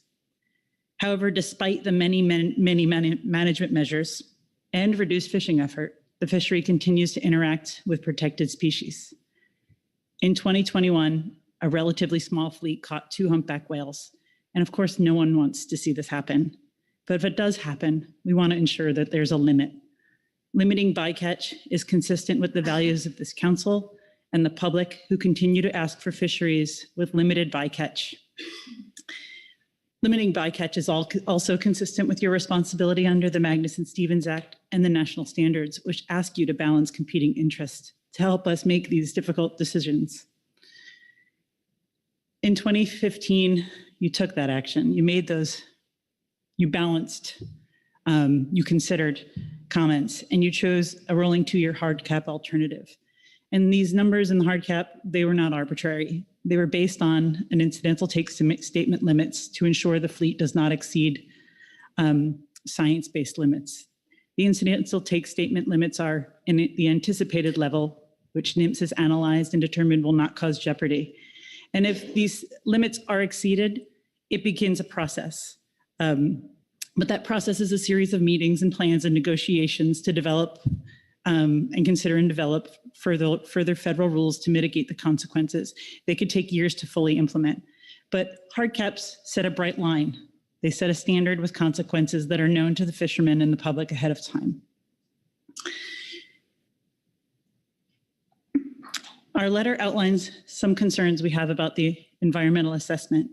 And I won't go into a lot of details, but we're concerned that the EA did not consider and the MT has not provided you with the possibility that the conservation benefit can be greater than that estimated in the bootstrap. And I think we've talked about some limitations of the analysis. The EA said, the Highly Migratory Species Advisory Subpanel, I don't know how, oh, no, I back that up. The environmental assessment said there are assumptions incorporated into the analysis. It's one of those afternoons. Sorry, I'm going to back up one more time. So we have some concerns with the environmental assessment, and the HMS Advisory Subpanel pointed out a concern that there are assumptions incorporated in the analysis, including the assumption that the fleet will not change its behavior as a result of hard caps. And this impacts the projection of potential conservation benefits of alternatives 2 and 3. So there are potential conservation benefits that are not captured in the bootstrap analysis.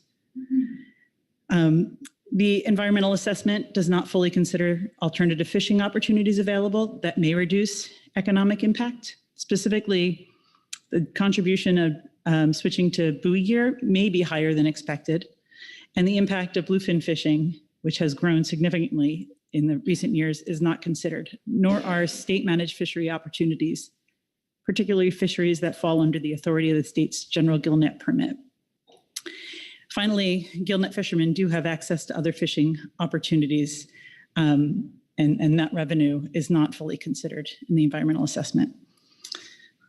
Part of the purpose of this action is to incentivize fishing practices and tools in an effort to minimize bycatch and bycatch mortality. And in the MT's supplemental report, they stated, and you've asked them about this statement, that they struggle to understand what behavior could be modified to further reduce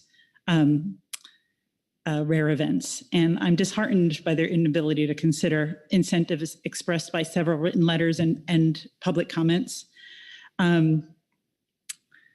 These incentives they discuss are focused on, well, fishermen already don't want to catch a whale, but we're not only talking about whales here, which harm a net and could create harm to a person.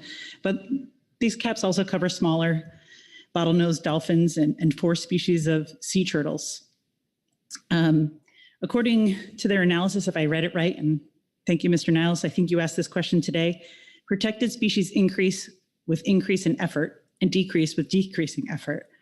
So if a fisherman looked at a landscape and determined that setting his net was too risky at the moment and chose to participate in a different fishery, this decreased effort would decrease bycatch or the chance of catching bycatch and reaching a hard cap. So while the MT says ceasing fishing altogether is, you can eliminate bycatch, and it is a surefire way to eliminate all bycatch, reducing fishing effort is likely to reduce bycatch. And fishermen do have a choice whether to set the net or not, whether to choose buoy gear. And I'm disappointed that this wasn't acknowledged and discussed more. We do think that by setting a limit, the council will incentivize fishermen to take extra caution before setting nets. And I think, Arthur talked about things he does, and I think that's great. He has binoculars and he takes a look, and we want everyone to be careful and take steps like that. Use alternative tools like EcoCast, maybe work to develop risk assessment and mitigation programs. We think that there are other mitigation measures that can be taken. So let's just go back to that catch of 2 humpback whales. This coincided with a shift in fishery behavior to target bluefin, and we've seen bluefin catch increase from less than 10 metric tons a year to 54 metric tons in the drift gillnet fleet in 2021.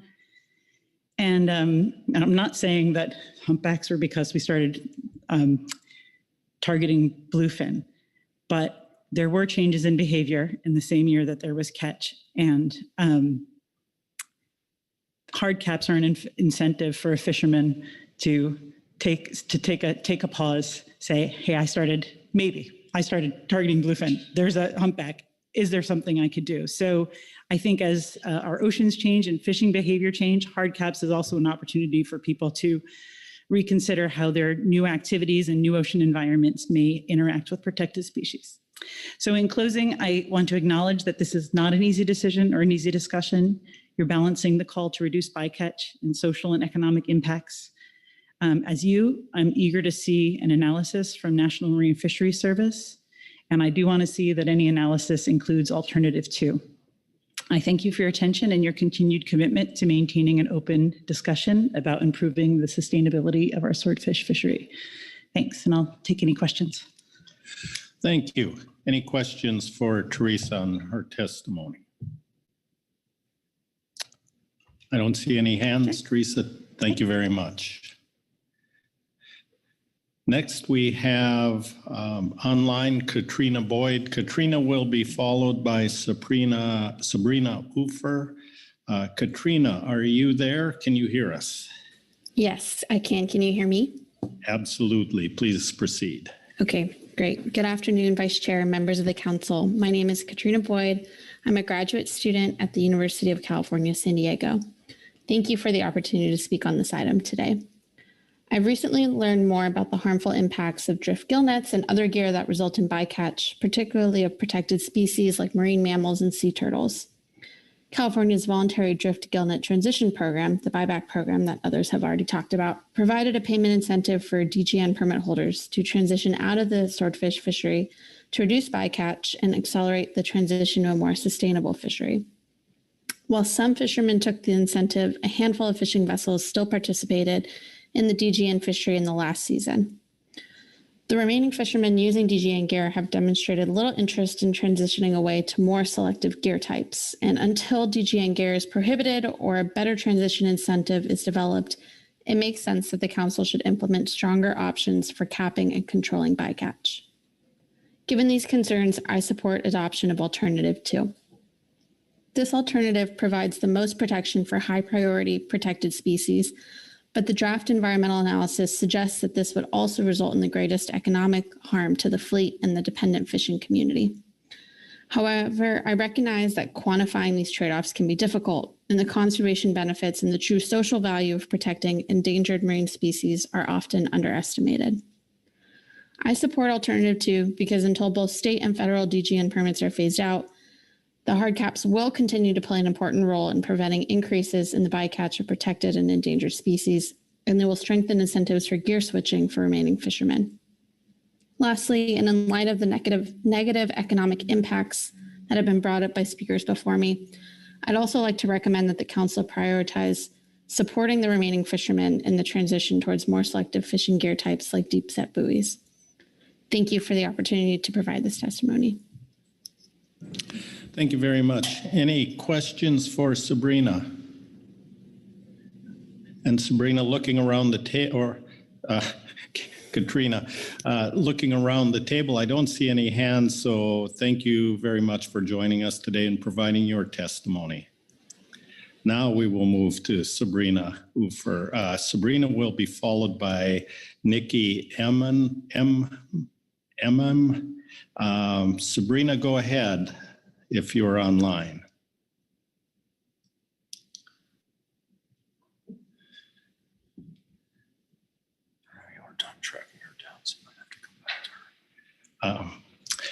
Apparently,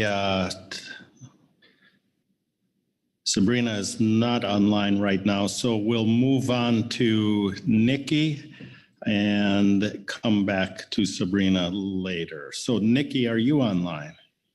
Yes, I am. Thank you. Please proceed. Yeah, thank you. Good afternoon, council members. My name is Nikki Imam, and I too am a graduate student at the UC University of California, San Diego. And I appreciate the opportunity to comment to the council on this item. As a Californian and a lifelong ocean recreator, I support the value of protecting the incredibly diverse marine life off our coast. But we have seen harm come to high priority protected species because of the drift gillnet fishery. And I urge the council to adopt Alternative 2, the use of hard caps, as the final preferred alternative. I believe this is the best option to incentivize fishing practices and tools in a way that would minimize bycatch mortality and result in very important conservation. This option would establish a strong mechanism to make sure that the cumulative impacts of fishing would be limited for the high priority protected species identified. These species already face plenty of hazards, and the proposed 2-year hard caps will make sure that we minimize the impacts from getting caught in this fishing gear. There is no doubt that there will be social and economic impacts from implementation of this option, but after hearing some of the earlier discussions, I think it would be great if the council also continued to consider the qualitative impacts of changes to fishing behavior and their evaluation of the economic assessment. So all that said, I strongly support the adoption of Alternative 2 as an essential action to protect protected species, a little repetitive, sorry, from harmful interactions with the fishing fleet. I appreciate your consideration of my comments, and thank you again for your time. Thank you very much. I'll look around the table here for any hands for questions for you. And Nikki, I don't see any hands here. So again, thank you very much for joining us and providing your testimony. Let me ask again if Sabrina is online. And apparently we're not connected yet. So we're going to go on to Jacob Isaac Lowry. Welcome to the table, Jacob. And I'm just going to caution you as you get close, it appears there's a tripping hazard up there somewhere. Thank you. Welcome. Okay. Can everyone hear me okay? All right, great.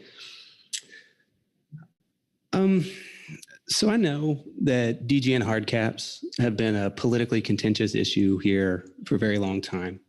And I am aware of the passion and the emotion with which so many individuals and organizations have participated in this particular sphere of the policymaking process. And after listening to the tone and the tenor of the testimony here today, I don't think that I could leave here with a clean conscience if I didn't say something. You know, I have in my possession, I have a solicitation from one of the NGOs that provided testimony here today. It's actually separate from the one that Oceana graciously apologized for. And in this solicitation, it's sent to the public. It's a solicitation meant for cash, for clicks, and for comments.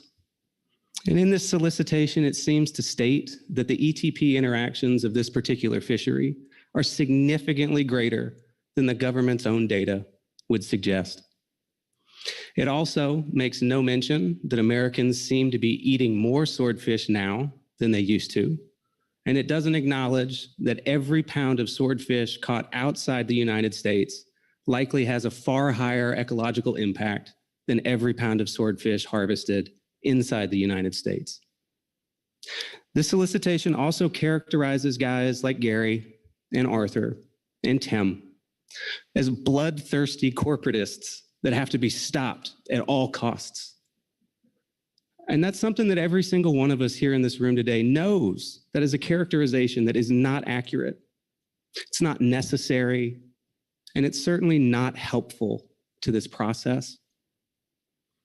And when it comes to the issues and the questions and the concerns raised around things like implementing individual accountability, like raised by the EC and the AS, questions and concerns around transparency and observability, I just want to remind this council that the tools exist right now to thread this needle successfully. And given that with each passing meeting, it seems to become more and more clear that deep set buoy gear is not likely to be a silver bullet solution to the long-term demands for swordfish production across this entire region.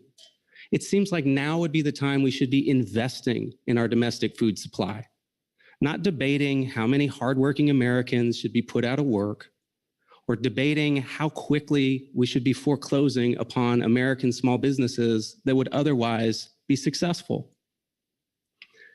And I think if we can get outside the bubble that we exist in sometimes in this room and in this community and in this council. And we can listen to the voices coming from organizations like the United Nations, which is ringing the alarm bells about how in the world humanity is going to feed itself. We could hopefully keep our focus on what's really at stake here if we don't get this right. And it's food.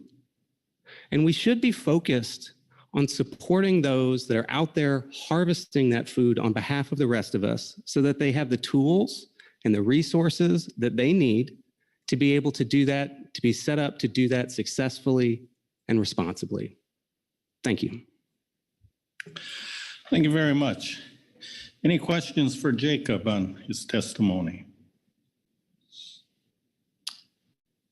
And I don't see any, so thank you again.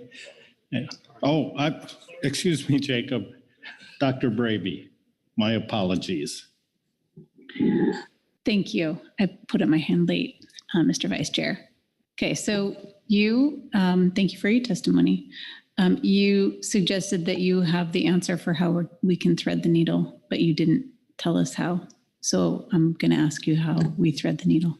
Well, sure. I mean, I think the simple answer to that, if there is a simple answer, is that it comes down to deciding what makes sense and what the need is. So if the need is figuring out a way to get more observability or coverage, I think we've talked about ways to do that electronically. I think if the need is specifically around the enforcement consultant's concern about how do you manage a more complex management infrastructure, there's ways that exist today, it's being done in other industries, it's been done successfully for decades, to be able to get that level of individual information and be able to pipe that into the enforcement consultant's back-end data systems in a way that actually works on a time frame that can be effective in the real world. So I don't necessarily mean to be evasive or provide platitudes at a high level conversation, but I think in order to answer that question effectively, we kind of need to get down into more specifics about what aspects of this particular challenge we're looking to solve. If that's helpful, I'm happy to engage in that more here or take it offline, whatever is helpful. Yes, Dr. Braby. Separate question. I'm gonna let that one lie. But thank you for your answer. Sure. I think that the other thing is I expected to hear more about electronic monitoring and forecasting of species when you came to the table. Tell us about where you are with being able to project for abundances and the ability to inform the fishery to avoid protected species. Sure. So I think in terms of technical capacity to do that, I think we have our company, I mean, I'll speak for our company, I won't speak for anybody else, but our company has the technology right now. We have the products, they're actually sitting on a shelf back in the shop that you could deploy today to be able to pull not only, I think, data typically through the observer program, where you're looking at a couple week lag time. You've got the ability right now using AI pushed to the edge, running models on vessel, where you can actually start to get closer to real-time data.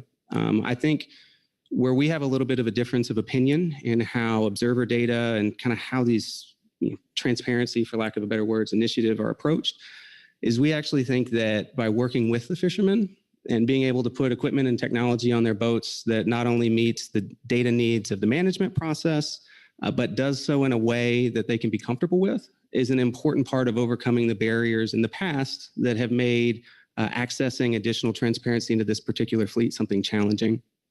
And so I'm happy to get into kind of the technical aspects of how you can do certain things with AI or other things like that if it's helpful. Happy to talk about the social politics, about how building a business that focuses on empowering our customers as the fishermen instead of trying to sell a service under a monopoly contract to the government. When you think about building businesses with different value propositions, how that gives you leverage and the ability to access relationships and partnerships that are not typically available with other approaches. Happy to talk about all of that more if there is a venue that would be helpful to get into that in a little bit more depth. Thank you.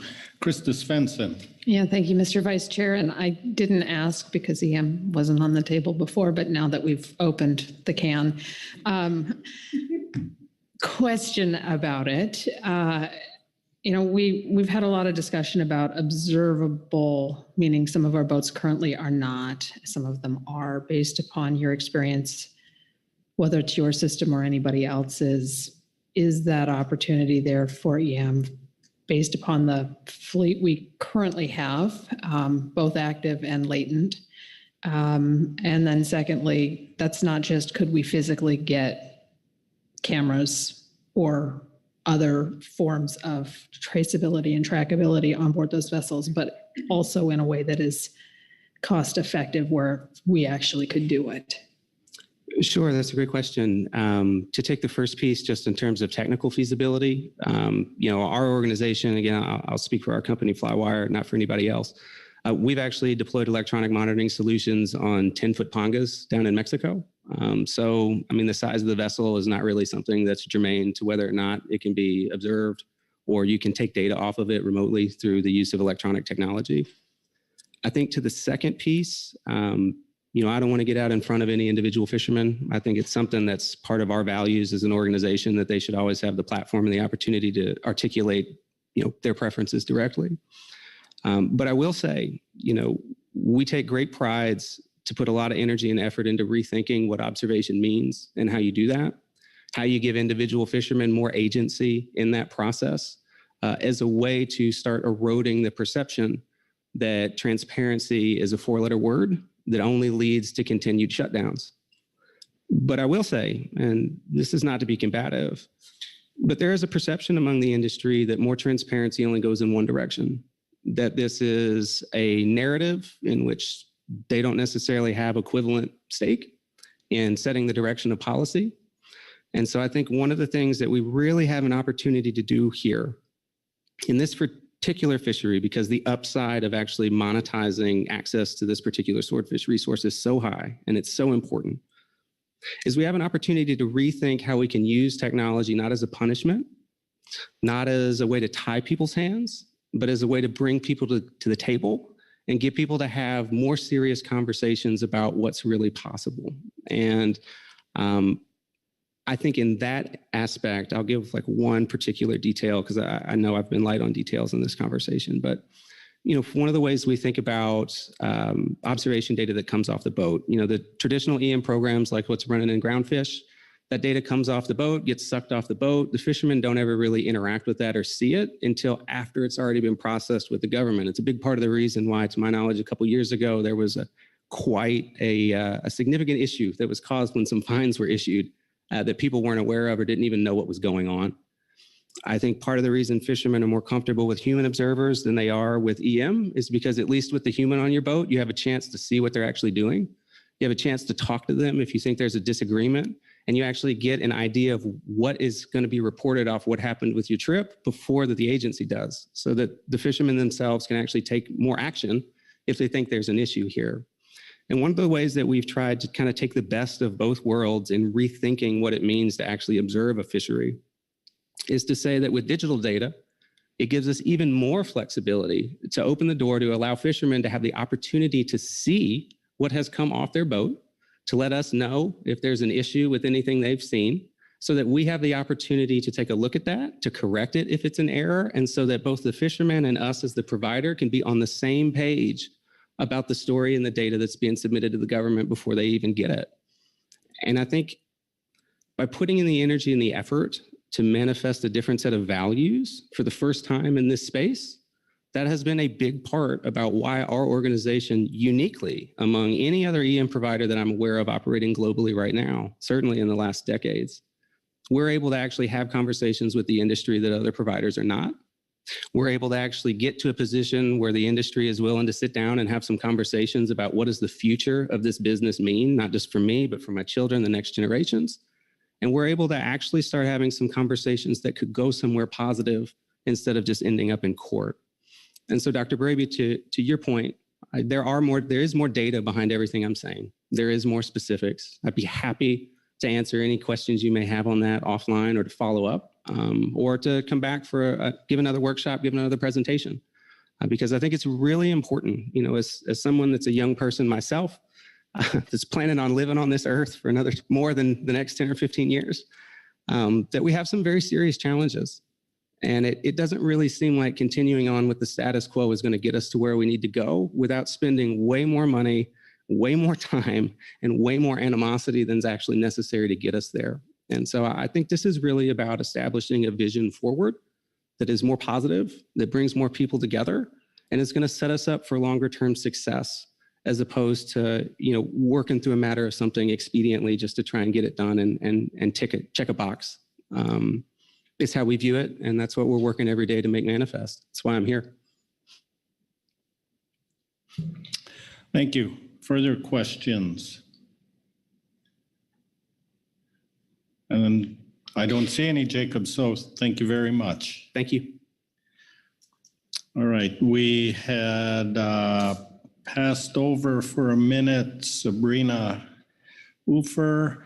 I'm trying to look online. I don't see her there. Sabrina, if you could raise your hand with that feature and we could identify you and unmute you. It's possible you're just connected by phone, and apparently that doesn't work with our system here.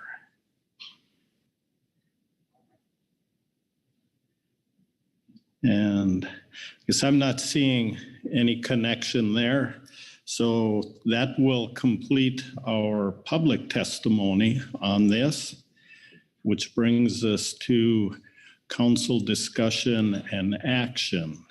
And to start our council discussion on this, first, I would like to turn to our Executive Director, Merrick Burden, for a few words. Yes, thank you, Mr. Vice Chairman. I'll be speaking to a couple of things that have been raised here during some of the team discussion and some of the questions that have already occurred on the floor about what sort of action is in front of the council today based on the record that we have and the timing and review of that record. So as we discussed at the September meeting, the analysis being developed to support this action was behind schedule. After considering the late timing of the analysis, this council recommended that we notice the November council action here today as final, with the expectation that if the analysis was ready, that final action could be taken.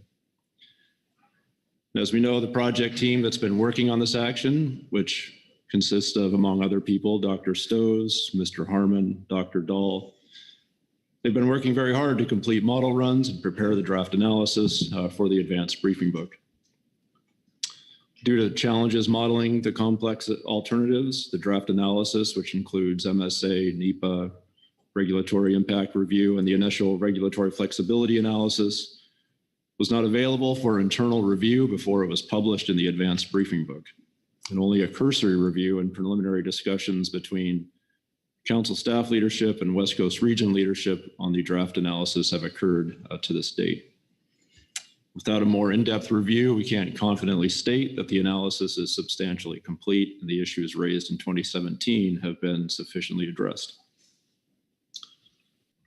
The regional operating agreement anticipates that leadership from council staff and from the West Coast region will take into account the status of the analysis when scheduling final action, with the mutual goal of sufficiently complete analyses prior to council final action. At the present time, since we've been unable to sufficiently review the analysis for completeness and consider the analysis relative to National Standard 7 and National Standard 8, among other matters, I believe that there is merit in postponing final action today to provide time for a detailed project review of the analysis and to ensure completeness, among other things. Based on our internal discussion and consultation with General Counsel, I do believe that it would be appropriate to select a preliminary preferred alternative if the council wishes to do so. I believe Mr. Wolf may have more to add to my summary there, Mr. Vice Chairman, but those are my overview remarks. Thank you, Executive Director Burden. I'm going to turn to NIMS, Mr. Wolf, if you'd like to provide any follow-up to that. Yeah, thank you, Chair. And thanks, Merrick, for giving those overarching comments. I also agree, since this did come up in the MT report. And as you noted, this actually was one of the core examples in our past of why we updated certain portions of the ROA as we did. So I have no comments on the way you explained that, but I'll give a little bit more of a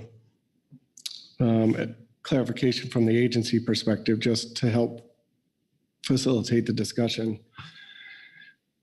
So in order to implement a hardcap decision, we require supporting documentation indicating the action is consistent with all applicable laws and regulations, as you know, NEPA, MSA, Regulatory Flexibility Act, EO 12866, which is what the RIR, or Regulatory Impact Review Analysis, is supporting. And we acknowledge there is an initial public review draft of that combined analysis here, but it is at least NIM's current determination that we're not in a position to say that a final preferred action alternative at this meeting would be consistent with all of those federal requirements. This is in part because the schedule to produce a quantitative impact analysis has been so tight, with those results only recently available, that NIM's general counsel, various aspects of the agency, I will say, have not had sufficient time to review the materials to assess their completeness or deliberate outstanding analytical needs. And without having those discussions, I wouldn't be in a position to vote yes and say that we could affirmatively approve any action alternative if the council takes final action at this meeting. I do want to step back a moment. I don't want this to be taken as a slight in any way, shape, or form to the work that was done to produce the draft document that we have. A huge thanks to Dr. Stowe, to Dr. Dahl, to Carter Harmon, and all of those that spent a significant amount of time to get the impact analysis that we do have before us completed for this meeting. So please don't take what I'm saying as any way as a slight towards the significant amount of work that went into that. However, what those supporting analyses tell us with respect to being able to discern whether impacts to small entities in the fishery are significantly adverse, and or whether they are justified with respect to the conservation benefits of the action, this is something I think the council might want to give more time and attention on. And that's in particular speaking of the supporting documentation needed for the regulatory impact review and the regulatory flexibility analysis. So should the council choose to take final action at this meeting, I just want to be clear what that would mean. That would effectively mean you would be leaving NMFS to make those determinations. And given the history with this action, that you've heard some lessons on here, we will not be quick to make these and issue any proposed regulations until we have that supporting documentation completed and most likely vetted back through this council. So it's very possible we would have to come back to you anyway with questions before we could approve or complete those. So I think for those reasons, as well as those that Merrick outlined with which we agree, I would recommend the council consider not choosing an FPA at this meeting. But I would note, just like Merrick said, a selection of a PPA is possible, and it might help us further complete these analyses.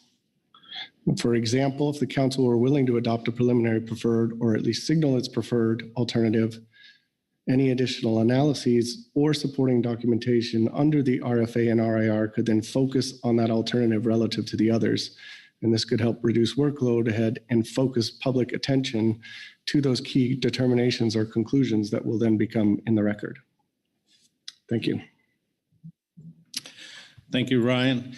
So before we get into discussion, I want to make sure, ask if there are any questions regarding the statements by Executive Director Burden or Mr. Wolf. John, prior to that, I'd like a break to have sidebar with my staff and some other folks. All right. How much time would you need? 5-minute break. We'll come back here at 2:40.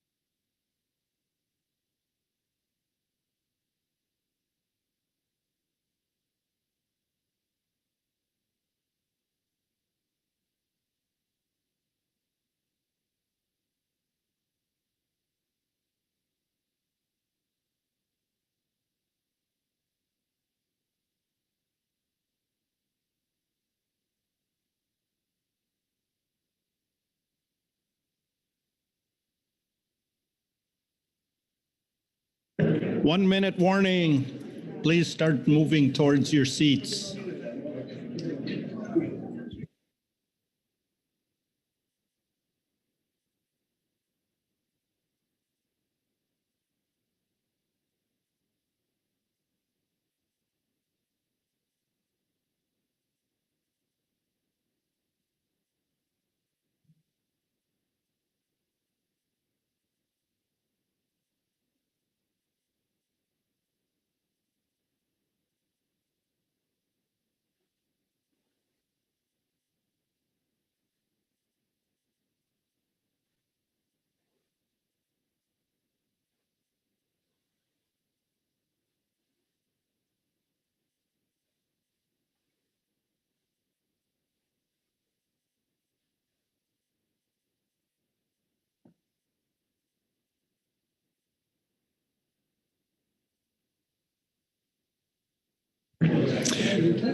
Right, please take your seats. Let's get back to session here now. And before we get into council discussion, Mr. Wolf would like to make another statement. Please, Ryan. Yeah, thanks. It's just a brief clarification as I had some questions in the margins. When I mentioned that NMFS recommended that the council might consider not choosing FPA as it relates to, in particular, the RIR and RFA analyses. That is, of course, if you were to choose a final preferred alternative that is not no action, right? Because it's choosing something that's not no action that then we would have to compare to no action, right? So that's how it relates. So if the action was no action, there would not be any required additional analyses. So I hope that clarifies, but I'm happy to take questions. All right.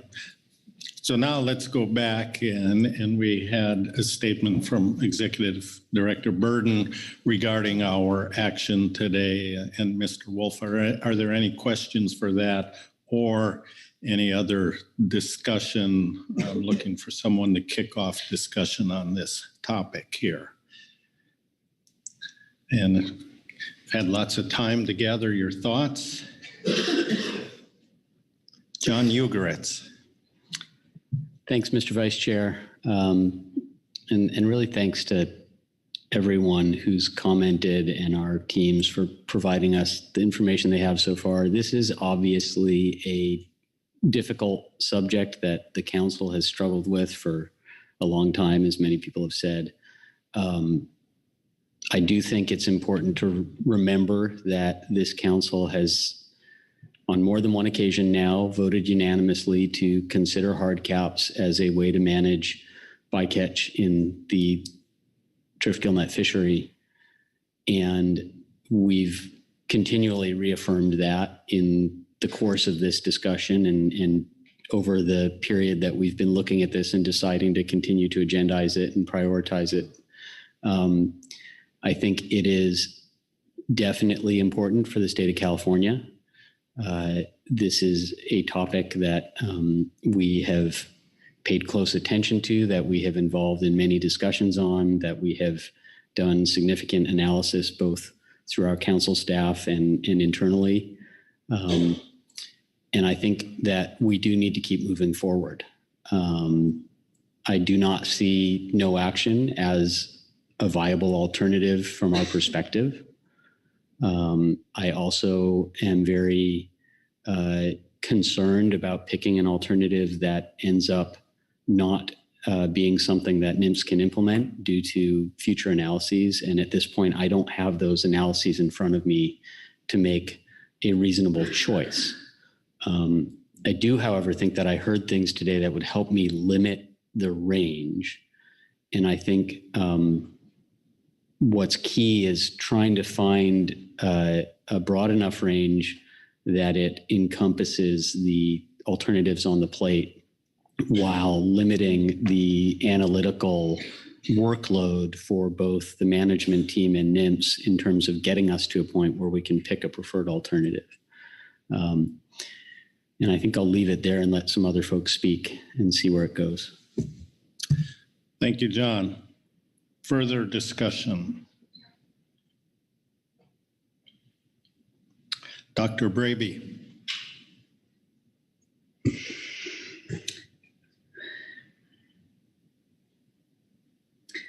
Thank you, Mr. Vice Chair. I think that I agree with John's general statement, but I wanted to maybe start with more principle-based discussion on what we're trying to do and go back to the original action again.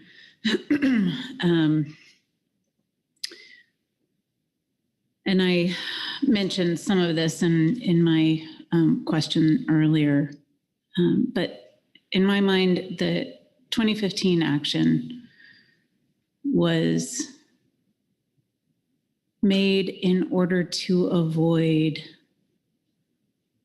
further closure, further transition, further forcing of this fishery away from being viable. It was an option. It was a way forward to improve accountability, but still provide access to U.S. swordfish at a volume level. And that decision hasn't gotten through the process, obviously, which is why we're talking about it 6 years later. But it still stands that U.S. swordfish is a better product than what we're importing. And I still firmly believe that we need to find a way to make this viable. And that is why that's why I'm here. That's why I am looking for those opportunities. But it's not to make this it's not to make this an easy path. This is going to be a difficult path no matter how we move forward. This fishery is impacting protected species. That is a problem we're dealing with in multiple fisheries. And it's one that is causing a lot of modifications across fisheries because of our management responsibilities, both to that protected suite of species as well as to the fisheries. I want to have discussions about access to the PLCA, but not before demonstrating that the path we have outside of the PLCA is the one that we feel good about. And so for me, individual accountability is very key. And I've heard comments, how can you be accountable for rare events? And it's a tough charge. I mean, that is a tall order. However, that's how we need to perform. We need to figure it out. And I have heard over and over again, and I have a lot of belief in fishermen's ability to figure out these hard problems. They've told us over and over again on different issues, let us figure it out. This is a tough one. I'm not trying to say it's not, but I think that moving forward with hard caps today is the way that I see of moving forward and providing that space to figure it out and be creative and make it work. So I do want to move forward. I don't know what the exact right path is, but am very much in favor of continuing to move forward in a reasonable pace to keep the discussion going.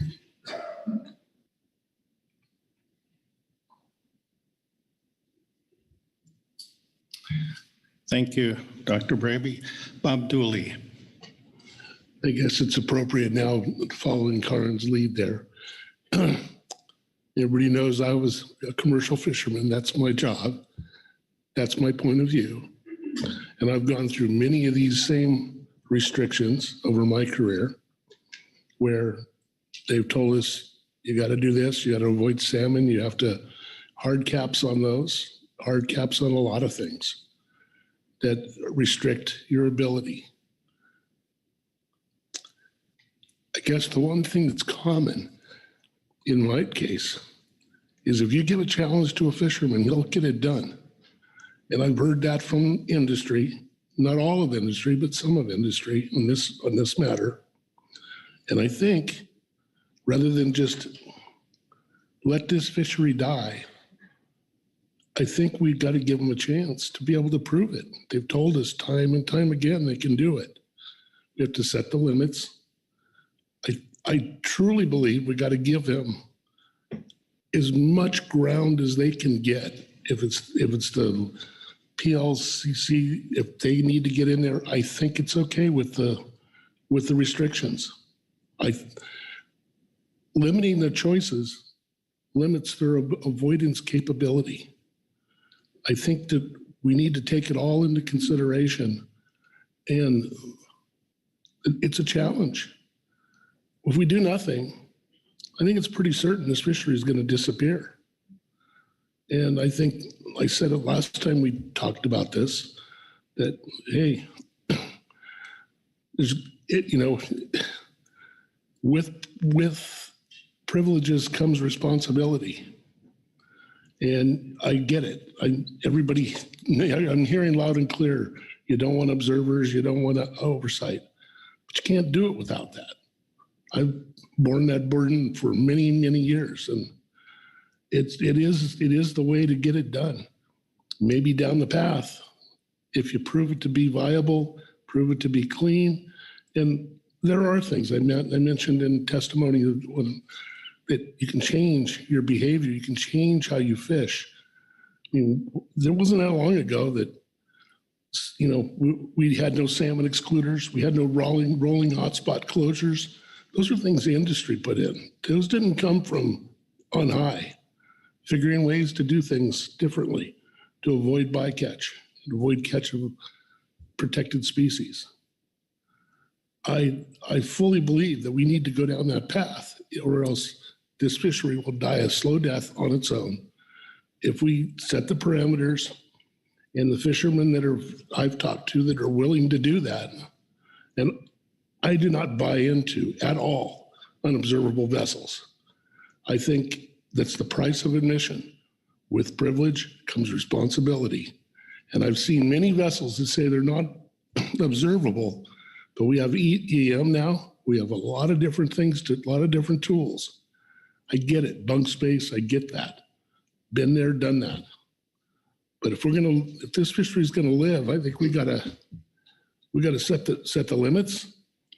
Got to set the standards that they have to adhere to, and let's prove it or not prove it, one or the other. But I know fishermen, the best way to get something done, tell them they can't do it. They'll get it done. Thank you, Bob. Phil Anderson. Yeah, thanks, Mr. Vice Chair. I remember being here in 2015 when we made this really tough decision to, we thought, implement hard caps with observer coverage. And I thought we'd been down a long road at that point.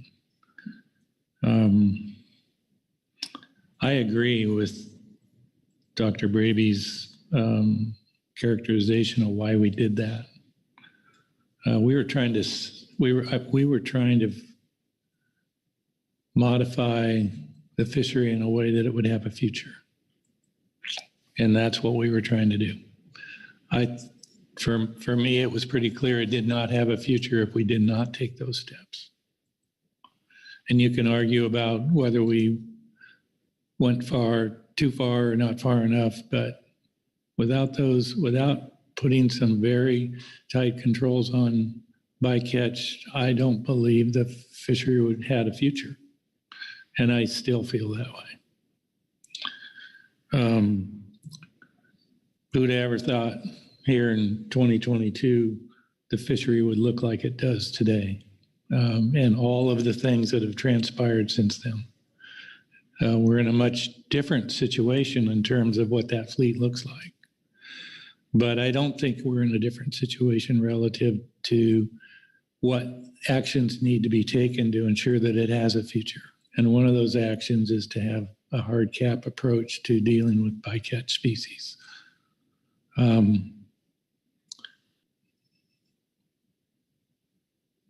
I too want us to keep moving forward.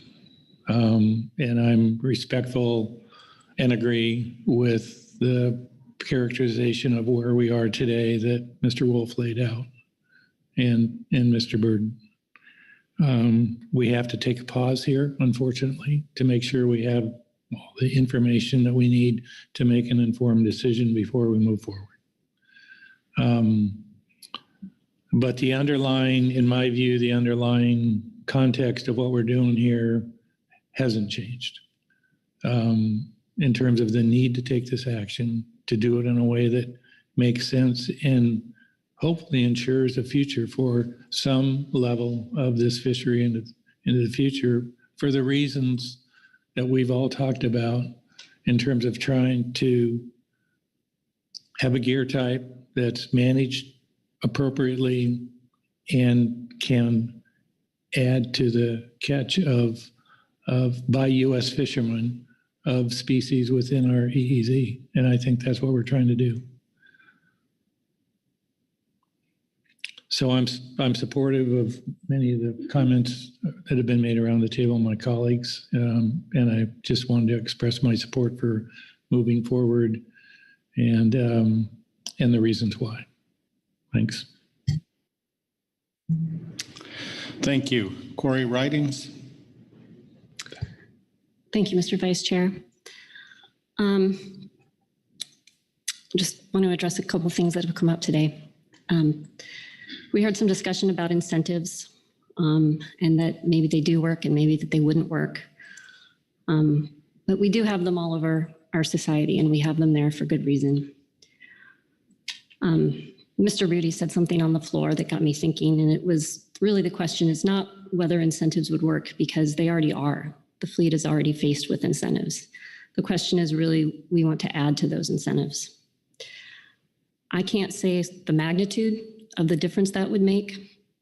I think only the individuals who are fishing know because it's specific to their expertise and experience, but there is evidence across different disciplines that incentives can work. I'd like to echo what Bob said. I think observer coverage is critical. Perhaps I'm a bit biased as a former observer, but I think that something like that could be game-changing for this fishery, that it would help keep it open, that there'd be more fishing opportunities, and there could be more opportunities within that for creativity about how the fishery could do better and even grow. I think there's also a fairness issue here, and I think Bob touched on that. We've seen it work, it can work. I'd also like to touch on some of the things that we're talking about in terms of science and policy and values, because it feels like that's very much what this discussion is about on a lot of levels. Protected species and people's jobs and their ability to fish, it's not just about what the science or the data says, even though we are heavily guided by that, but it is up to the council to make those trade-off decisions and decide what to do. We've heard from a large number of people over a large amount of time about the value of protected species to our society and our culture. And I don't want this to go unnoticed or unvalued, and that, we have good numbers and I like where they are. Also just noting that these animals, the protection of the ecosystem has value to many people above what those numbers show. I would like to see alternative 2 move forward as the PPA. I'm not sure exactly where we're at in conversation today, so I'm just going to put that out there. The council has decided this previously. I think that the fishery has changed enough since then. We've seen the development and use of buoy gear, as well as changing target species, the location of bycatch. And I think these are enough reasons to believe that, we'll wait and see what NMFS has to say about the RIR and the other various paperworks that Ryan filled us on why we should probably wait for a final.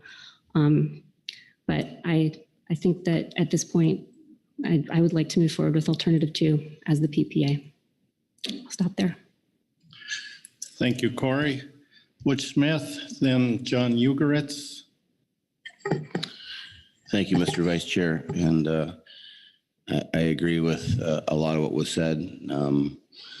I don't have the experience on this issue that Mr. Anderson and a lot of you around this table who hoe in that road. That doesn't sound like it was very fun, and it's not very fun right now when these decisions. But I appreciate everybody's comments today that testified, whether it was the NGOs or the people that want to make sure that these species, continue and thrive, and the ones that are, hurting get better and grow and get more of them. I appreciate that, and I don't think there's a fisherman in this room that doesn't appreciate that. And I don't think these guys necessarily want to get a whale in their gillnet or a turtle and do the livid best to avoid that. When I see that film that was shown earlier, the second half anyway, that's my family. That's a lot of families on the West Coast that from fishermen that fish. And so I see the two issues. The one is that comes up in my mind, as Bob pointed out, kind of make it a little plainer, I guess, is the boats that don't have observers. I believe in this fishery, and I believe that we certainly would do it cleaner and have more eyes on it than somewhere in a foreign country. I think we're light years ahead of other countries and eyes on the fisheries and monitoring and stuff. But if boats can't have observers, then this new technology, with cameras, I think is another way that in this day and age, you have to prove yourself.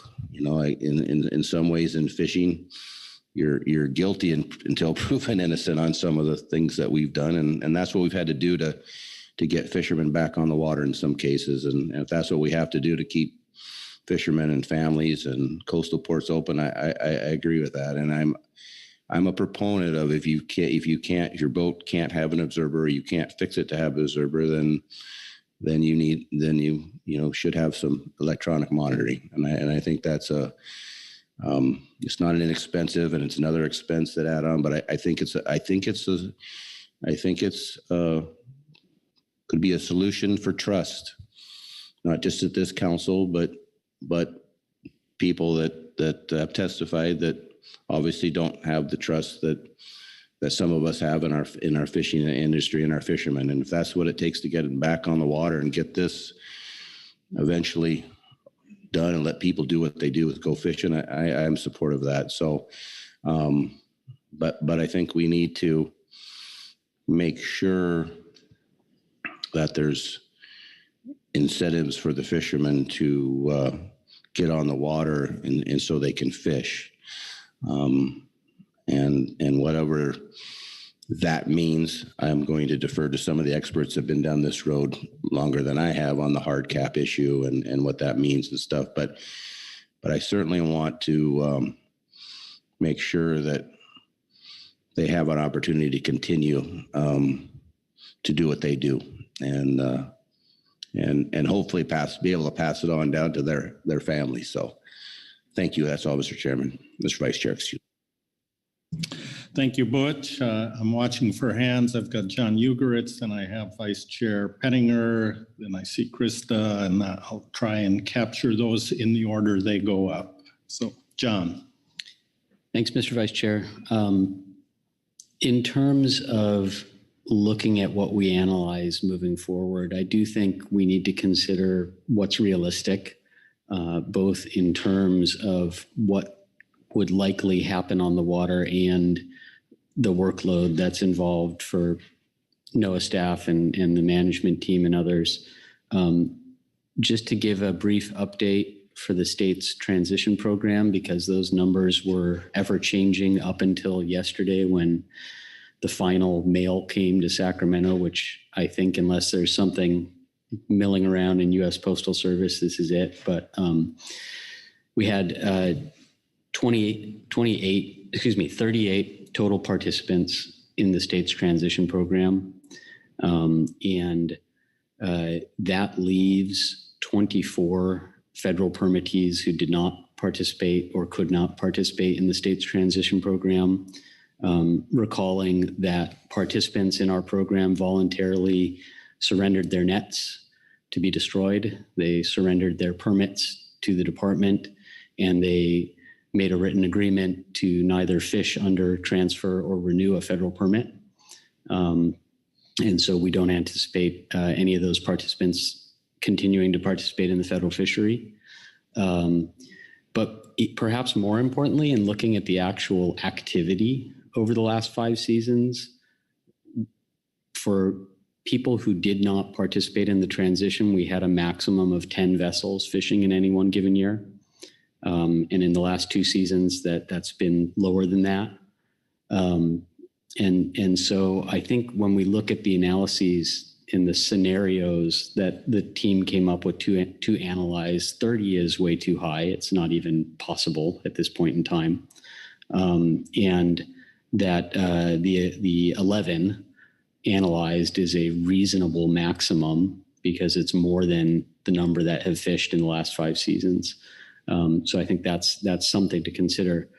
But then in looking at workload, and maybe it's a question for Ryan, but I do recognize that this council has placed a heavy workload on NOAA, and I want to understand, given that we don't have in front of us today what we had hoped to have to get to a final preferred, maybe give us a flavor of the ability that you think you and your staff have over the next few months, because I really do want to see this done, and I want to see it done in a timely way. And so I want to know what we think we can do. Thank you. Ryan, response?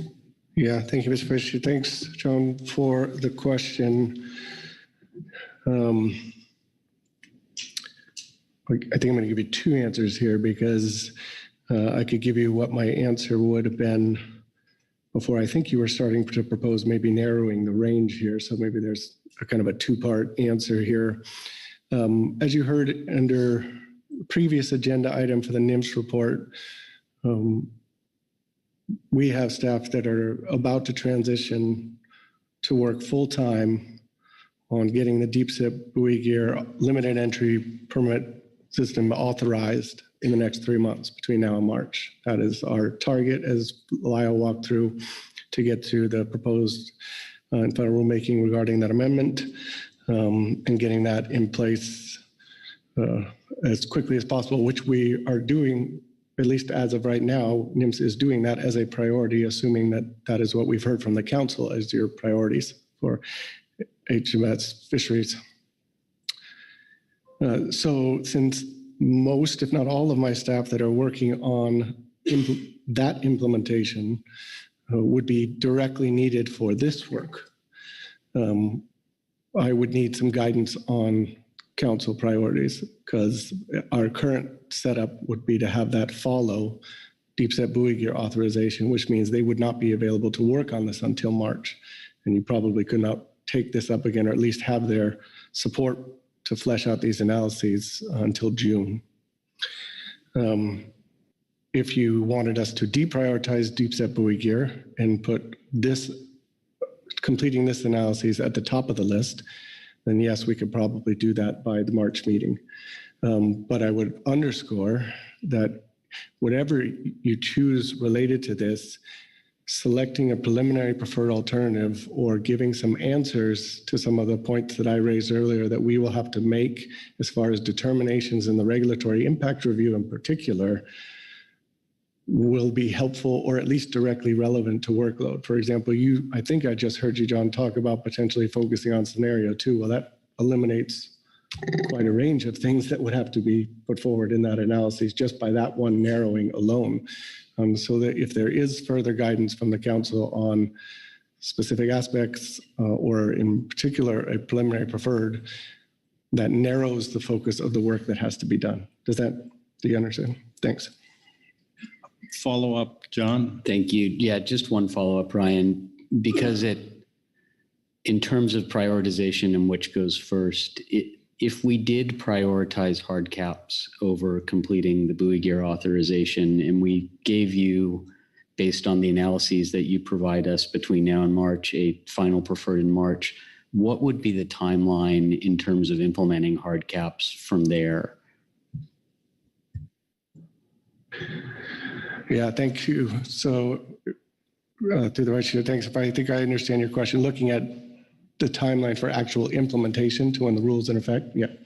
So yes, that would still require, like I said, even with this, unless you really narrow down a preliminary preferred alternative, that's still going to be an additional amount of work that we would have to do.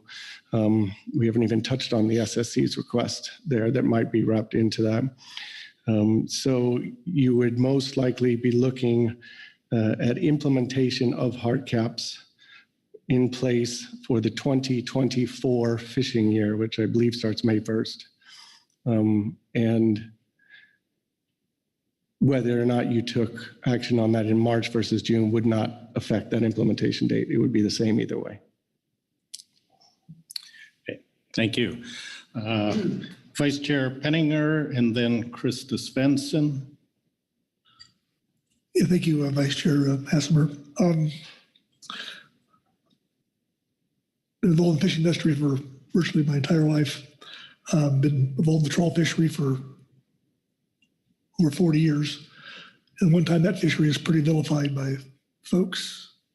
I don't know quite the extent that the DGN is, but it was, people wanted to put us out of business. As we started to rationalize the program to kind of to change how we operated, to get some accountability to how we did business. And I had a friend of mine who was in the wood products industry, and talking to him that, he says they learned a lesson that, as extractors of a public resource, you have a social contract to do what's acceptable to the public. And every once in a while, you need to rewrite that social contract. And I think right now that I would say that contract is right now, at least the public purview has been broken. And I think that the only way you can get out of that is to have some accountability and to show and verify that you're doing what you say you can do. And if that doesn't happen, I don't think you're ever going to win this battle. But it is a public resource, and we need to be cognizant of that. And there is a social contract, unspoken, but it's there. And so hearing, I really appreciate what Karen had to say as far as the, there's we're importing a lot of swordfish in this country that isn't near as well harvested as our products are. And I would like to see eating more of U.S. product instead of the imports. And I think we can get there, but I think accountability has to be a key part of that. And so I'm hoping that we get there relatively soon, because it's gone on way too long, and get this thing done. So I'll stop there. Thank you, Brad. Krista Svensson and Dr. Braby is on deck. Yeah, thank you, Mr. Vice Chair. And I am extremely appreciative of the conversation today, and particularly around the history and the intent of the hard caps in terms of having a fishery moving forward. When this resurfaced as a topic my first year, I'm going to admit I was not particularly enthusiastic. This was a hard topic the first time around. It was contentious. People may have ultimately voted unanimously to move forward with hard caps. There were a number of people that did not necessarily agree to them initially. And at that point in time, I definitely would fall in that category. And I'm not entirely convinced today that I still don't, meaning when I listen to our advisors who have recommended alternative one, I think that there is a fair amount of merit there. However, my primary concern is that we have an active fishery that is federally managed. It's really easy for us to say, hey, it's only 24 vessels or it's only 10 that are actively fishing. And I think what we miss in that picture is that this is a Category 2 fishery.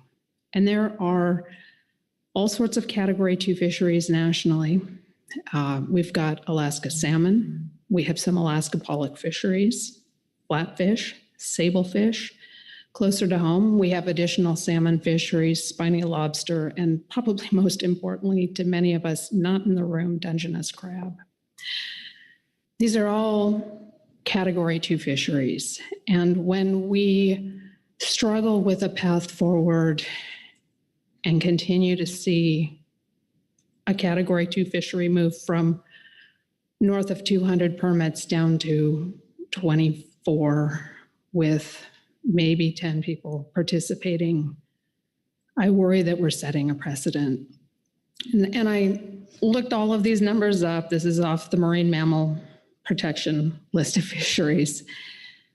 And when you think about that and extrapolate it out, they also have a list of small businesses or large businesses in many cases, and it's over 7,000 people that are potentially impacted. So I don't want us to think about, oh, it's only 24 permits. I want us to think about how do we actively manage this fishery moving forward. It's why I have been willing to continue having the hard cap conversation. It's why in talking with fishermen, I'm willing to consider and hope that they will continue to consider items like EM. I think that there are questions about that. It is one thing to say, hey, we can put cameras and gear on boats. It's another thing entirely to know we can do that at a cost that is effective for them moving forward. And if it isn't, how are we going to create accountability in a fishery so that we and the public are comfortable with that? I've spoken pretty extensively in September about the need for having large-scale fisheries. I'm not going to belabor that today because I know we're probably running long as it is, but it also lends support to why I think we need to find a path forward. And if that path forward means hard caps, I am definitely strongly willing to consider that. I will also say that I am very uncomfortable with picking alternative 2 as a PPA.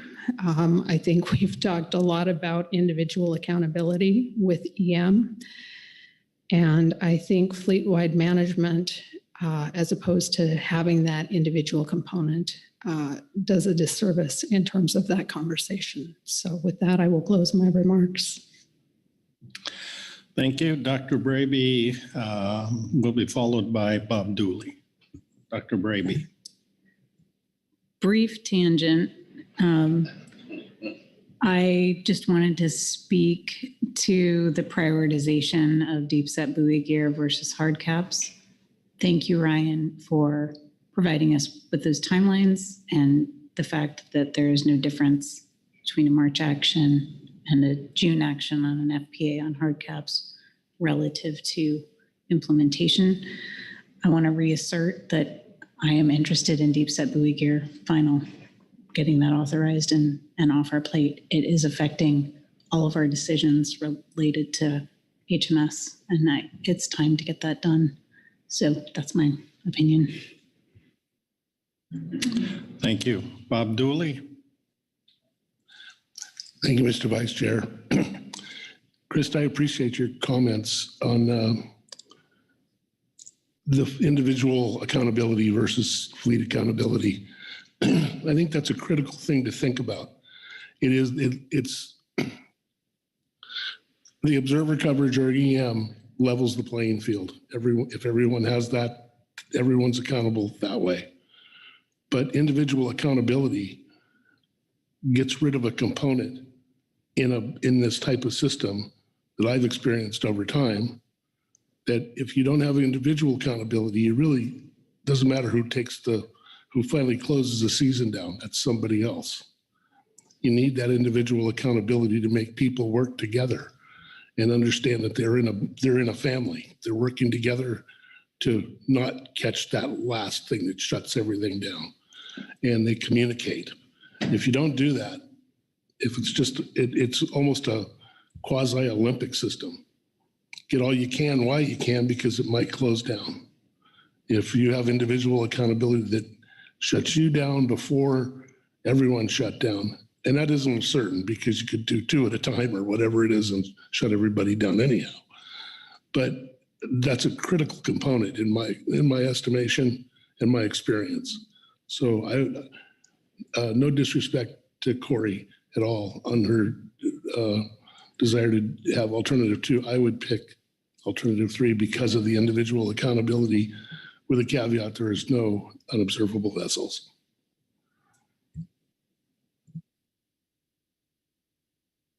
Thank you, Bob. John Ugoretz. Thanks, Bob and Karin and Krista. I think we're gelling towards some consistent thought here. I also agree that buoy gear has been and remains a priority for implementation. I think we put the effort into that. The fishermen put the effort into that quite significantly and have been waiting for it to become a real fishery, so we don't have to continue with EFP issuance for the gear that we've discussed. So yeah, I do think that remains a priority. I would really like to push towards a March decision on this as well. Noting Ryan's comments, I would hope we could keep the effort on as best we can, but understanding that might not be feasible. I do also appreciate Ryan's comments that even if we made a decision on this in June, the final implementation in terms of fishing seasons wouldn't change, and that is important as well. I also think that the 27 versions of alternatives that have to be analyzed right now, when you take into account the numbers of three different levels of numbers of vessels fishing and multiple sub options within alternative 3, I think it's asking too much. And I think I've heard enough to make some recommendations on narrowing that range, but encompassing what we've heard. So encompassing individual accountability and encompassing the alternative that this council originally requested, and encompassing an alternative that recognizes perhaps some of the difficulties in implementing an individually accountable action that we can get more input on before we make a final choice. I don't know that I'm ready to choose a preliminary preferred today, but what I'd like to do is give very clear guidance on what the team and NOAA can analyze between now and final decision, that if it looks and feels like a preliminary preferred because it helps them do the analysis, fine, but I don't want to signal to the public that we're there yet, because I don't really feel like, I certainly don't feel like I am. And I'd like to see those analyses.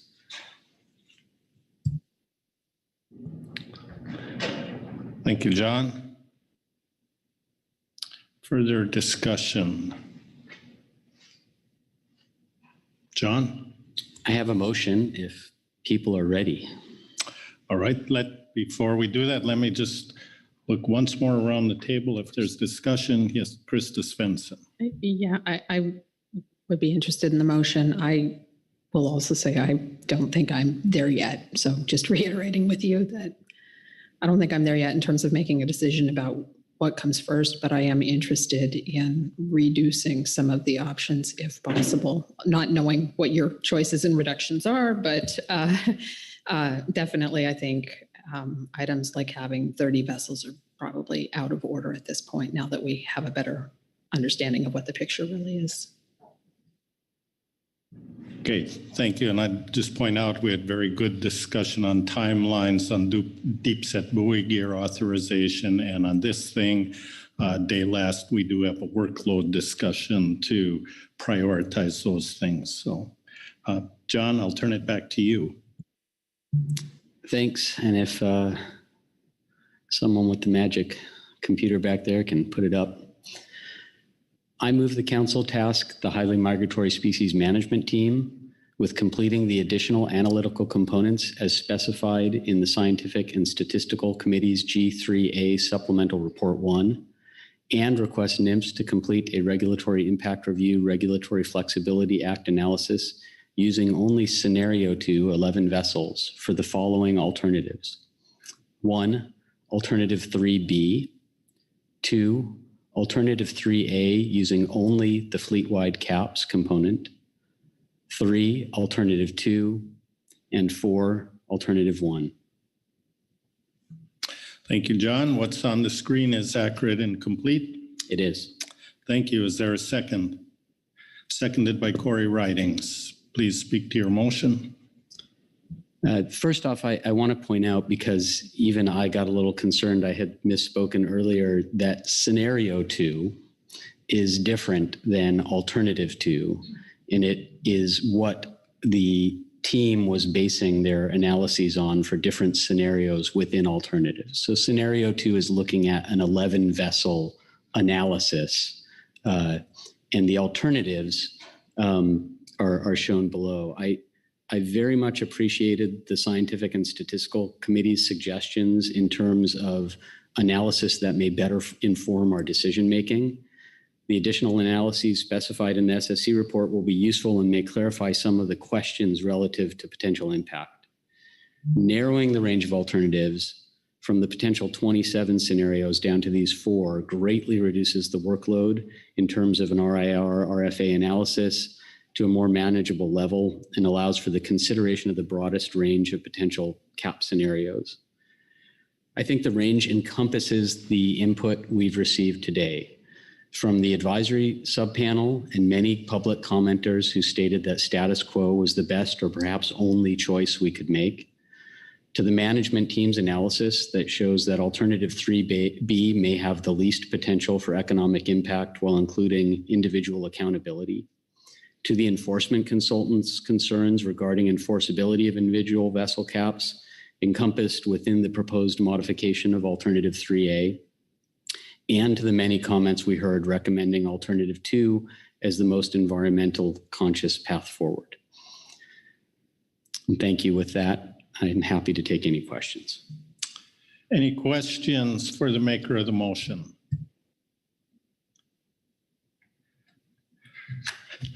Brian Wolf. Thanks, John. Just a question of why you're asking NMFS to complete the RIR RFA. Just if you have a clarifying point here. Thanks. John. My understanding is that upon decision-making in your regulatory process, you would be required to conduct that analysis. I'm concerned that if some other entity conducts that analysis, that it would not match the analysis that NMFS comes up with. But if there's an alternative way to conduct that analysis that is similar enough to the analyses you would perform that we'd be confident in it, then that could be delegated. Ryan? Yeah, thanks. I guess that was my point. I mean, of course, the agency can do it and does on a number of occasions, but just like we've seen with at least some of the draft that's out there with this, the MT and council staff are also able to take first step. But I think I understand your intent. With the clarification, I should probably make that some of those analyses aren't technically complete until the proposed and final rulemaking process is done, right? We can't go around that aspect of the process. Some of those, since you're talking about the analyses that they support the act, kind of require some of those stages to happen too. So as long as that's understood that would be part of this motion, is that correct?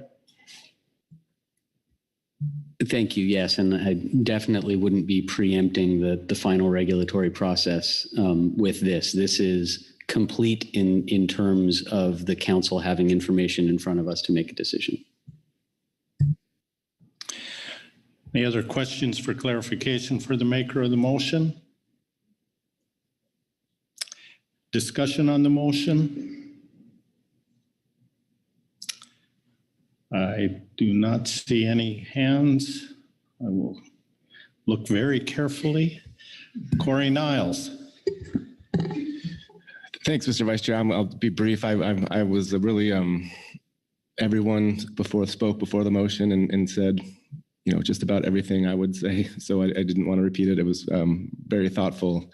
I guess I'll leave it as, I want to appreciate the approach. I think, it is narrowing it down to some options. I have a lot of thoughts about alternative 2 and how that all went down legally, but the constructive way to think about it was NMFS came back to this council asking us to think about the proportionality of the consequences of hitting a hard cap, and that's setting up to do this.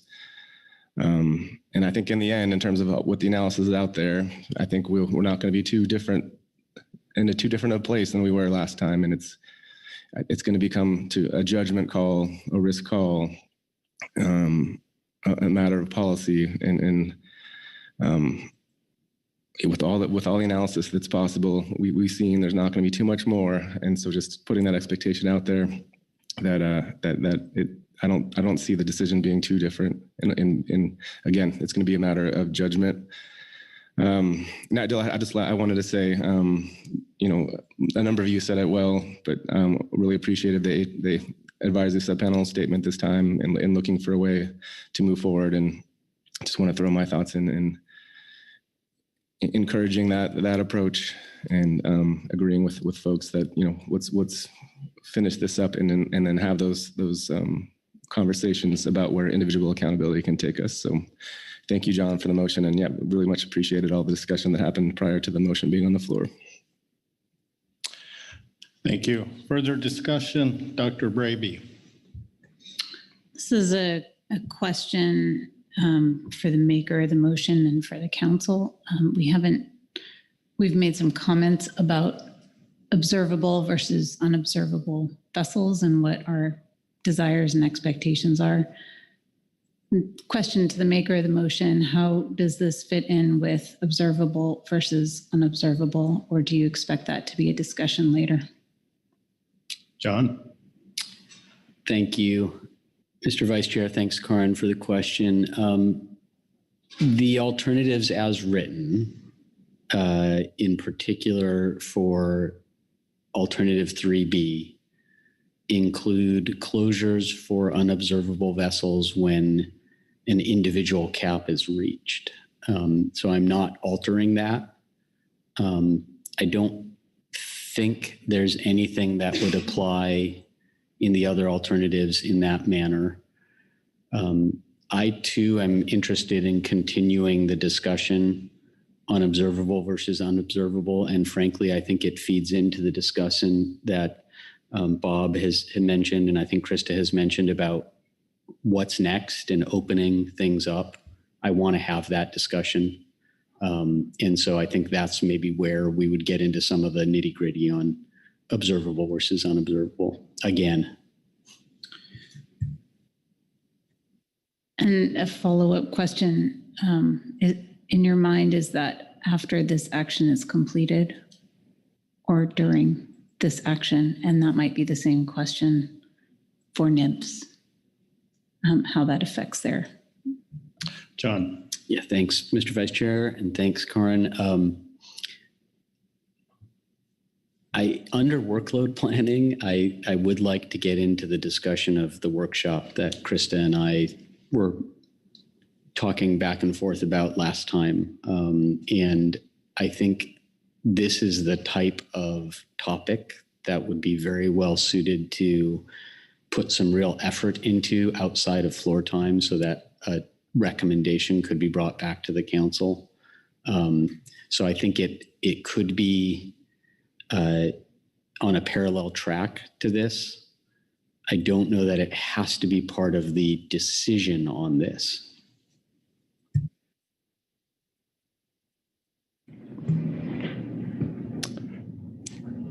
Follow-up, Ryan? Sorry, let's see if there's follow-up. I have a different issue. Okay. I think Mr. Smith had his hand up first, and then we'll come back to you, Ryan. Thank you, Mr. Vice Chair. So John, I'm sorry, I think I heard what you said, but if so I think what you said, and I don't want to put words in your mouth, but in my mind, you know, whether we had it in the motion officially, or it seemed like if industry wanted to go back and figure something out that was doable, then they could come to you at a later date and apply it to one of these options. If it opened fisheries up, made people a little bit, not open, but made people a little more confident in what was going on out there and all that good stuff. So that wouldn't preclude them from doing that in between now and March, correct? Or am I wrong? Thanks, Mr. Vice Chair, and thanks, Butch.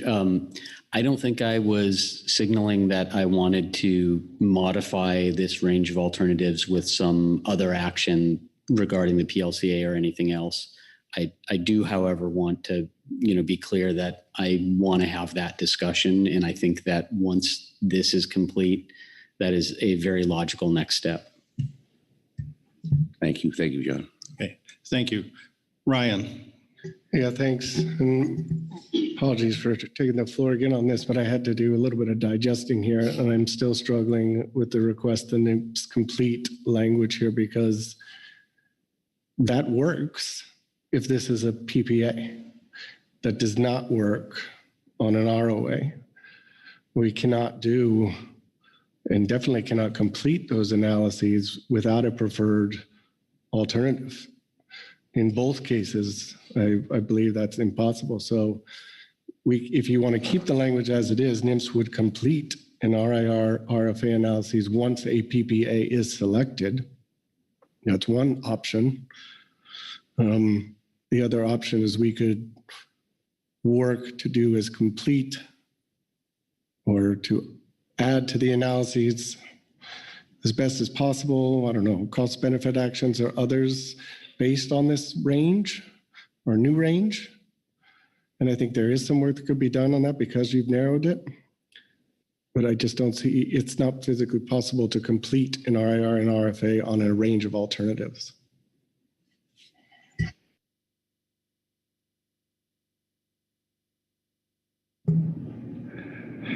Corey Niles.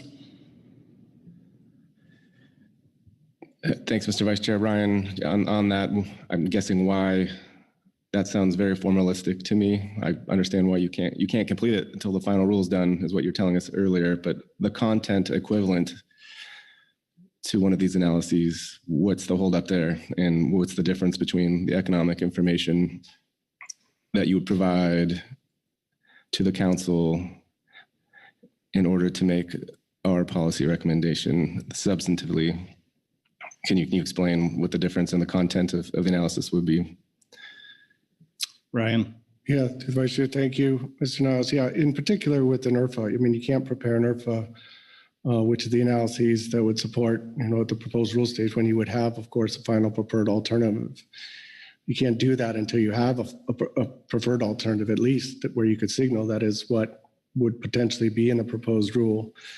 And when that is prepared, it must include a statement of the factual, policy, and legal reasons for selecting that alternative adopted and explain why each of the other significant alternatives to the rule would offset the impacts which offset the impacts on small entities were rejected. So that component, which I imagine would be relevant to this discussion, can't be complete unless we have a preferred alternative. So you're correct, there is some work that can be done, but I just want to be clear, there are pieces of what is intended in those acts to compare the actual alternative or what's in the proposed rule as your proposed action, right, to the other alternatives that were not selected.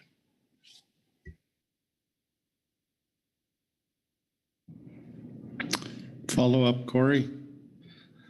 Well, I guess to try to move us along, I would ask first what your solution would be, but I thought what a lot of folks are trying to avoid here and still thinking about was that when the council made its recommendation in 2015, that last time, that was based on a set of information that then a little bit more came in under the proposed rule, comment, notice and comment, and then that changed NMFS's mind. But I think, and you all have been very good about this in most all cases, but the ideal situation is for the council to have the same set of information when it makes its recommendation, which, with the exception of what comes in proposed between pros and final rule, that's obviously a procedural thing that's tough to deal with. But the ideal is to have the same information on how to select a preferred alternative from the council level. So I'm not understanding what you're saying, because in a choice between these alternatives in the end would be based on those same economic considerations in large part, and how they relate to National Standard 7 is what Dr. Dahl was showing us earlier. I think you got to bring National Standard 9 into that too. So yeah, what is your proposed solution there? And I'm still not understanding why you wouldn't want to provide the same level of economic information to the council when it makes its preferred option. Ryan, your response? Yeah, thanks, Corey. I take your point, right? I'm not trying to avoid the council having economic information. I'm trying to be clear that there are certain determinations we have to make when we complete those analyses that we usually rely on the council to give us their final preferred. So without signaling which one of these is your preferred, you're going to have us essentially make those draft determinations and put them in front of you. We could do that. I wanted to be clear and on the record that it wouldn't be a complete analysis for the reason that no PPA has been selected or FPA. So it's a little bit unusual in the state of order, but that said, I understand what you're asking for. But that's a lot of work when you're doing it across a range of alternatives, even a more narrowed one in comparison to just analyzing the preliminary preferred as it compares to other actions in regards to the specific analyses under these acts. So that's my response to you. I would also note that the way this is worded has us completing it instead of the HMS-MT, which directly competes with the comments to have us prioritize buoy, or at least, in my opinion, completely eliminates March from possible contention here. As we just said, those folks will be working until March on this. So we would not be able to even start work on any of this analysis until after March. Thanks. John Ugoretz. Thanks, Mr. Vice Chair. So Ryan, maybe I'm confused, but I'm not aware that the HMS-MT has ever completed an RFA-RAR analysis, and nor do I know that other than the NMFS staff on the team have the ability to do that. So that's why I put NMFS there. Maybe council staff has that understanding and ability. I don't know. But if this range included a preferred, are you saying that you could conduct the analysis? That's where I'm just getting lost. Ryan. Yeah, thanks, Sean. Yes, I mean, we could work on it if you had a preliminary preferred. When I said MT, I guess maybe I should specify council staff do have the ability to do that. They're the lead in the ROA, as Merrick pointed out, for the analyses to put forward to the council. And NMFS and council staff are on the MT, so we could both contribute there. Corey was asking me for a proposed solution. I was trying to tie it into some of your earlier language above as an alternative. And you've definitely narrowed the range so that lowers the workload. But again, there are certain components of those that require us to do analyses on a preferred alternative versus others. So we wouldn't be able to do those at an ROA stage, that's all. So I think where we are, NIMS has identified maybe some problematic language in there. And so I don't know if there's anyone has a solution. I see Dr. Braby's hand is up. I'd like to offer an amendment to the motion. Please go ahead. I move that the council strike language, quote, request NIMS from the original motion.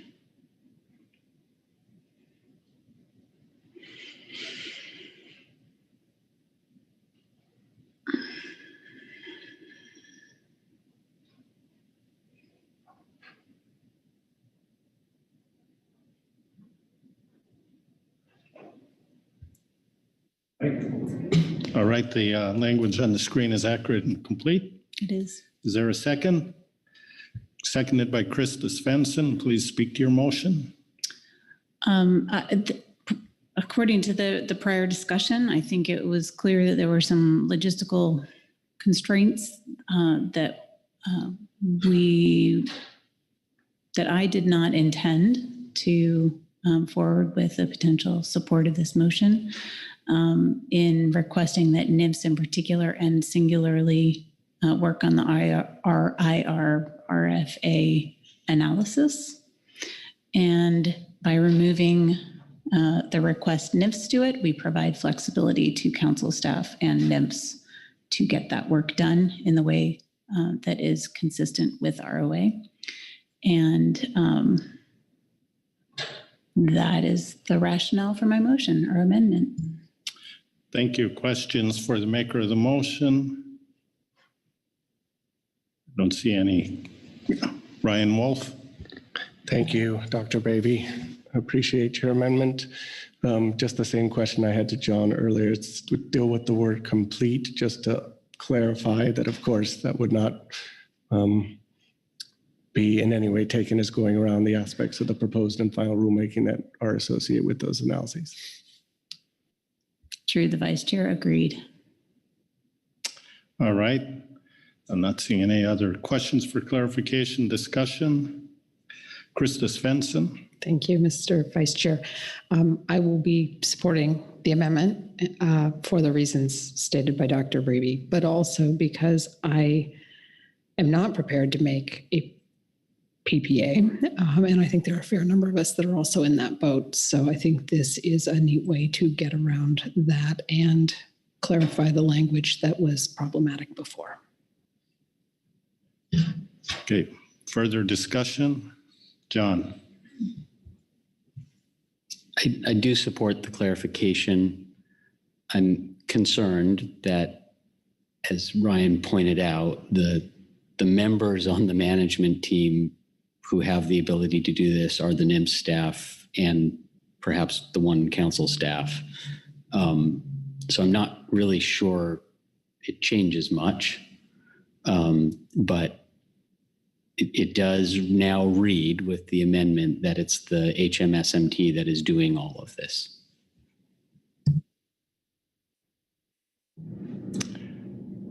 Further discussion? I do not see any hands, so I will call for the question on the amendment. All those in favor signify by saying aye. Aye. Aye. Opposed? Abstentions?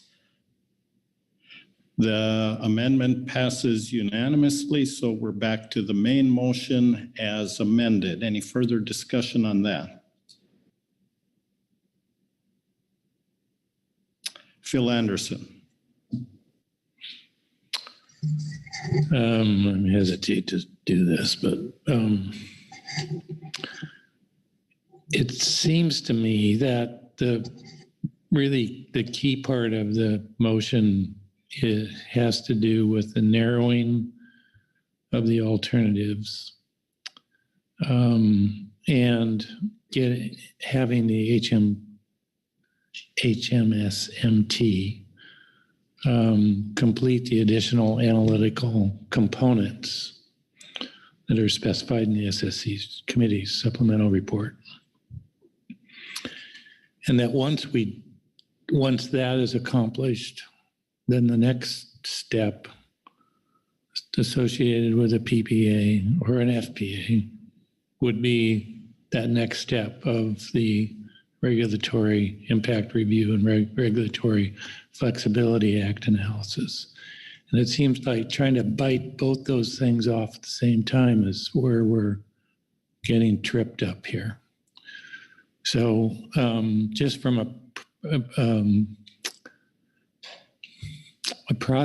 both a process perspective and a workload management perspective, if we were to take the first step, narrow, have the HMSMT do that analytical piece that's associated with the SSC's report, then come back, and at that point in time, we could make the subsequent decision moving forward with the rest of it.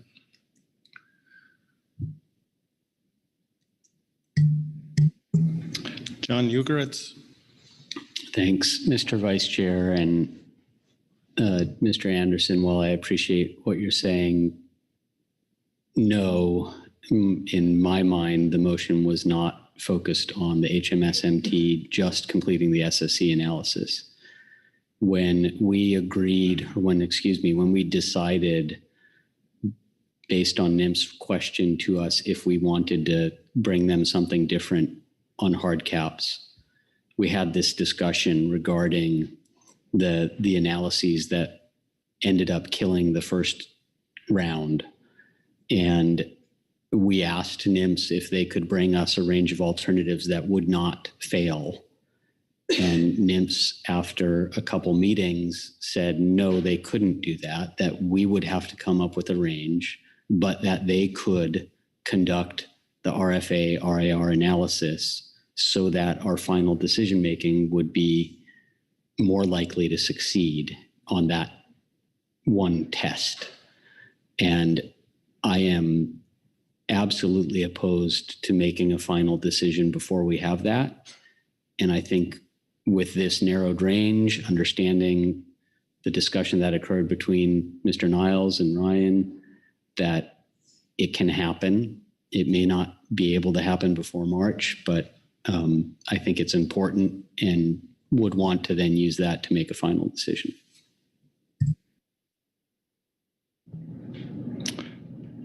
Thank you. Dr. Braby. Thank you. Thank you, Mr. Vice Chair. Question for Ryan. I hope you were listening to John's statement, because my question to you is, do you agree that that path is one that NMFS can work with? Thank you, Dr. Berry. By that path, you mean what John referred to in the motion? As he just laid out now in his path forward. Not separating out the RI or blah, blah, blah, RFA. I mean, I think with the clarifications that just was on the record for the various amendments that just preceded this, and the understanding of the processes, and part of the RIR RFA process, right, is to signal a preliminary preferred or a preferred alternative as part of the public comment process. So, but that said, we've had a lot of discussion about this. There is the work that is tasked here. I think we could support having that done jointly over the time frame. It is that time frame we'll have to continue to discuss, and whether that's here or in workload planning for how long it actually takes to do both of these combined. But that's not an objection to the pathway, just noting there is time implications associated with both of these at the same time, the way it's proposed on a range of alternatives. Does that answer your question? Dr. Braby? It does. I have a follow-up question, which is, what is the latest council meeting where there could be a final action, final preferred alternative, where that could get in place in the same regulatory season? You had me until the last point. Sorry, to the Vice Chair, Dr. Brady. It won't be in place for the same season, right? But I would say whether you took final action now or all the way up until September of 2023, either way, based on what is still needed, and assuming you spent the time between that and the other end of that window to complete what is on the screen, anywhere in that range would be implemented by the 2024 fishing year. Thank you. Further discussion, Corey Niles.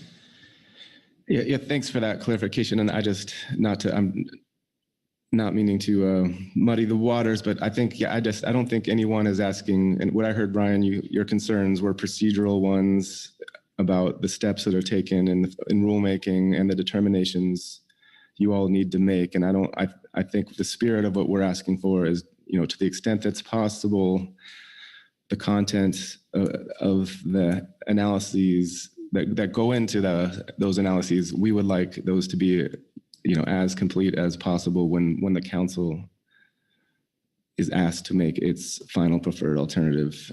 And okay, thanks. And see a head nod, no response necessary. Further discussion on the item.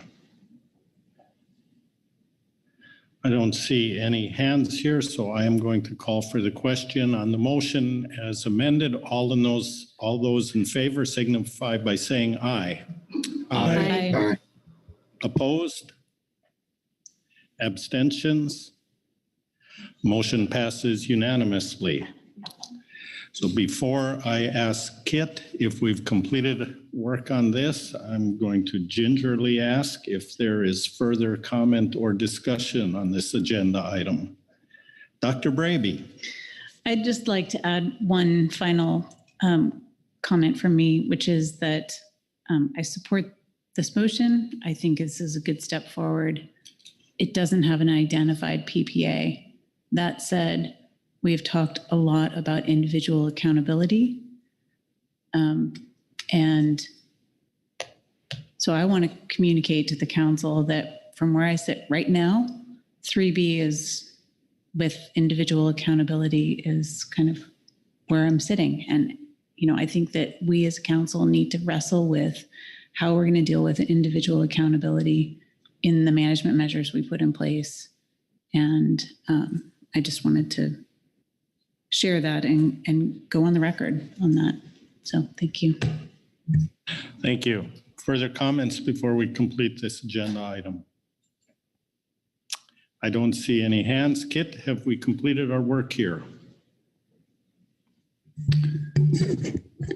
I think you have. I certainly would dare not to say no at this point. You had a very extensive discussion around the importance of accountability and transparency. It sounds like that probably will generate some additional council discussion and action somewhere down the road outside of this specific action. You've also narrowed the range of alternatives and also the sort of framework there in terms of what level of fishery participation to analyze, so that substantially simplifies the analysis. And you've identified some tasks for the HMSMT to complete, including analyses that would help the council understand the implications related to those other statutory mandates, the RIR and RFA standards, recognizing, as Mr. Wolf pointed out, that a final determination there has to occur during rulemaking, and thus after the council takes final action to identify a preferred alternative. I think you have some more discussion about sort of the timeline here that you'll take up on Tuesday, and when it would be feasible for this to come back, presumably for final action next year. So with all of that, I think we have our work cut out for us, and we'll proceed accordingly and plan to whatever deadline you identify when you do agenda planning in a couple days. All right, thank you. Then hearing that our work is complete and looking very quickly and not seeing any further hands, I will gladly turn the gavel back to our chair and close this agenda item. Thank you. Thanks, Council, for the hard work. Poor Vice Chair Pettinger has been sitting here all day waiting for the gavel, and here's your moment. Okay. Well, we've been at it for about an hour and 25 minutes. So would you rather just maybe take a short break and do as far as we can and to finish the day, or do you want to just jump into H4, just pull the council? Move forward or break? Break. Okay. Short break. 10 minutes.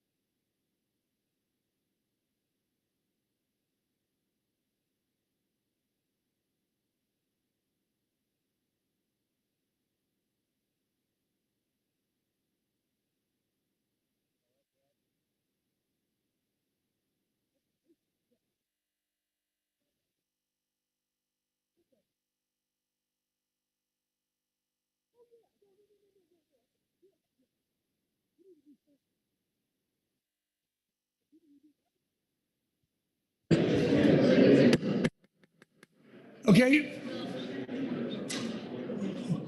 We're running late, so let's get to our seats, please.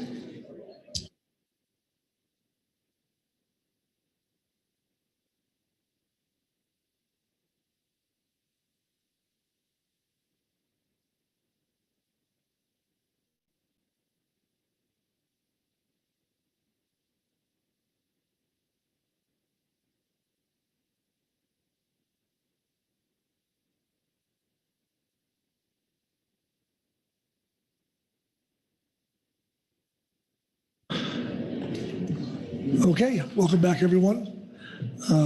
We have one more item under HMS. And so with that, turn to Kit to kick us off on G4. Kit? Okay, thank you, Mr. Vice Chair. This is the biennial harvest specifications and management measures. Its label is preliminary action. You maybe part of your discussion, it may be that you can conclude this process at this meeting. But in any case, the HMS FMP lays out a biennial process for the council input on identifying key management reference points for HMS stocks. And related to this process, Section 4.6 in the HMS FMP states that the council receives a draft SAFE document in September and a final SAFE in November. So the attachment 1 is the final SAFE report. And maybe I'll pause here to mention we do have, hopefully, a presentation lined up related to the SAFE and a new online product that we've developed to provide access to PACFIN data in a more convenient and flexible format. So anticipate that presentation a little bit. Turning back to the kind of harvest specifications aspect of this, Chapter 6 in the SAFE contains information related to status determination criteria for HMS stocks, and it lists the most recent stock assessments upon which status determinations are based.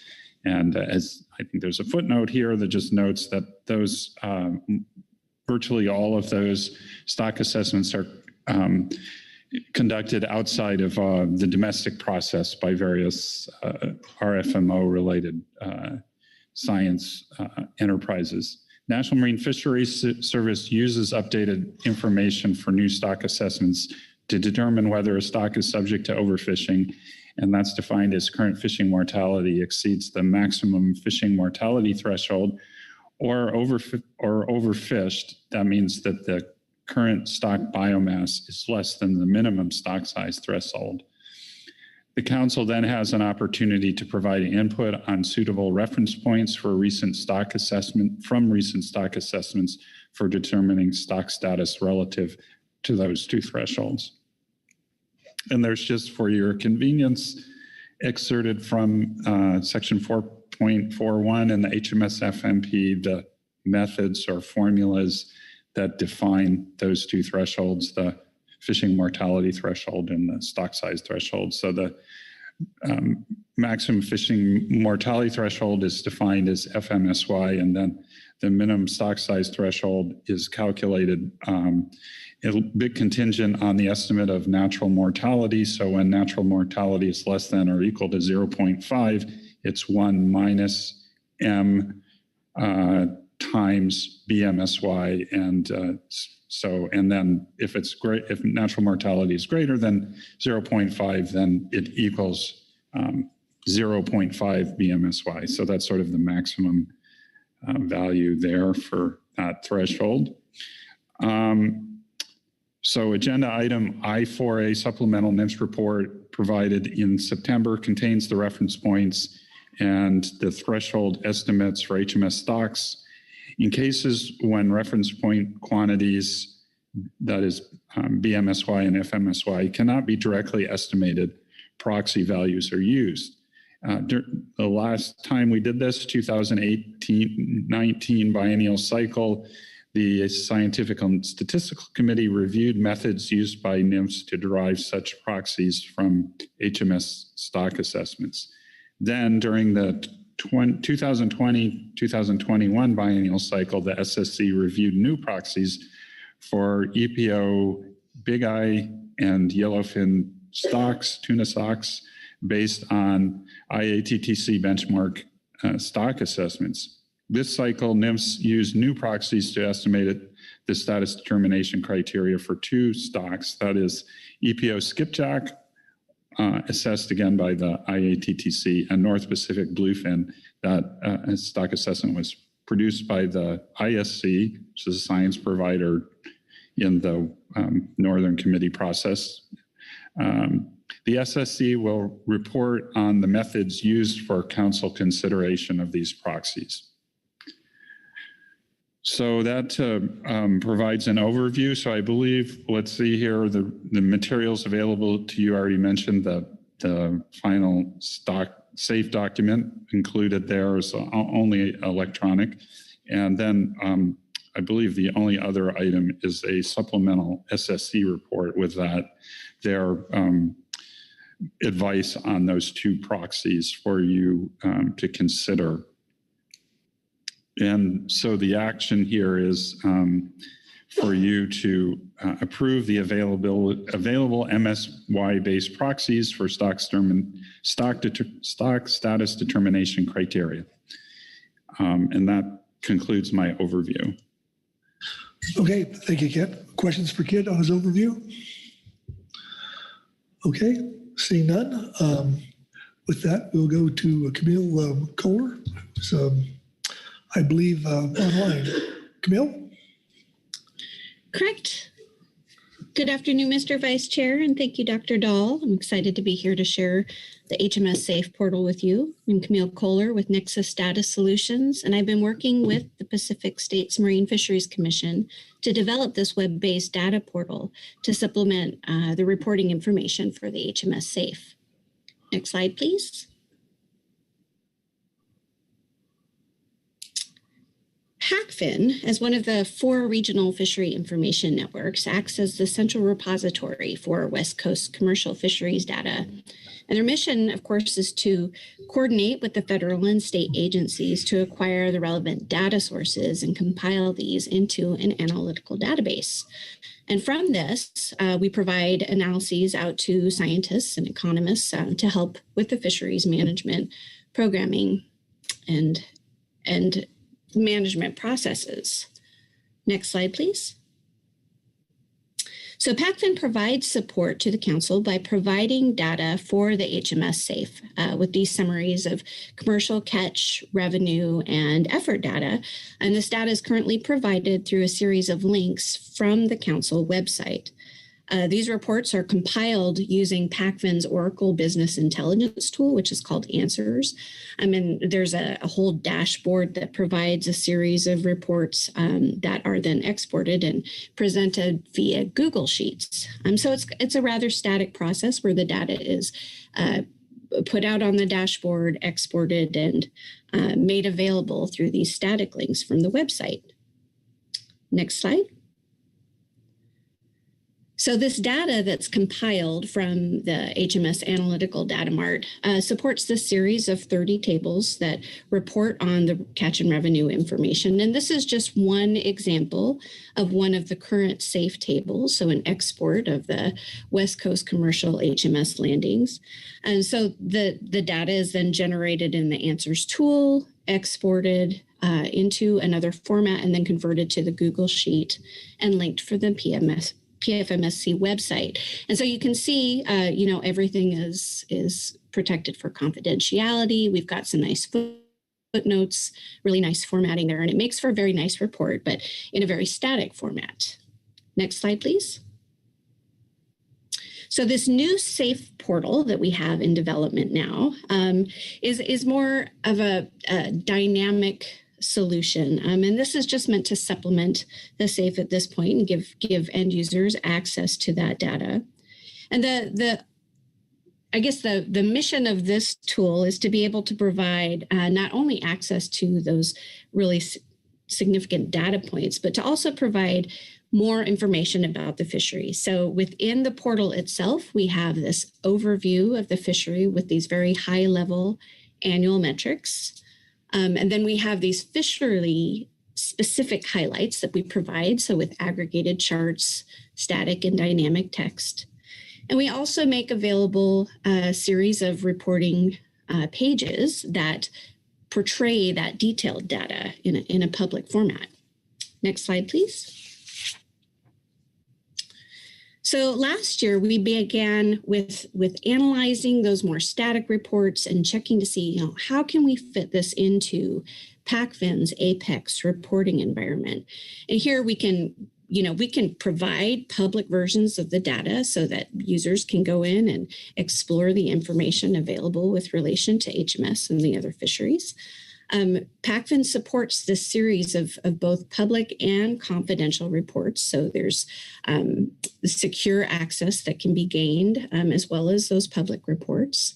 They're very dynamic. And so you can customize these reports by selecting the views or applying filters and even downloading those results to a CSV or Excel file to use in your own analyses. Next slide, please.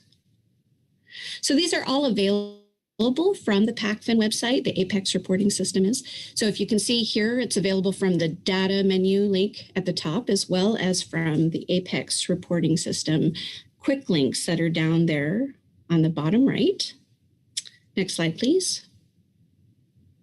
And for those who aren't familiar with the PACFIN Apex Reports dashboard, this is really a very rich reporting environment. We have a lot of data available here, specific to HMS and CPS and IFQ. There's lots of great statistics that are available from here. And as I mentioned, there's also that ability to access these public reports that have been rolled up to protect confidential information, as well as the ability to gain access to the secure or more confidential data that resides behind that. Next slide, please. So here's a look at that safe landing page. So our portal, as we call it, if you're familiar with PACFIN Apex reports, this should look kind of familiar, as the top banner really reflects the fact that this is contained within the PACFIN Apex reports container. So you can see across the top there that you do have access still to the dashboard and your login links that would have been available to you otherwise. And along with that, we kind of see at that second level of navigation there, we have the About page. That's that HMS overview and the page that we're seeing here, as well as links to the safe highlights and the available data menu. On this page, we also have some annual, very high level statistics and a description of the HMS fishery. And then from there, you have the ability to navigate either to the safe highlights page or the available data page. Next slide, please. So from the safe highlights, we have these kind of, I don't even want a secondary, it's third-ary. I don't know what third-ary is. But we've got that third level of navigation below that allows us to look at the specific HMS fisheries with static text, dynamic text that summarizes the activities over the past several years. We also have a set of dynamic charts that allow you to look at graphically at landings and revenue, as well as participant counts for vessels and dealers. I mean, each one of these fishery pages differs a little bit as the data presented is specific to the fishery itself. But I think it gives a really nice high-level view of the fishery on an annual basis. Next slide, please.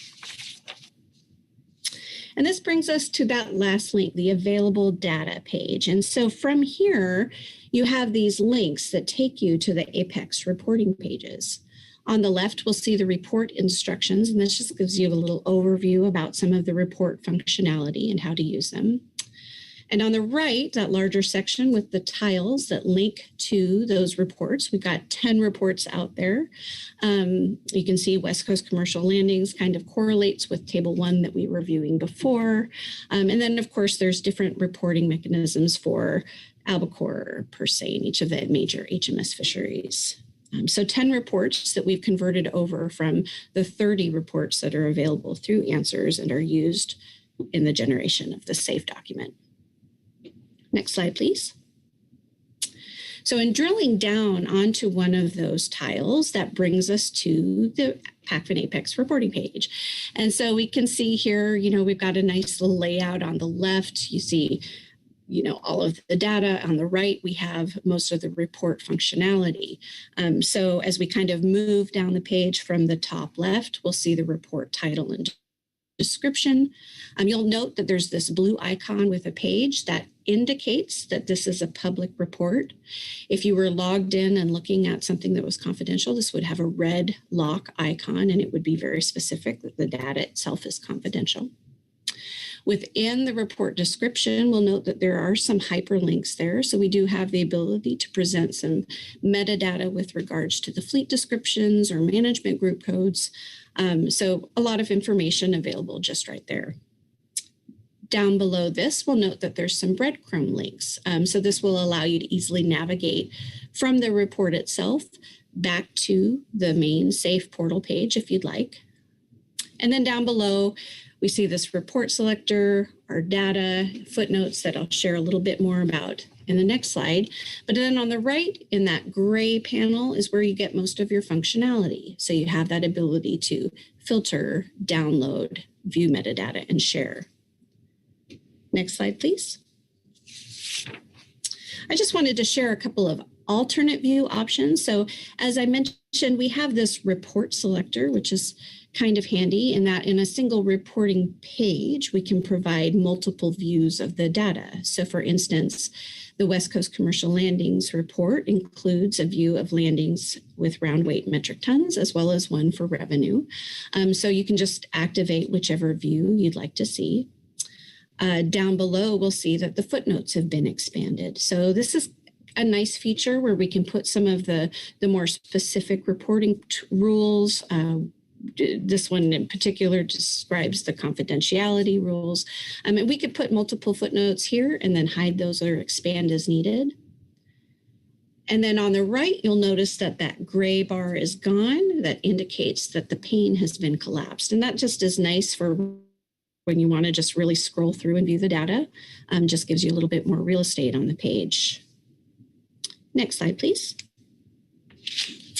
So going back to those report mechanisms, those buttons that are available at the top right, the first one on the left there is the filters button, and that will open the modal or filters window for you to interact with.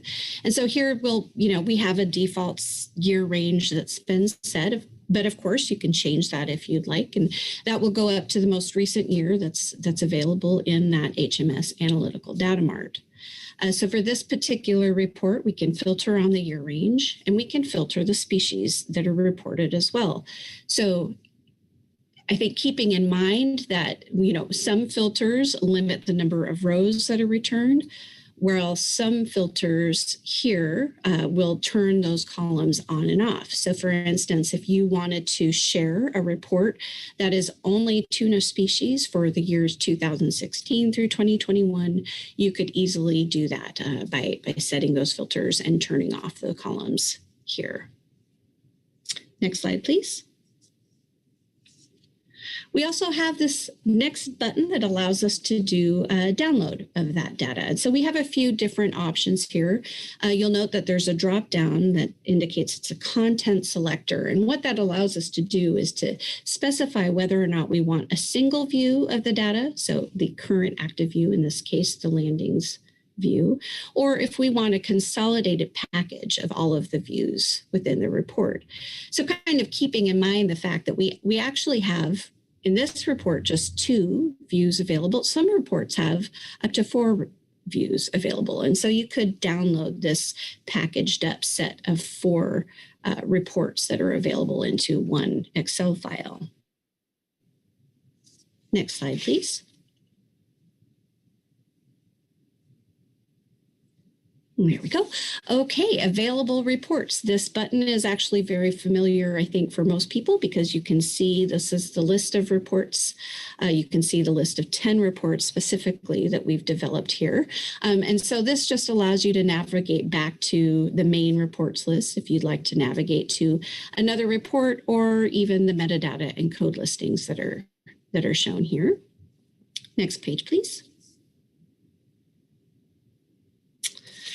Very good. Second here, we'll see another bit of metadata that's available. So we've created these metadata reports. It's a PDF document that allows us to pull in some more information about the background of that report, not just the title and description, but we can pull in the business rules, present the footnotes that are there, as well as descriptions about the sources, the columns, the logic used to produce those columns. And this report then, of course, could be saved to your system along with your export or printed out for future reference. Next slide, please. And then the last bit of functionality I want to share on this page is our shareable links. And this is a new feature that's been implemented and it's only in development right now. But as we push this out to production, this feature will become available on all of our PACFIN Apex reports. So here you have two options. The first will allow you to share a link, basically that brings you right into the default views. So for this particular report, it would bring you right to the landings report filtered for the 2011 to 2021 data for all species. However, if you wanted to customize that view, like we were saying before, let's say you wanted the revenue report for the last 5 years, including only tuna species, then you could filter that as desired, customize it to your liking, and then share that with the filters and appropriate views that you'd like your recipient to receive. So a new feature again, and this will become available in PACFIN production next month. Next slide, please. Just to wrap up the portal status, again, this is in development at this time. We're slated to finish this off at the end of the month and then start moving all of these objects over to production. The links to those reports will then become available on the dashboard, and we do believe we'll have a separate link that will take you directly to the portal page as well. Next slide, please.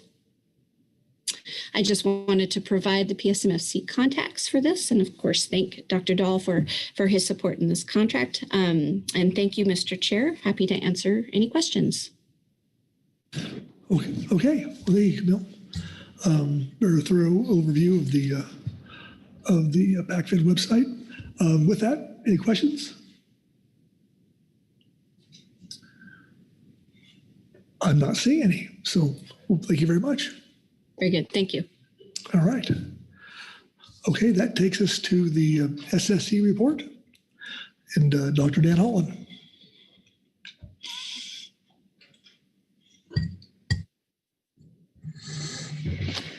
Thank you, Mr. Vice Chair.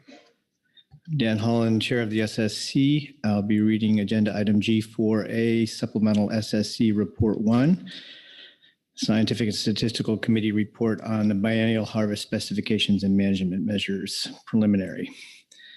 The SSC discussed the suitability of proxies proposed as status determination criteria for Eastern Pacific skipjack tuna and Northern Pacific bluefin tuna as presented in the 2021 HMS SAFE report. The September 22 NMFS supplemental report on biennial harvest specifications and management measures, and an additional document appended to this report describing the rationale for the selection of proxies prepared for the SSC by Dr. Steve Teo, Southwest Fishery Science Center, who was available for the discussion. The SSC supports the choice of the maximum sustainable yield MSY proxy of 30% of unfished spawning biomass recommended for skipjack tuna. This value was developed from the Big Eye and Yellowfin assessments, from which relative BMSY could be calculated directly, and the rationale provided is appropriate. However, skipjack is an important prey species for other tunas in the Eastern Pacific, and it might also be reasonable to consider a more precautionary reference point to account for this trophic role. For bluefin tuna, the SSC agrees that the new rebuilding target should be at least 20% of unfished spawning biomass and supports using this value for management in the biennial cycle. Although this proxy value is consistent with the BMSY value extracted from the assessment model output, the SSC has reservations about adopting this BMSY proxy for future cycles without further investigation.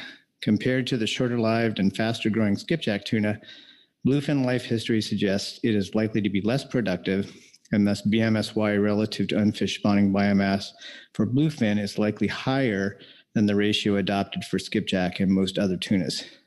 The BMSY from the bluefin assessment is based on the optimistic assumption that recruitment is independent of spawning biomass. Future analyses should explore the sensitivity of the target to the assumed steepness value in the assessment along the lines of previous work completed for big eye yellowfin tunas in the big eye and yellowfin tunas in the Eastern Tropical Pacific. The management strategy evaluation being undertaken by the Pacific Bluefin Working Group will include evaluation of alternative reference points, which will also help inform the choice of an updated rebuilding target in future management cycles. That concludes the SSC report. I'd be happy to take any questions. Fantastic, thank you. Questions on the SSC report?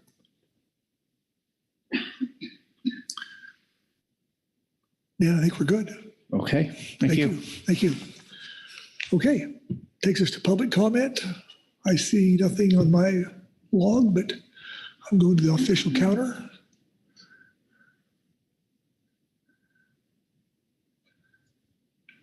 And okay, no public comment. That takes us to council action. Council, open the floor for discussion.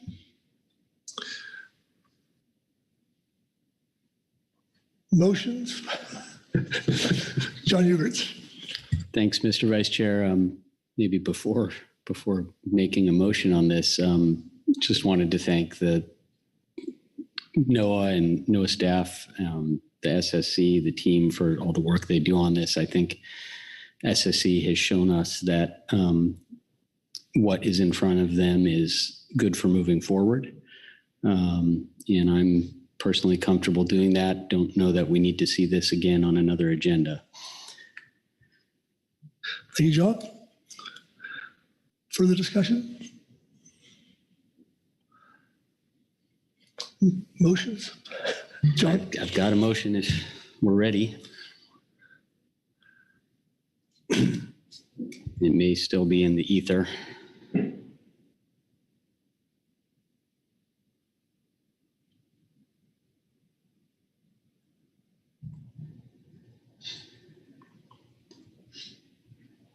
No, all right, I'll read it. It's unfortunately technical, but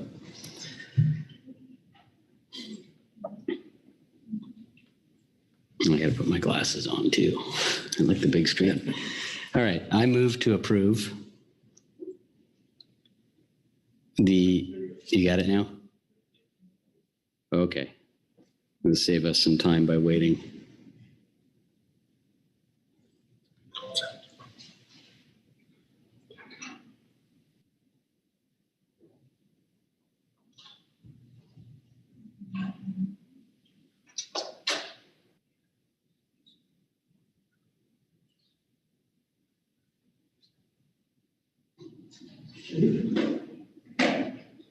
There we go.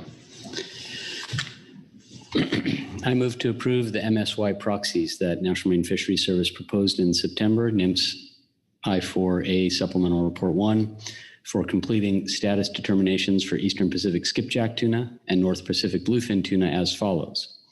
For North Pacific bluefin tuna, 1 SPR 20% for FMSY and 20% SSBO for BMSY. For skipjack tuna, 30% SSBO for BMSY and FB target for FMSY, where B target is equal to 30% SSBO.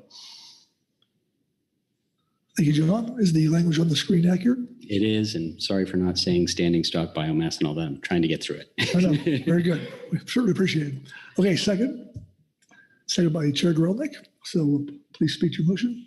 Thank you. I think, as I said, the SSC has reviewed these numbers. They think they're adequate for moving forward. I don't feel like we need additional council floor time at another meeting to discuss them.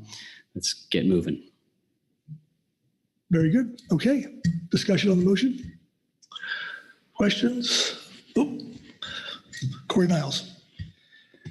Yeah, thanks, Mr. Vice Chair. Thanks, John. I'm supportive of the motion. Just as the SEC said, most of these discussions will happen in the RFMOs, and they offered some interesting information to me in there. And I'm supportive of the motion, knowing that the staff that supports those RFMOs are excellent and will bring it forward. But I'm thinking of the optimistic assumption about the steepness of one for bluefin and the ecological trophic value of skipjack. So just wanted to heard those, and I do hope that those thoughts will, go to the folks who represent us in the proper forums.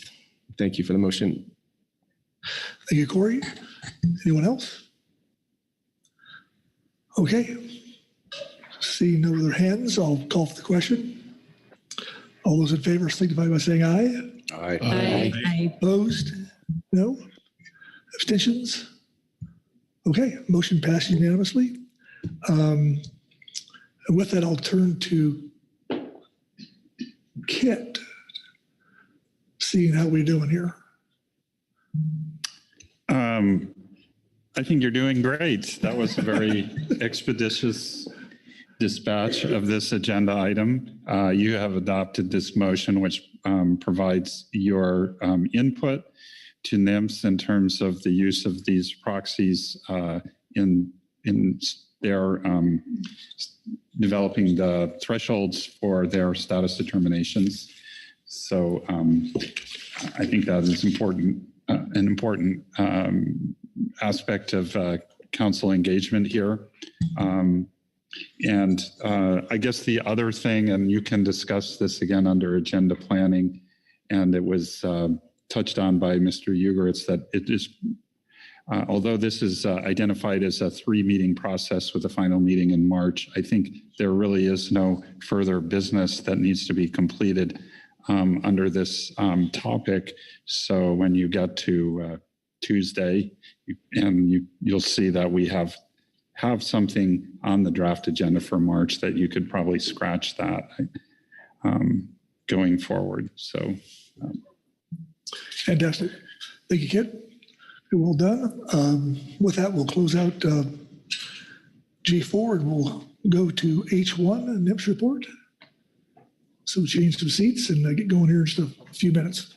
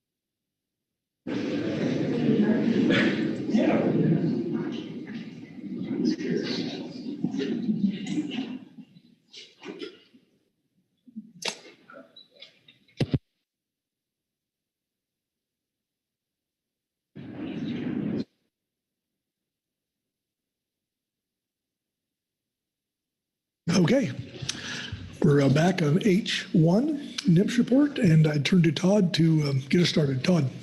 Yes, thank you, Mr. Vice Chair. Good afternoon, Council. This is, as the Vice Chair noted, H1, which is the National Marine Fisheries Service Report. So like usual, under this particular agenda item, the region is here to update the council on current rulemakings and other issues of interest for the council. The Science Center is also here, and they're going to be providing some groundfish related science and research news. Most in particular that I would draw your attention to is the observed and estimated bycatch of salmon in U.S. West Coast fisheries report. Those are that is found in H1B, NMFS report 1 and 2. The second report 2 is the Excel file, which holds all that really interesting data. Looking forward into the reference materials, you have a total of 4 items. The first, of course, is are from the region, which is the rulemaking information, as well as some workload information. And then you have a gear marking flyer for the upcoming gear marking workshop that's going to be held later this month. Also, as I mentioned with the Northwest Fisheries Science, you have the reports regarding salmon, and you do have a presentation, which will be given a little bit later. Your action, as usual, is council discussion and guidance as appropriate. And Mr. Vice Chair, I'm happy to answer any questions. Otherwise, I was just moving right to Mr. Ryan here.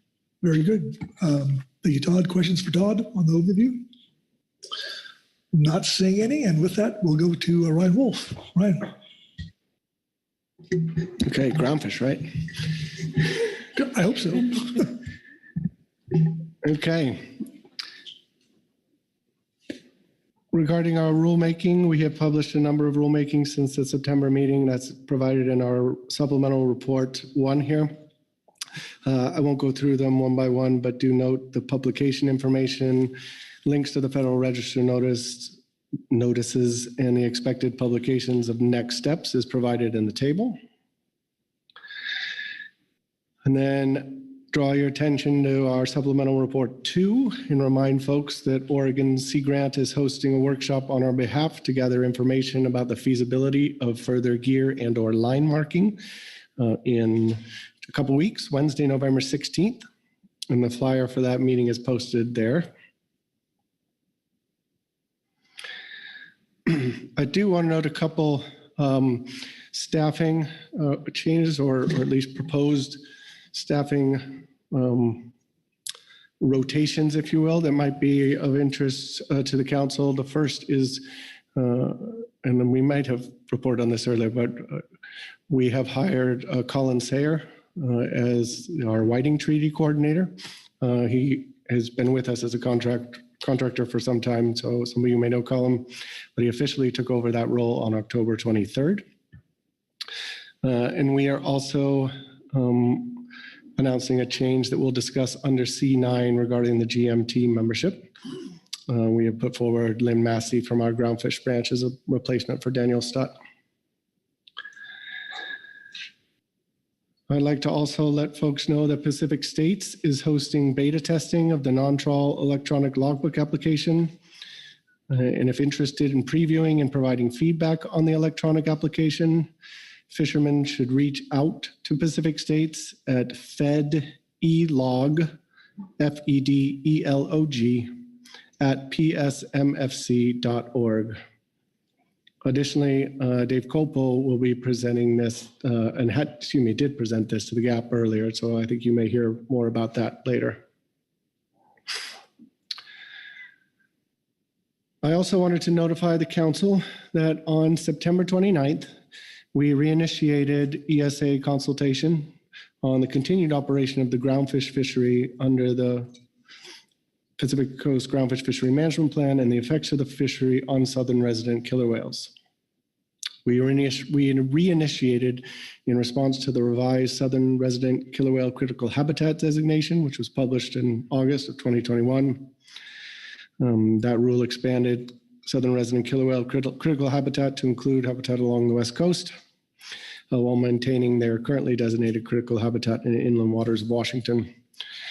The current biological opinion, which actually contains our previous informal consultation on this and are not likely to adversely affect determination, that was signed December 7th, 2012. And just to be clear, that not likely to adversely affect determination remains in effect during the reinitiation and consultation period.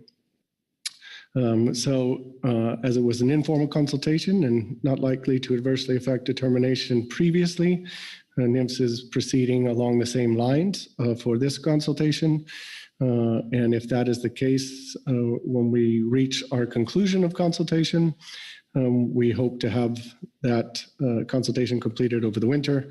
If we finish that consultation and determine that a formal consultation is necessary and a full biological opinion, of course, then it would take longer. And since I think there has been some discussion with SCAP and others, I would just like to at least acknowledge and notify the council that we made an error this year when we issued surplus carryover quota pounds. We issued surplus carryover quota pounds for 5 species that, based on the regulations, don't qualify for carryover. These are sablefish north and south, 40 degrees, short spine thorny head north and south, 3427, and long spine thorny head north of 3427 degrees. And then these species, of course, don't qualify for carryover because their ACLs have been set to their ABCs.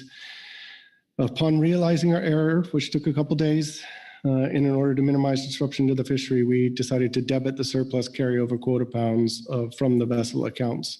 And we did that for everyone who had received the accidental carryover. And with that, that concludes my report. Okay. Thank you, Ryan. Questions for Ryan on the NIPS report? Jessica? Thank you, Mr. Vice Chair. Thanks for the report, Ryan. On that last point, can you clarify, were there any participants in that carryover who went into deficit because of the error in allocating that to their accounts?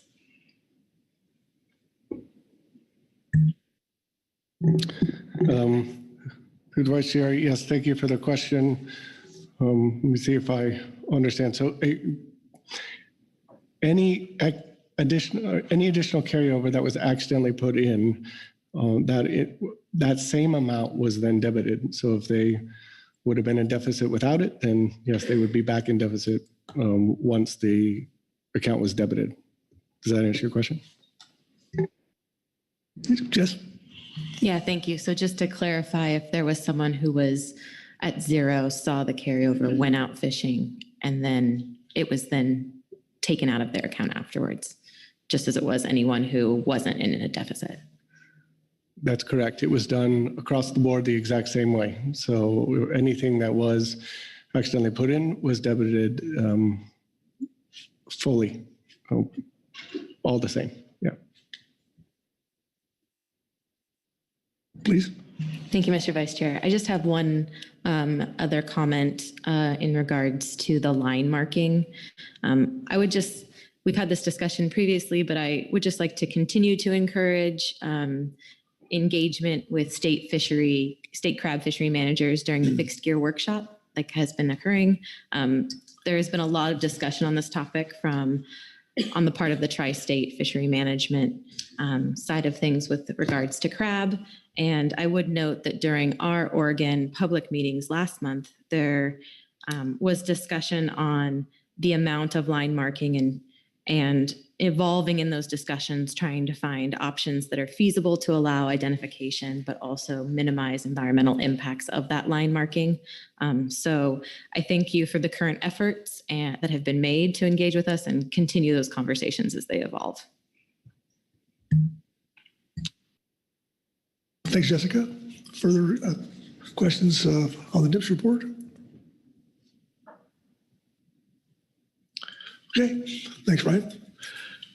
Next up is Greg Russell with the Northwest Science Center presentation. Greg? Welcome. Good afternoon, Council. Thank you. My name is Craig Russell with the Northwest Fisheries Science Center, Director of Fishery Resource Analysis and Monitoring. Today, I'll be providing just a few brief updates on 2 topics. Next slide, please. And that's our surveys and the salmon bycatch report that was previously mentioned. Next slide, please. Okay, So as previously reported, we completed the California Current Hake Ecology and Research Survey Methods Research Cruise earlier this summer. And we also completed 2 other surveys this year. First is the 2022 Groundfish Bottom Trawl Survey. This survey ended October 21st, and all demobilization was completed. Next slide, please. And we want to express our thanks in particular to all the vessel captains and crew, the scientists and the volunteers that participated in this survey. Next slide, please. Okay, and the second survey that recently completed also was the Southern California Rockfish Hook and Line Survey. This survey ended October 7th. As you know, used 3 chartered vessels and was conducted in collaboration with Pacific States Marine Fisheries Commission and successfully completed sampling of 201 planned sites. Next slide, please. Looking ahead, our teams are turning towards planning the 2023 surveys. This includes the 2023 Groundfish Bottom Trawl Survey. This survey is scheduled from May through October again for next year using 4 vessels, 2 vessels over 2 passes. First pass is May to July and the second is August to October. Again, looking at the same tempo as this past year. And as many of you know, the survey covers areas from the US-Canada border to the US-Mexico border. Next, oh, you can stay on that slide, sorry.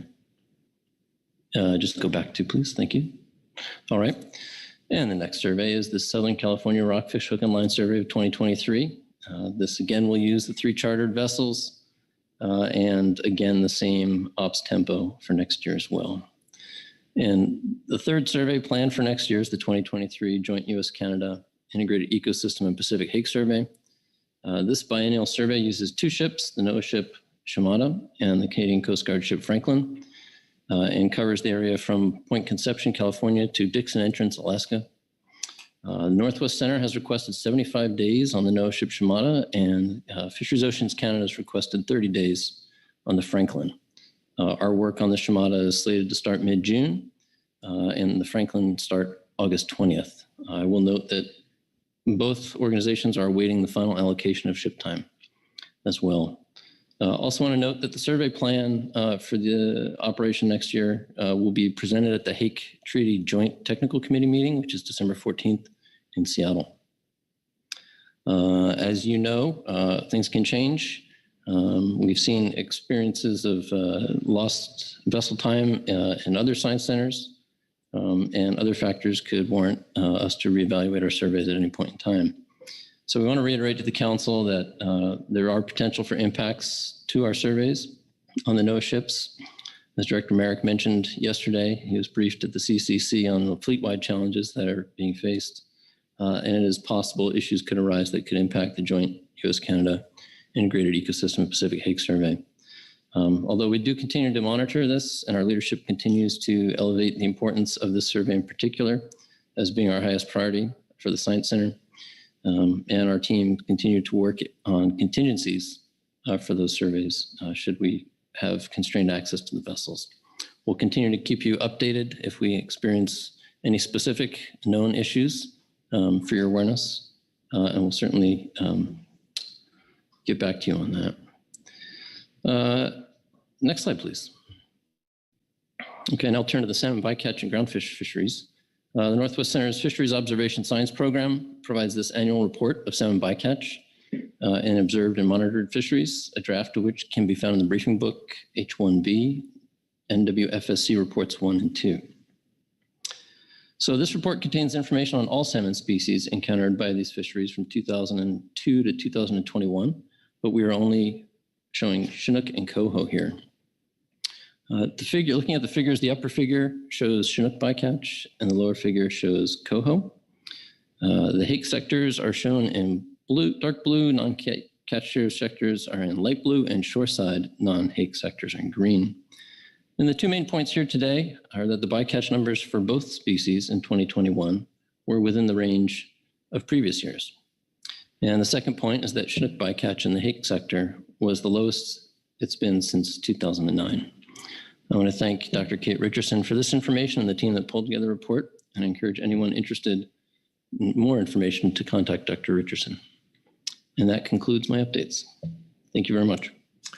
Thank you, Craig. Questions for Craig on the Northwest Science Center report?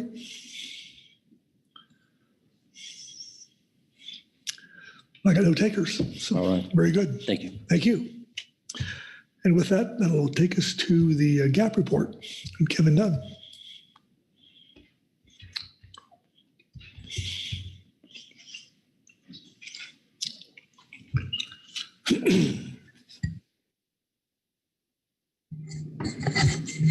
Good evening. Vice Chair Pettinger, council members.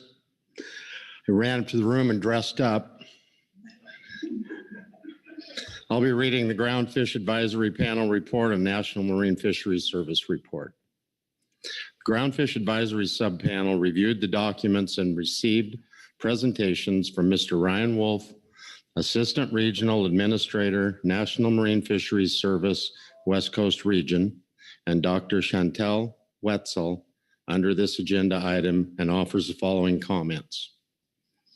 The GAP discussed an issue that occurred in mid-October where 2021 trawl, individual fishing quota, sablefish, and thorny head carryover quota pounds were mistakenly populated in vessel accounts, even though northern sablefish was not eligible for carryover.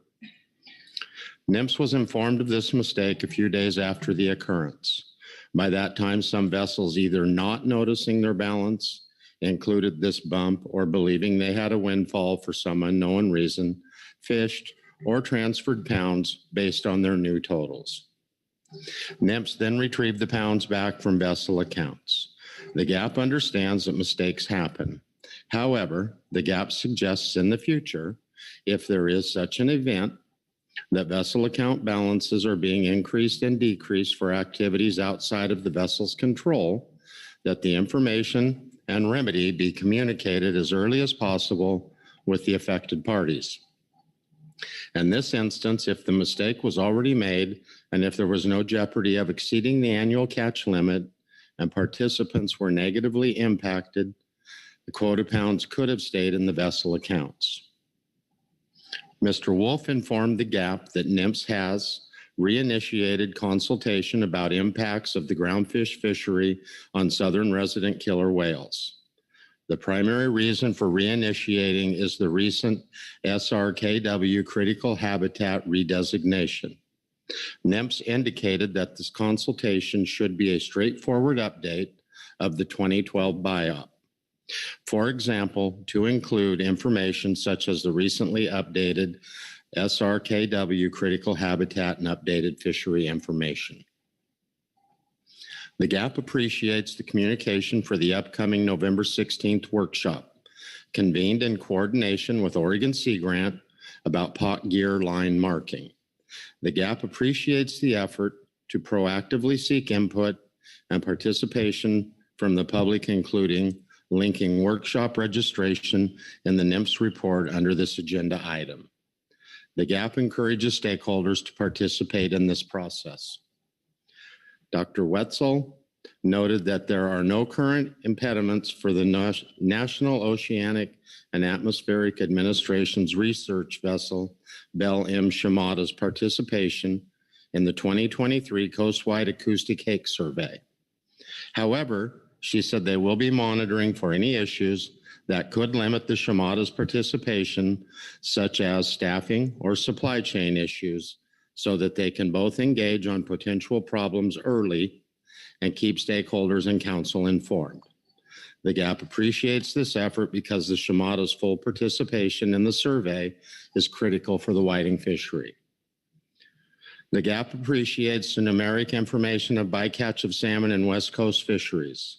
The GAP suggests that genetic-based data be added to the list of information in the future because this information, in addition to numeric trends, would be of interest to the GAP and the council. And that concludes my NMFS report. Thank you, Kevin. Questions for Kevin on the GAP report? Marcy Remco. Marcy.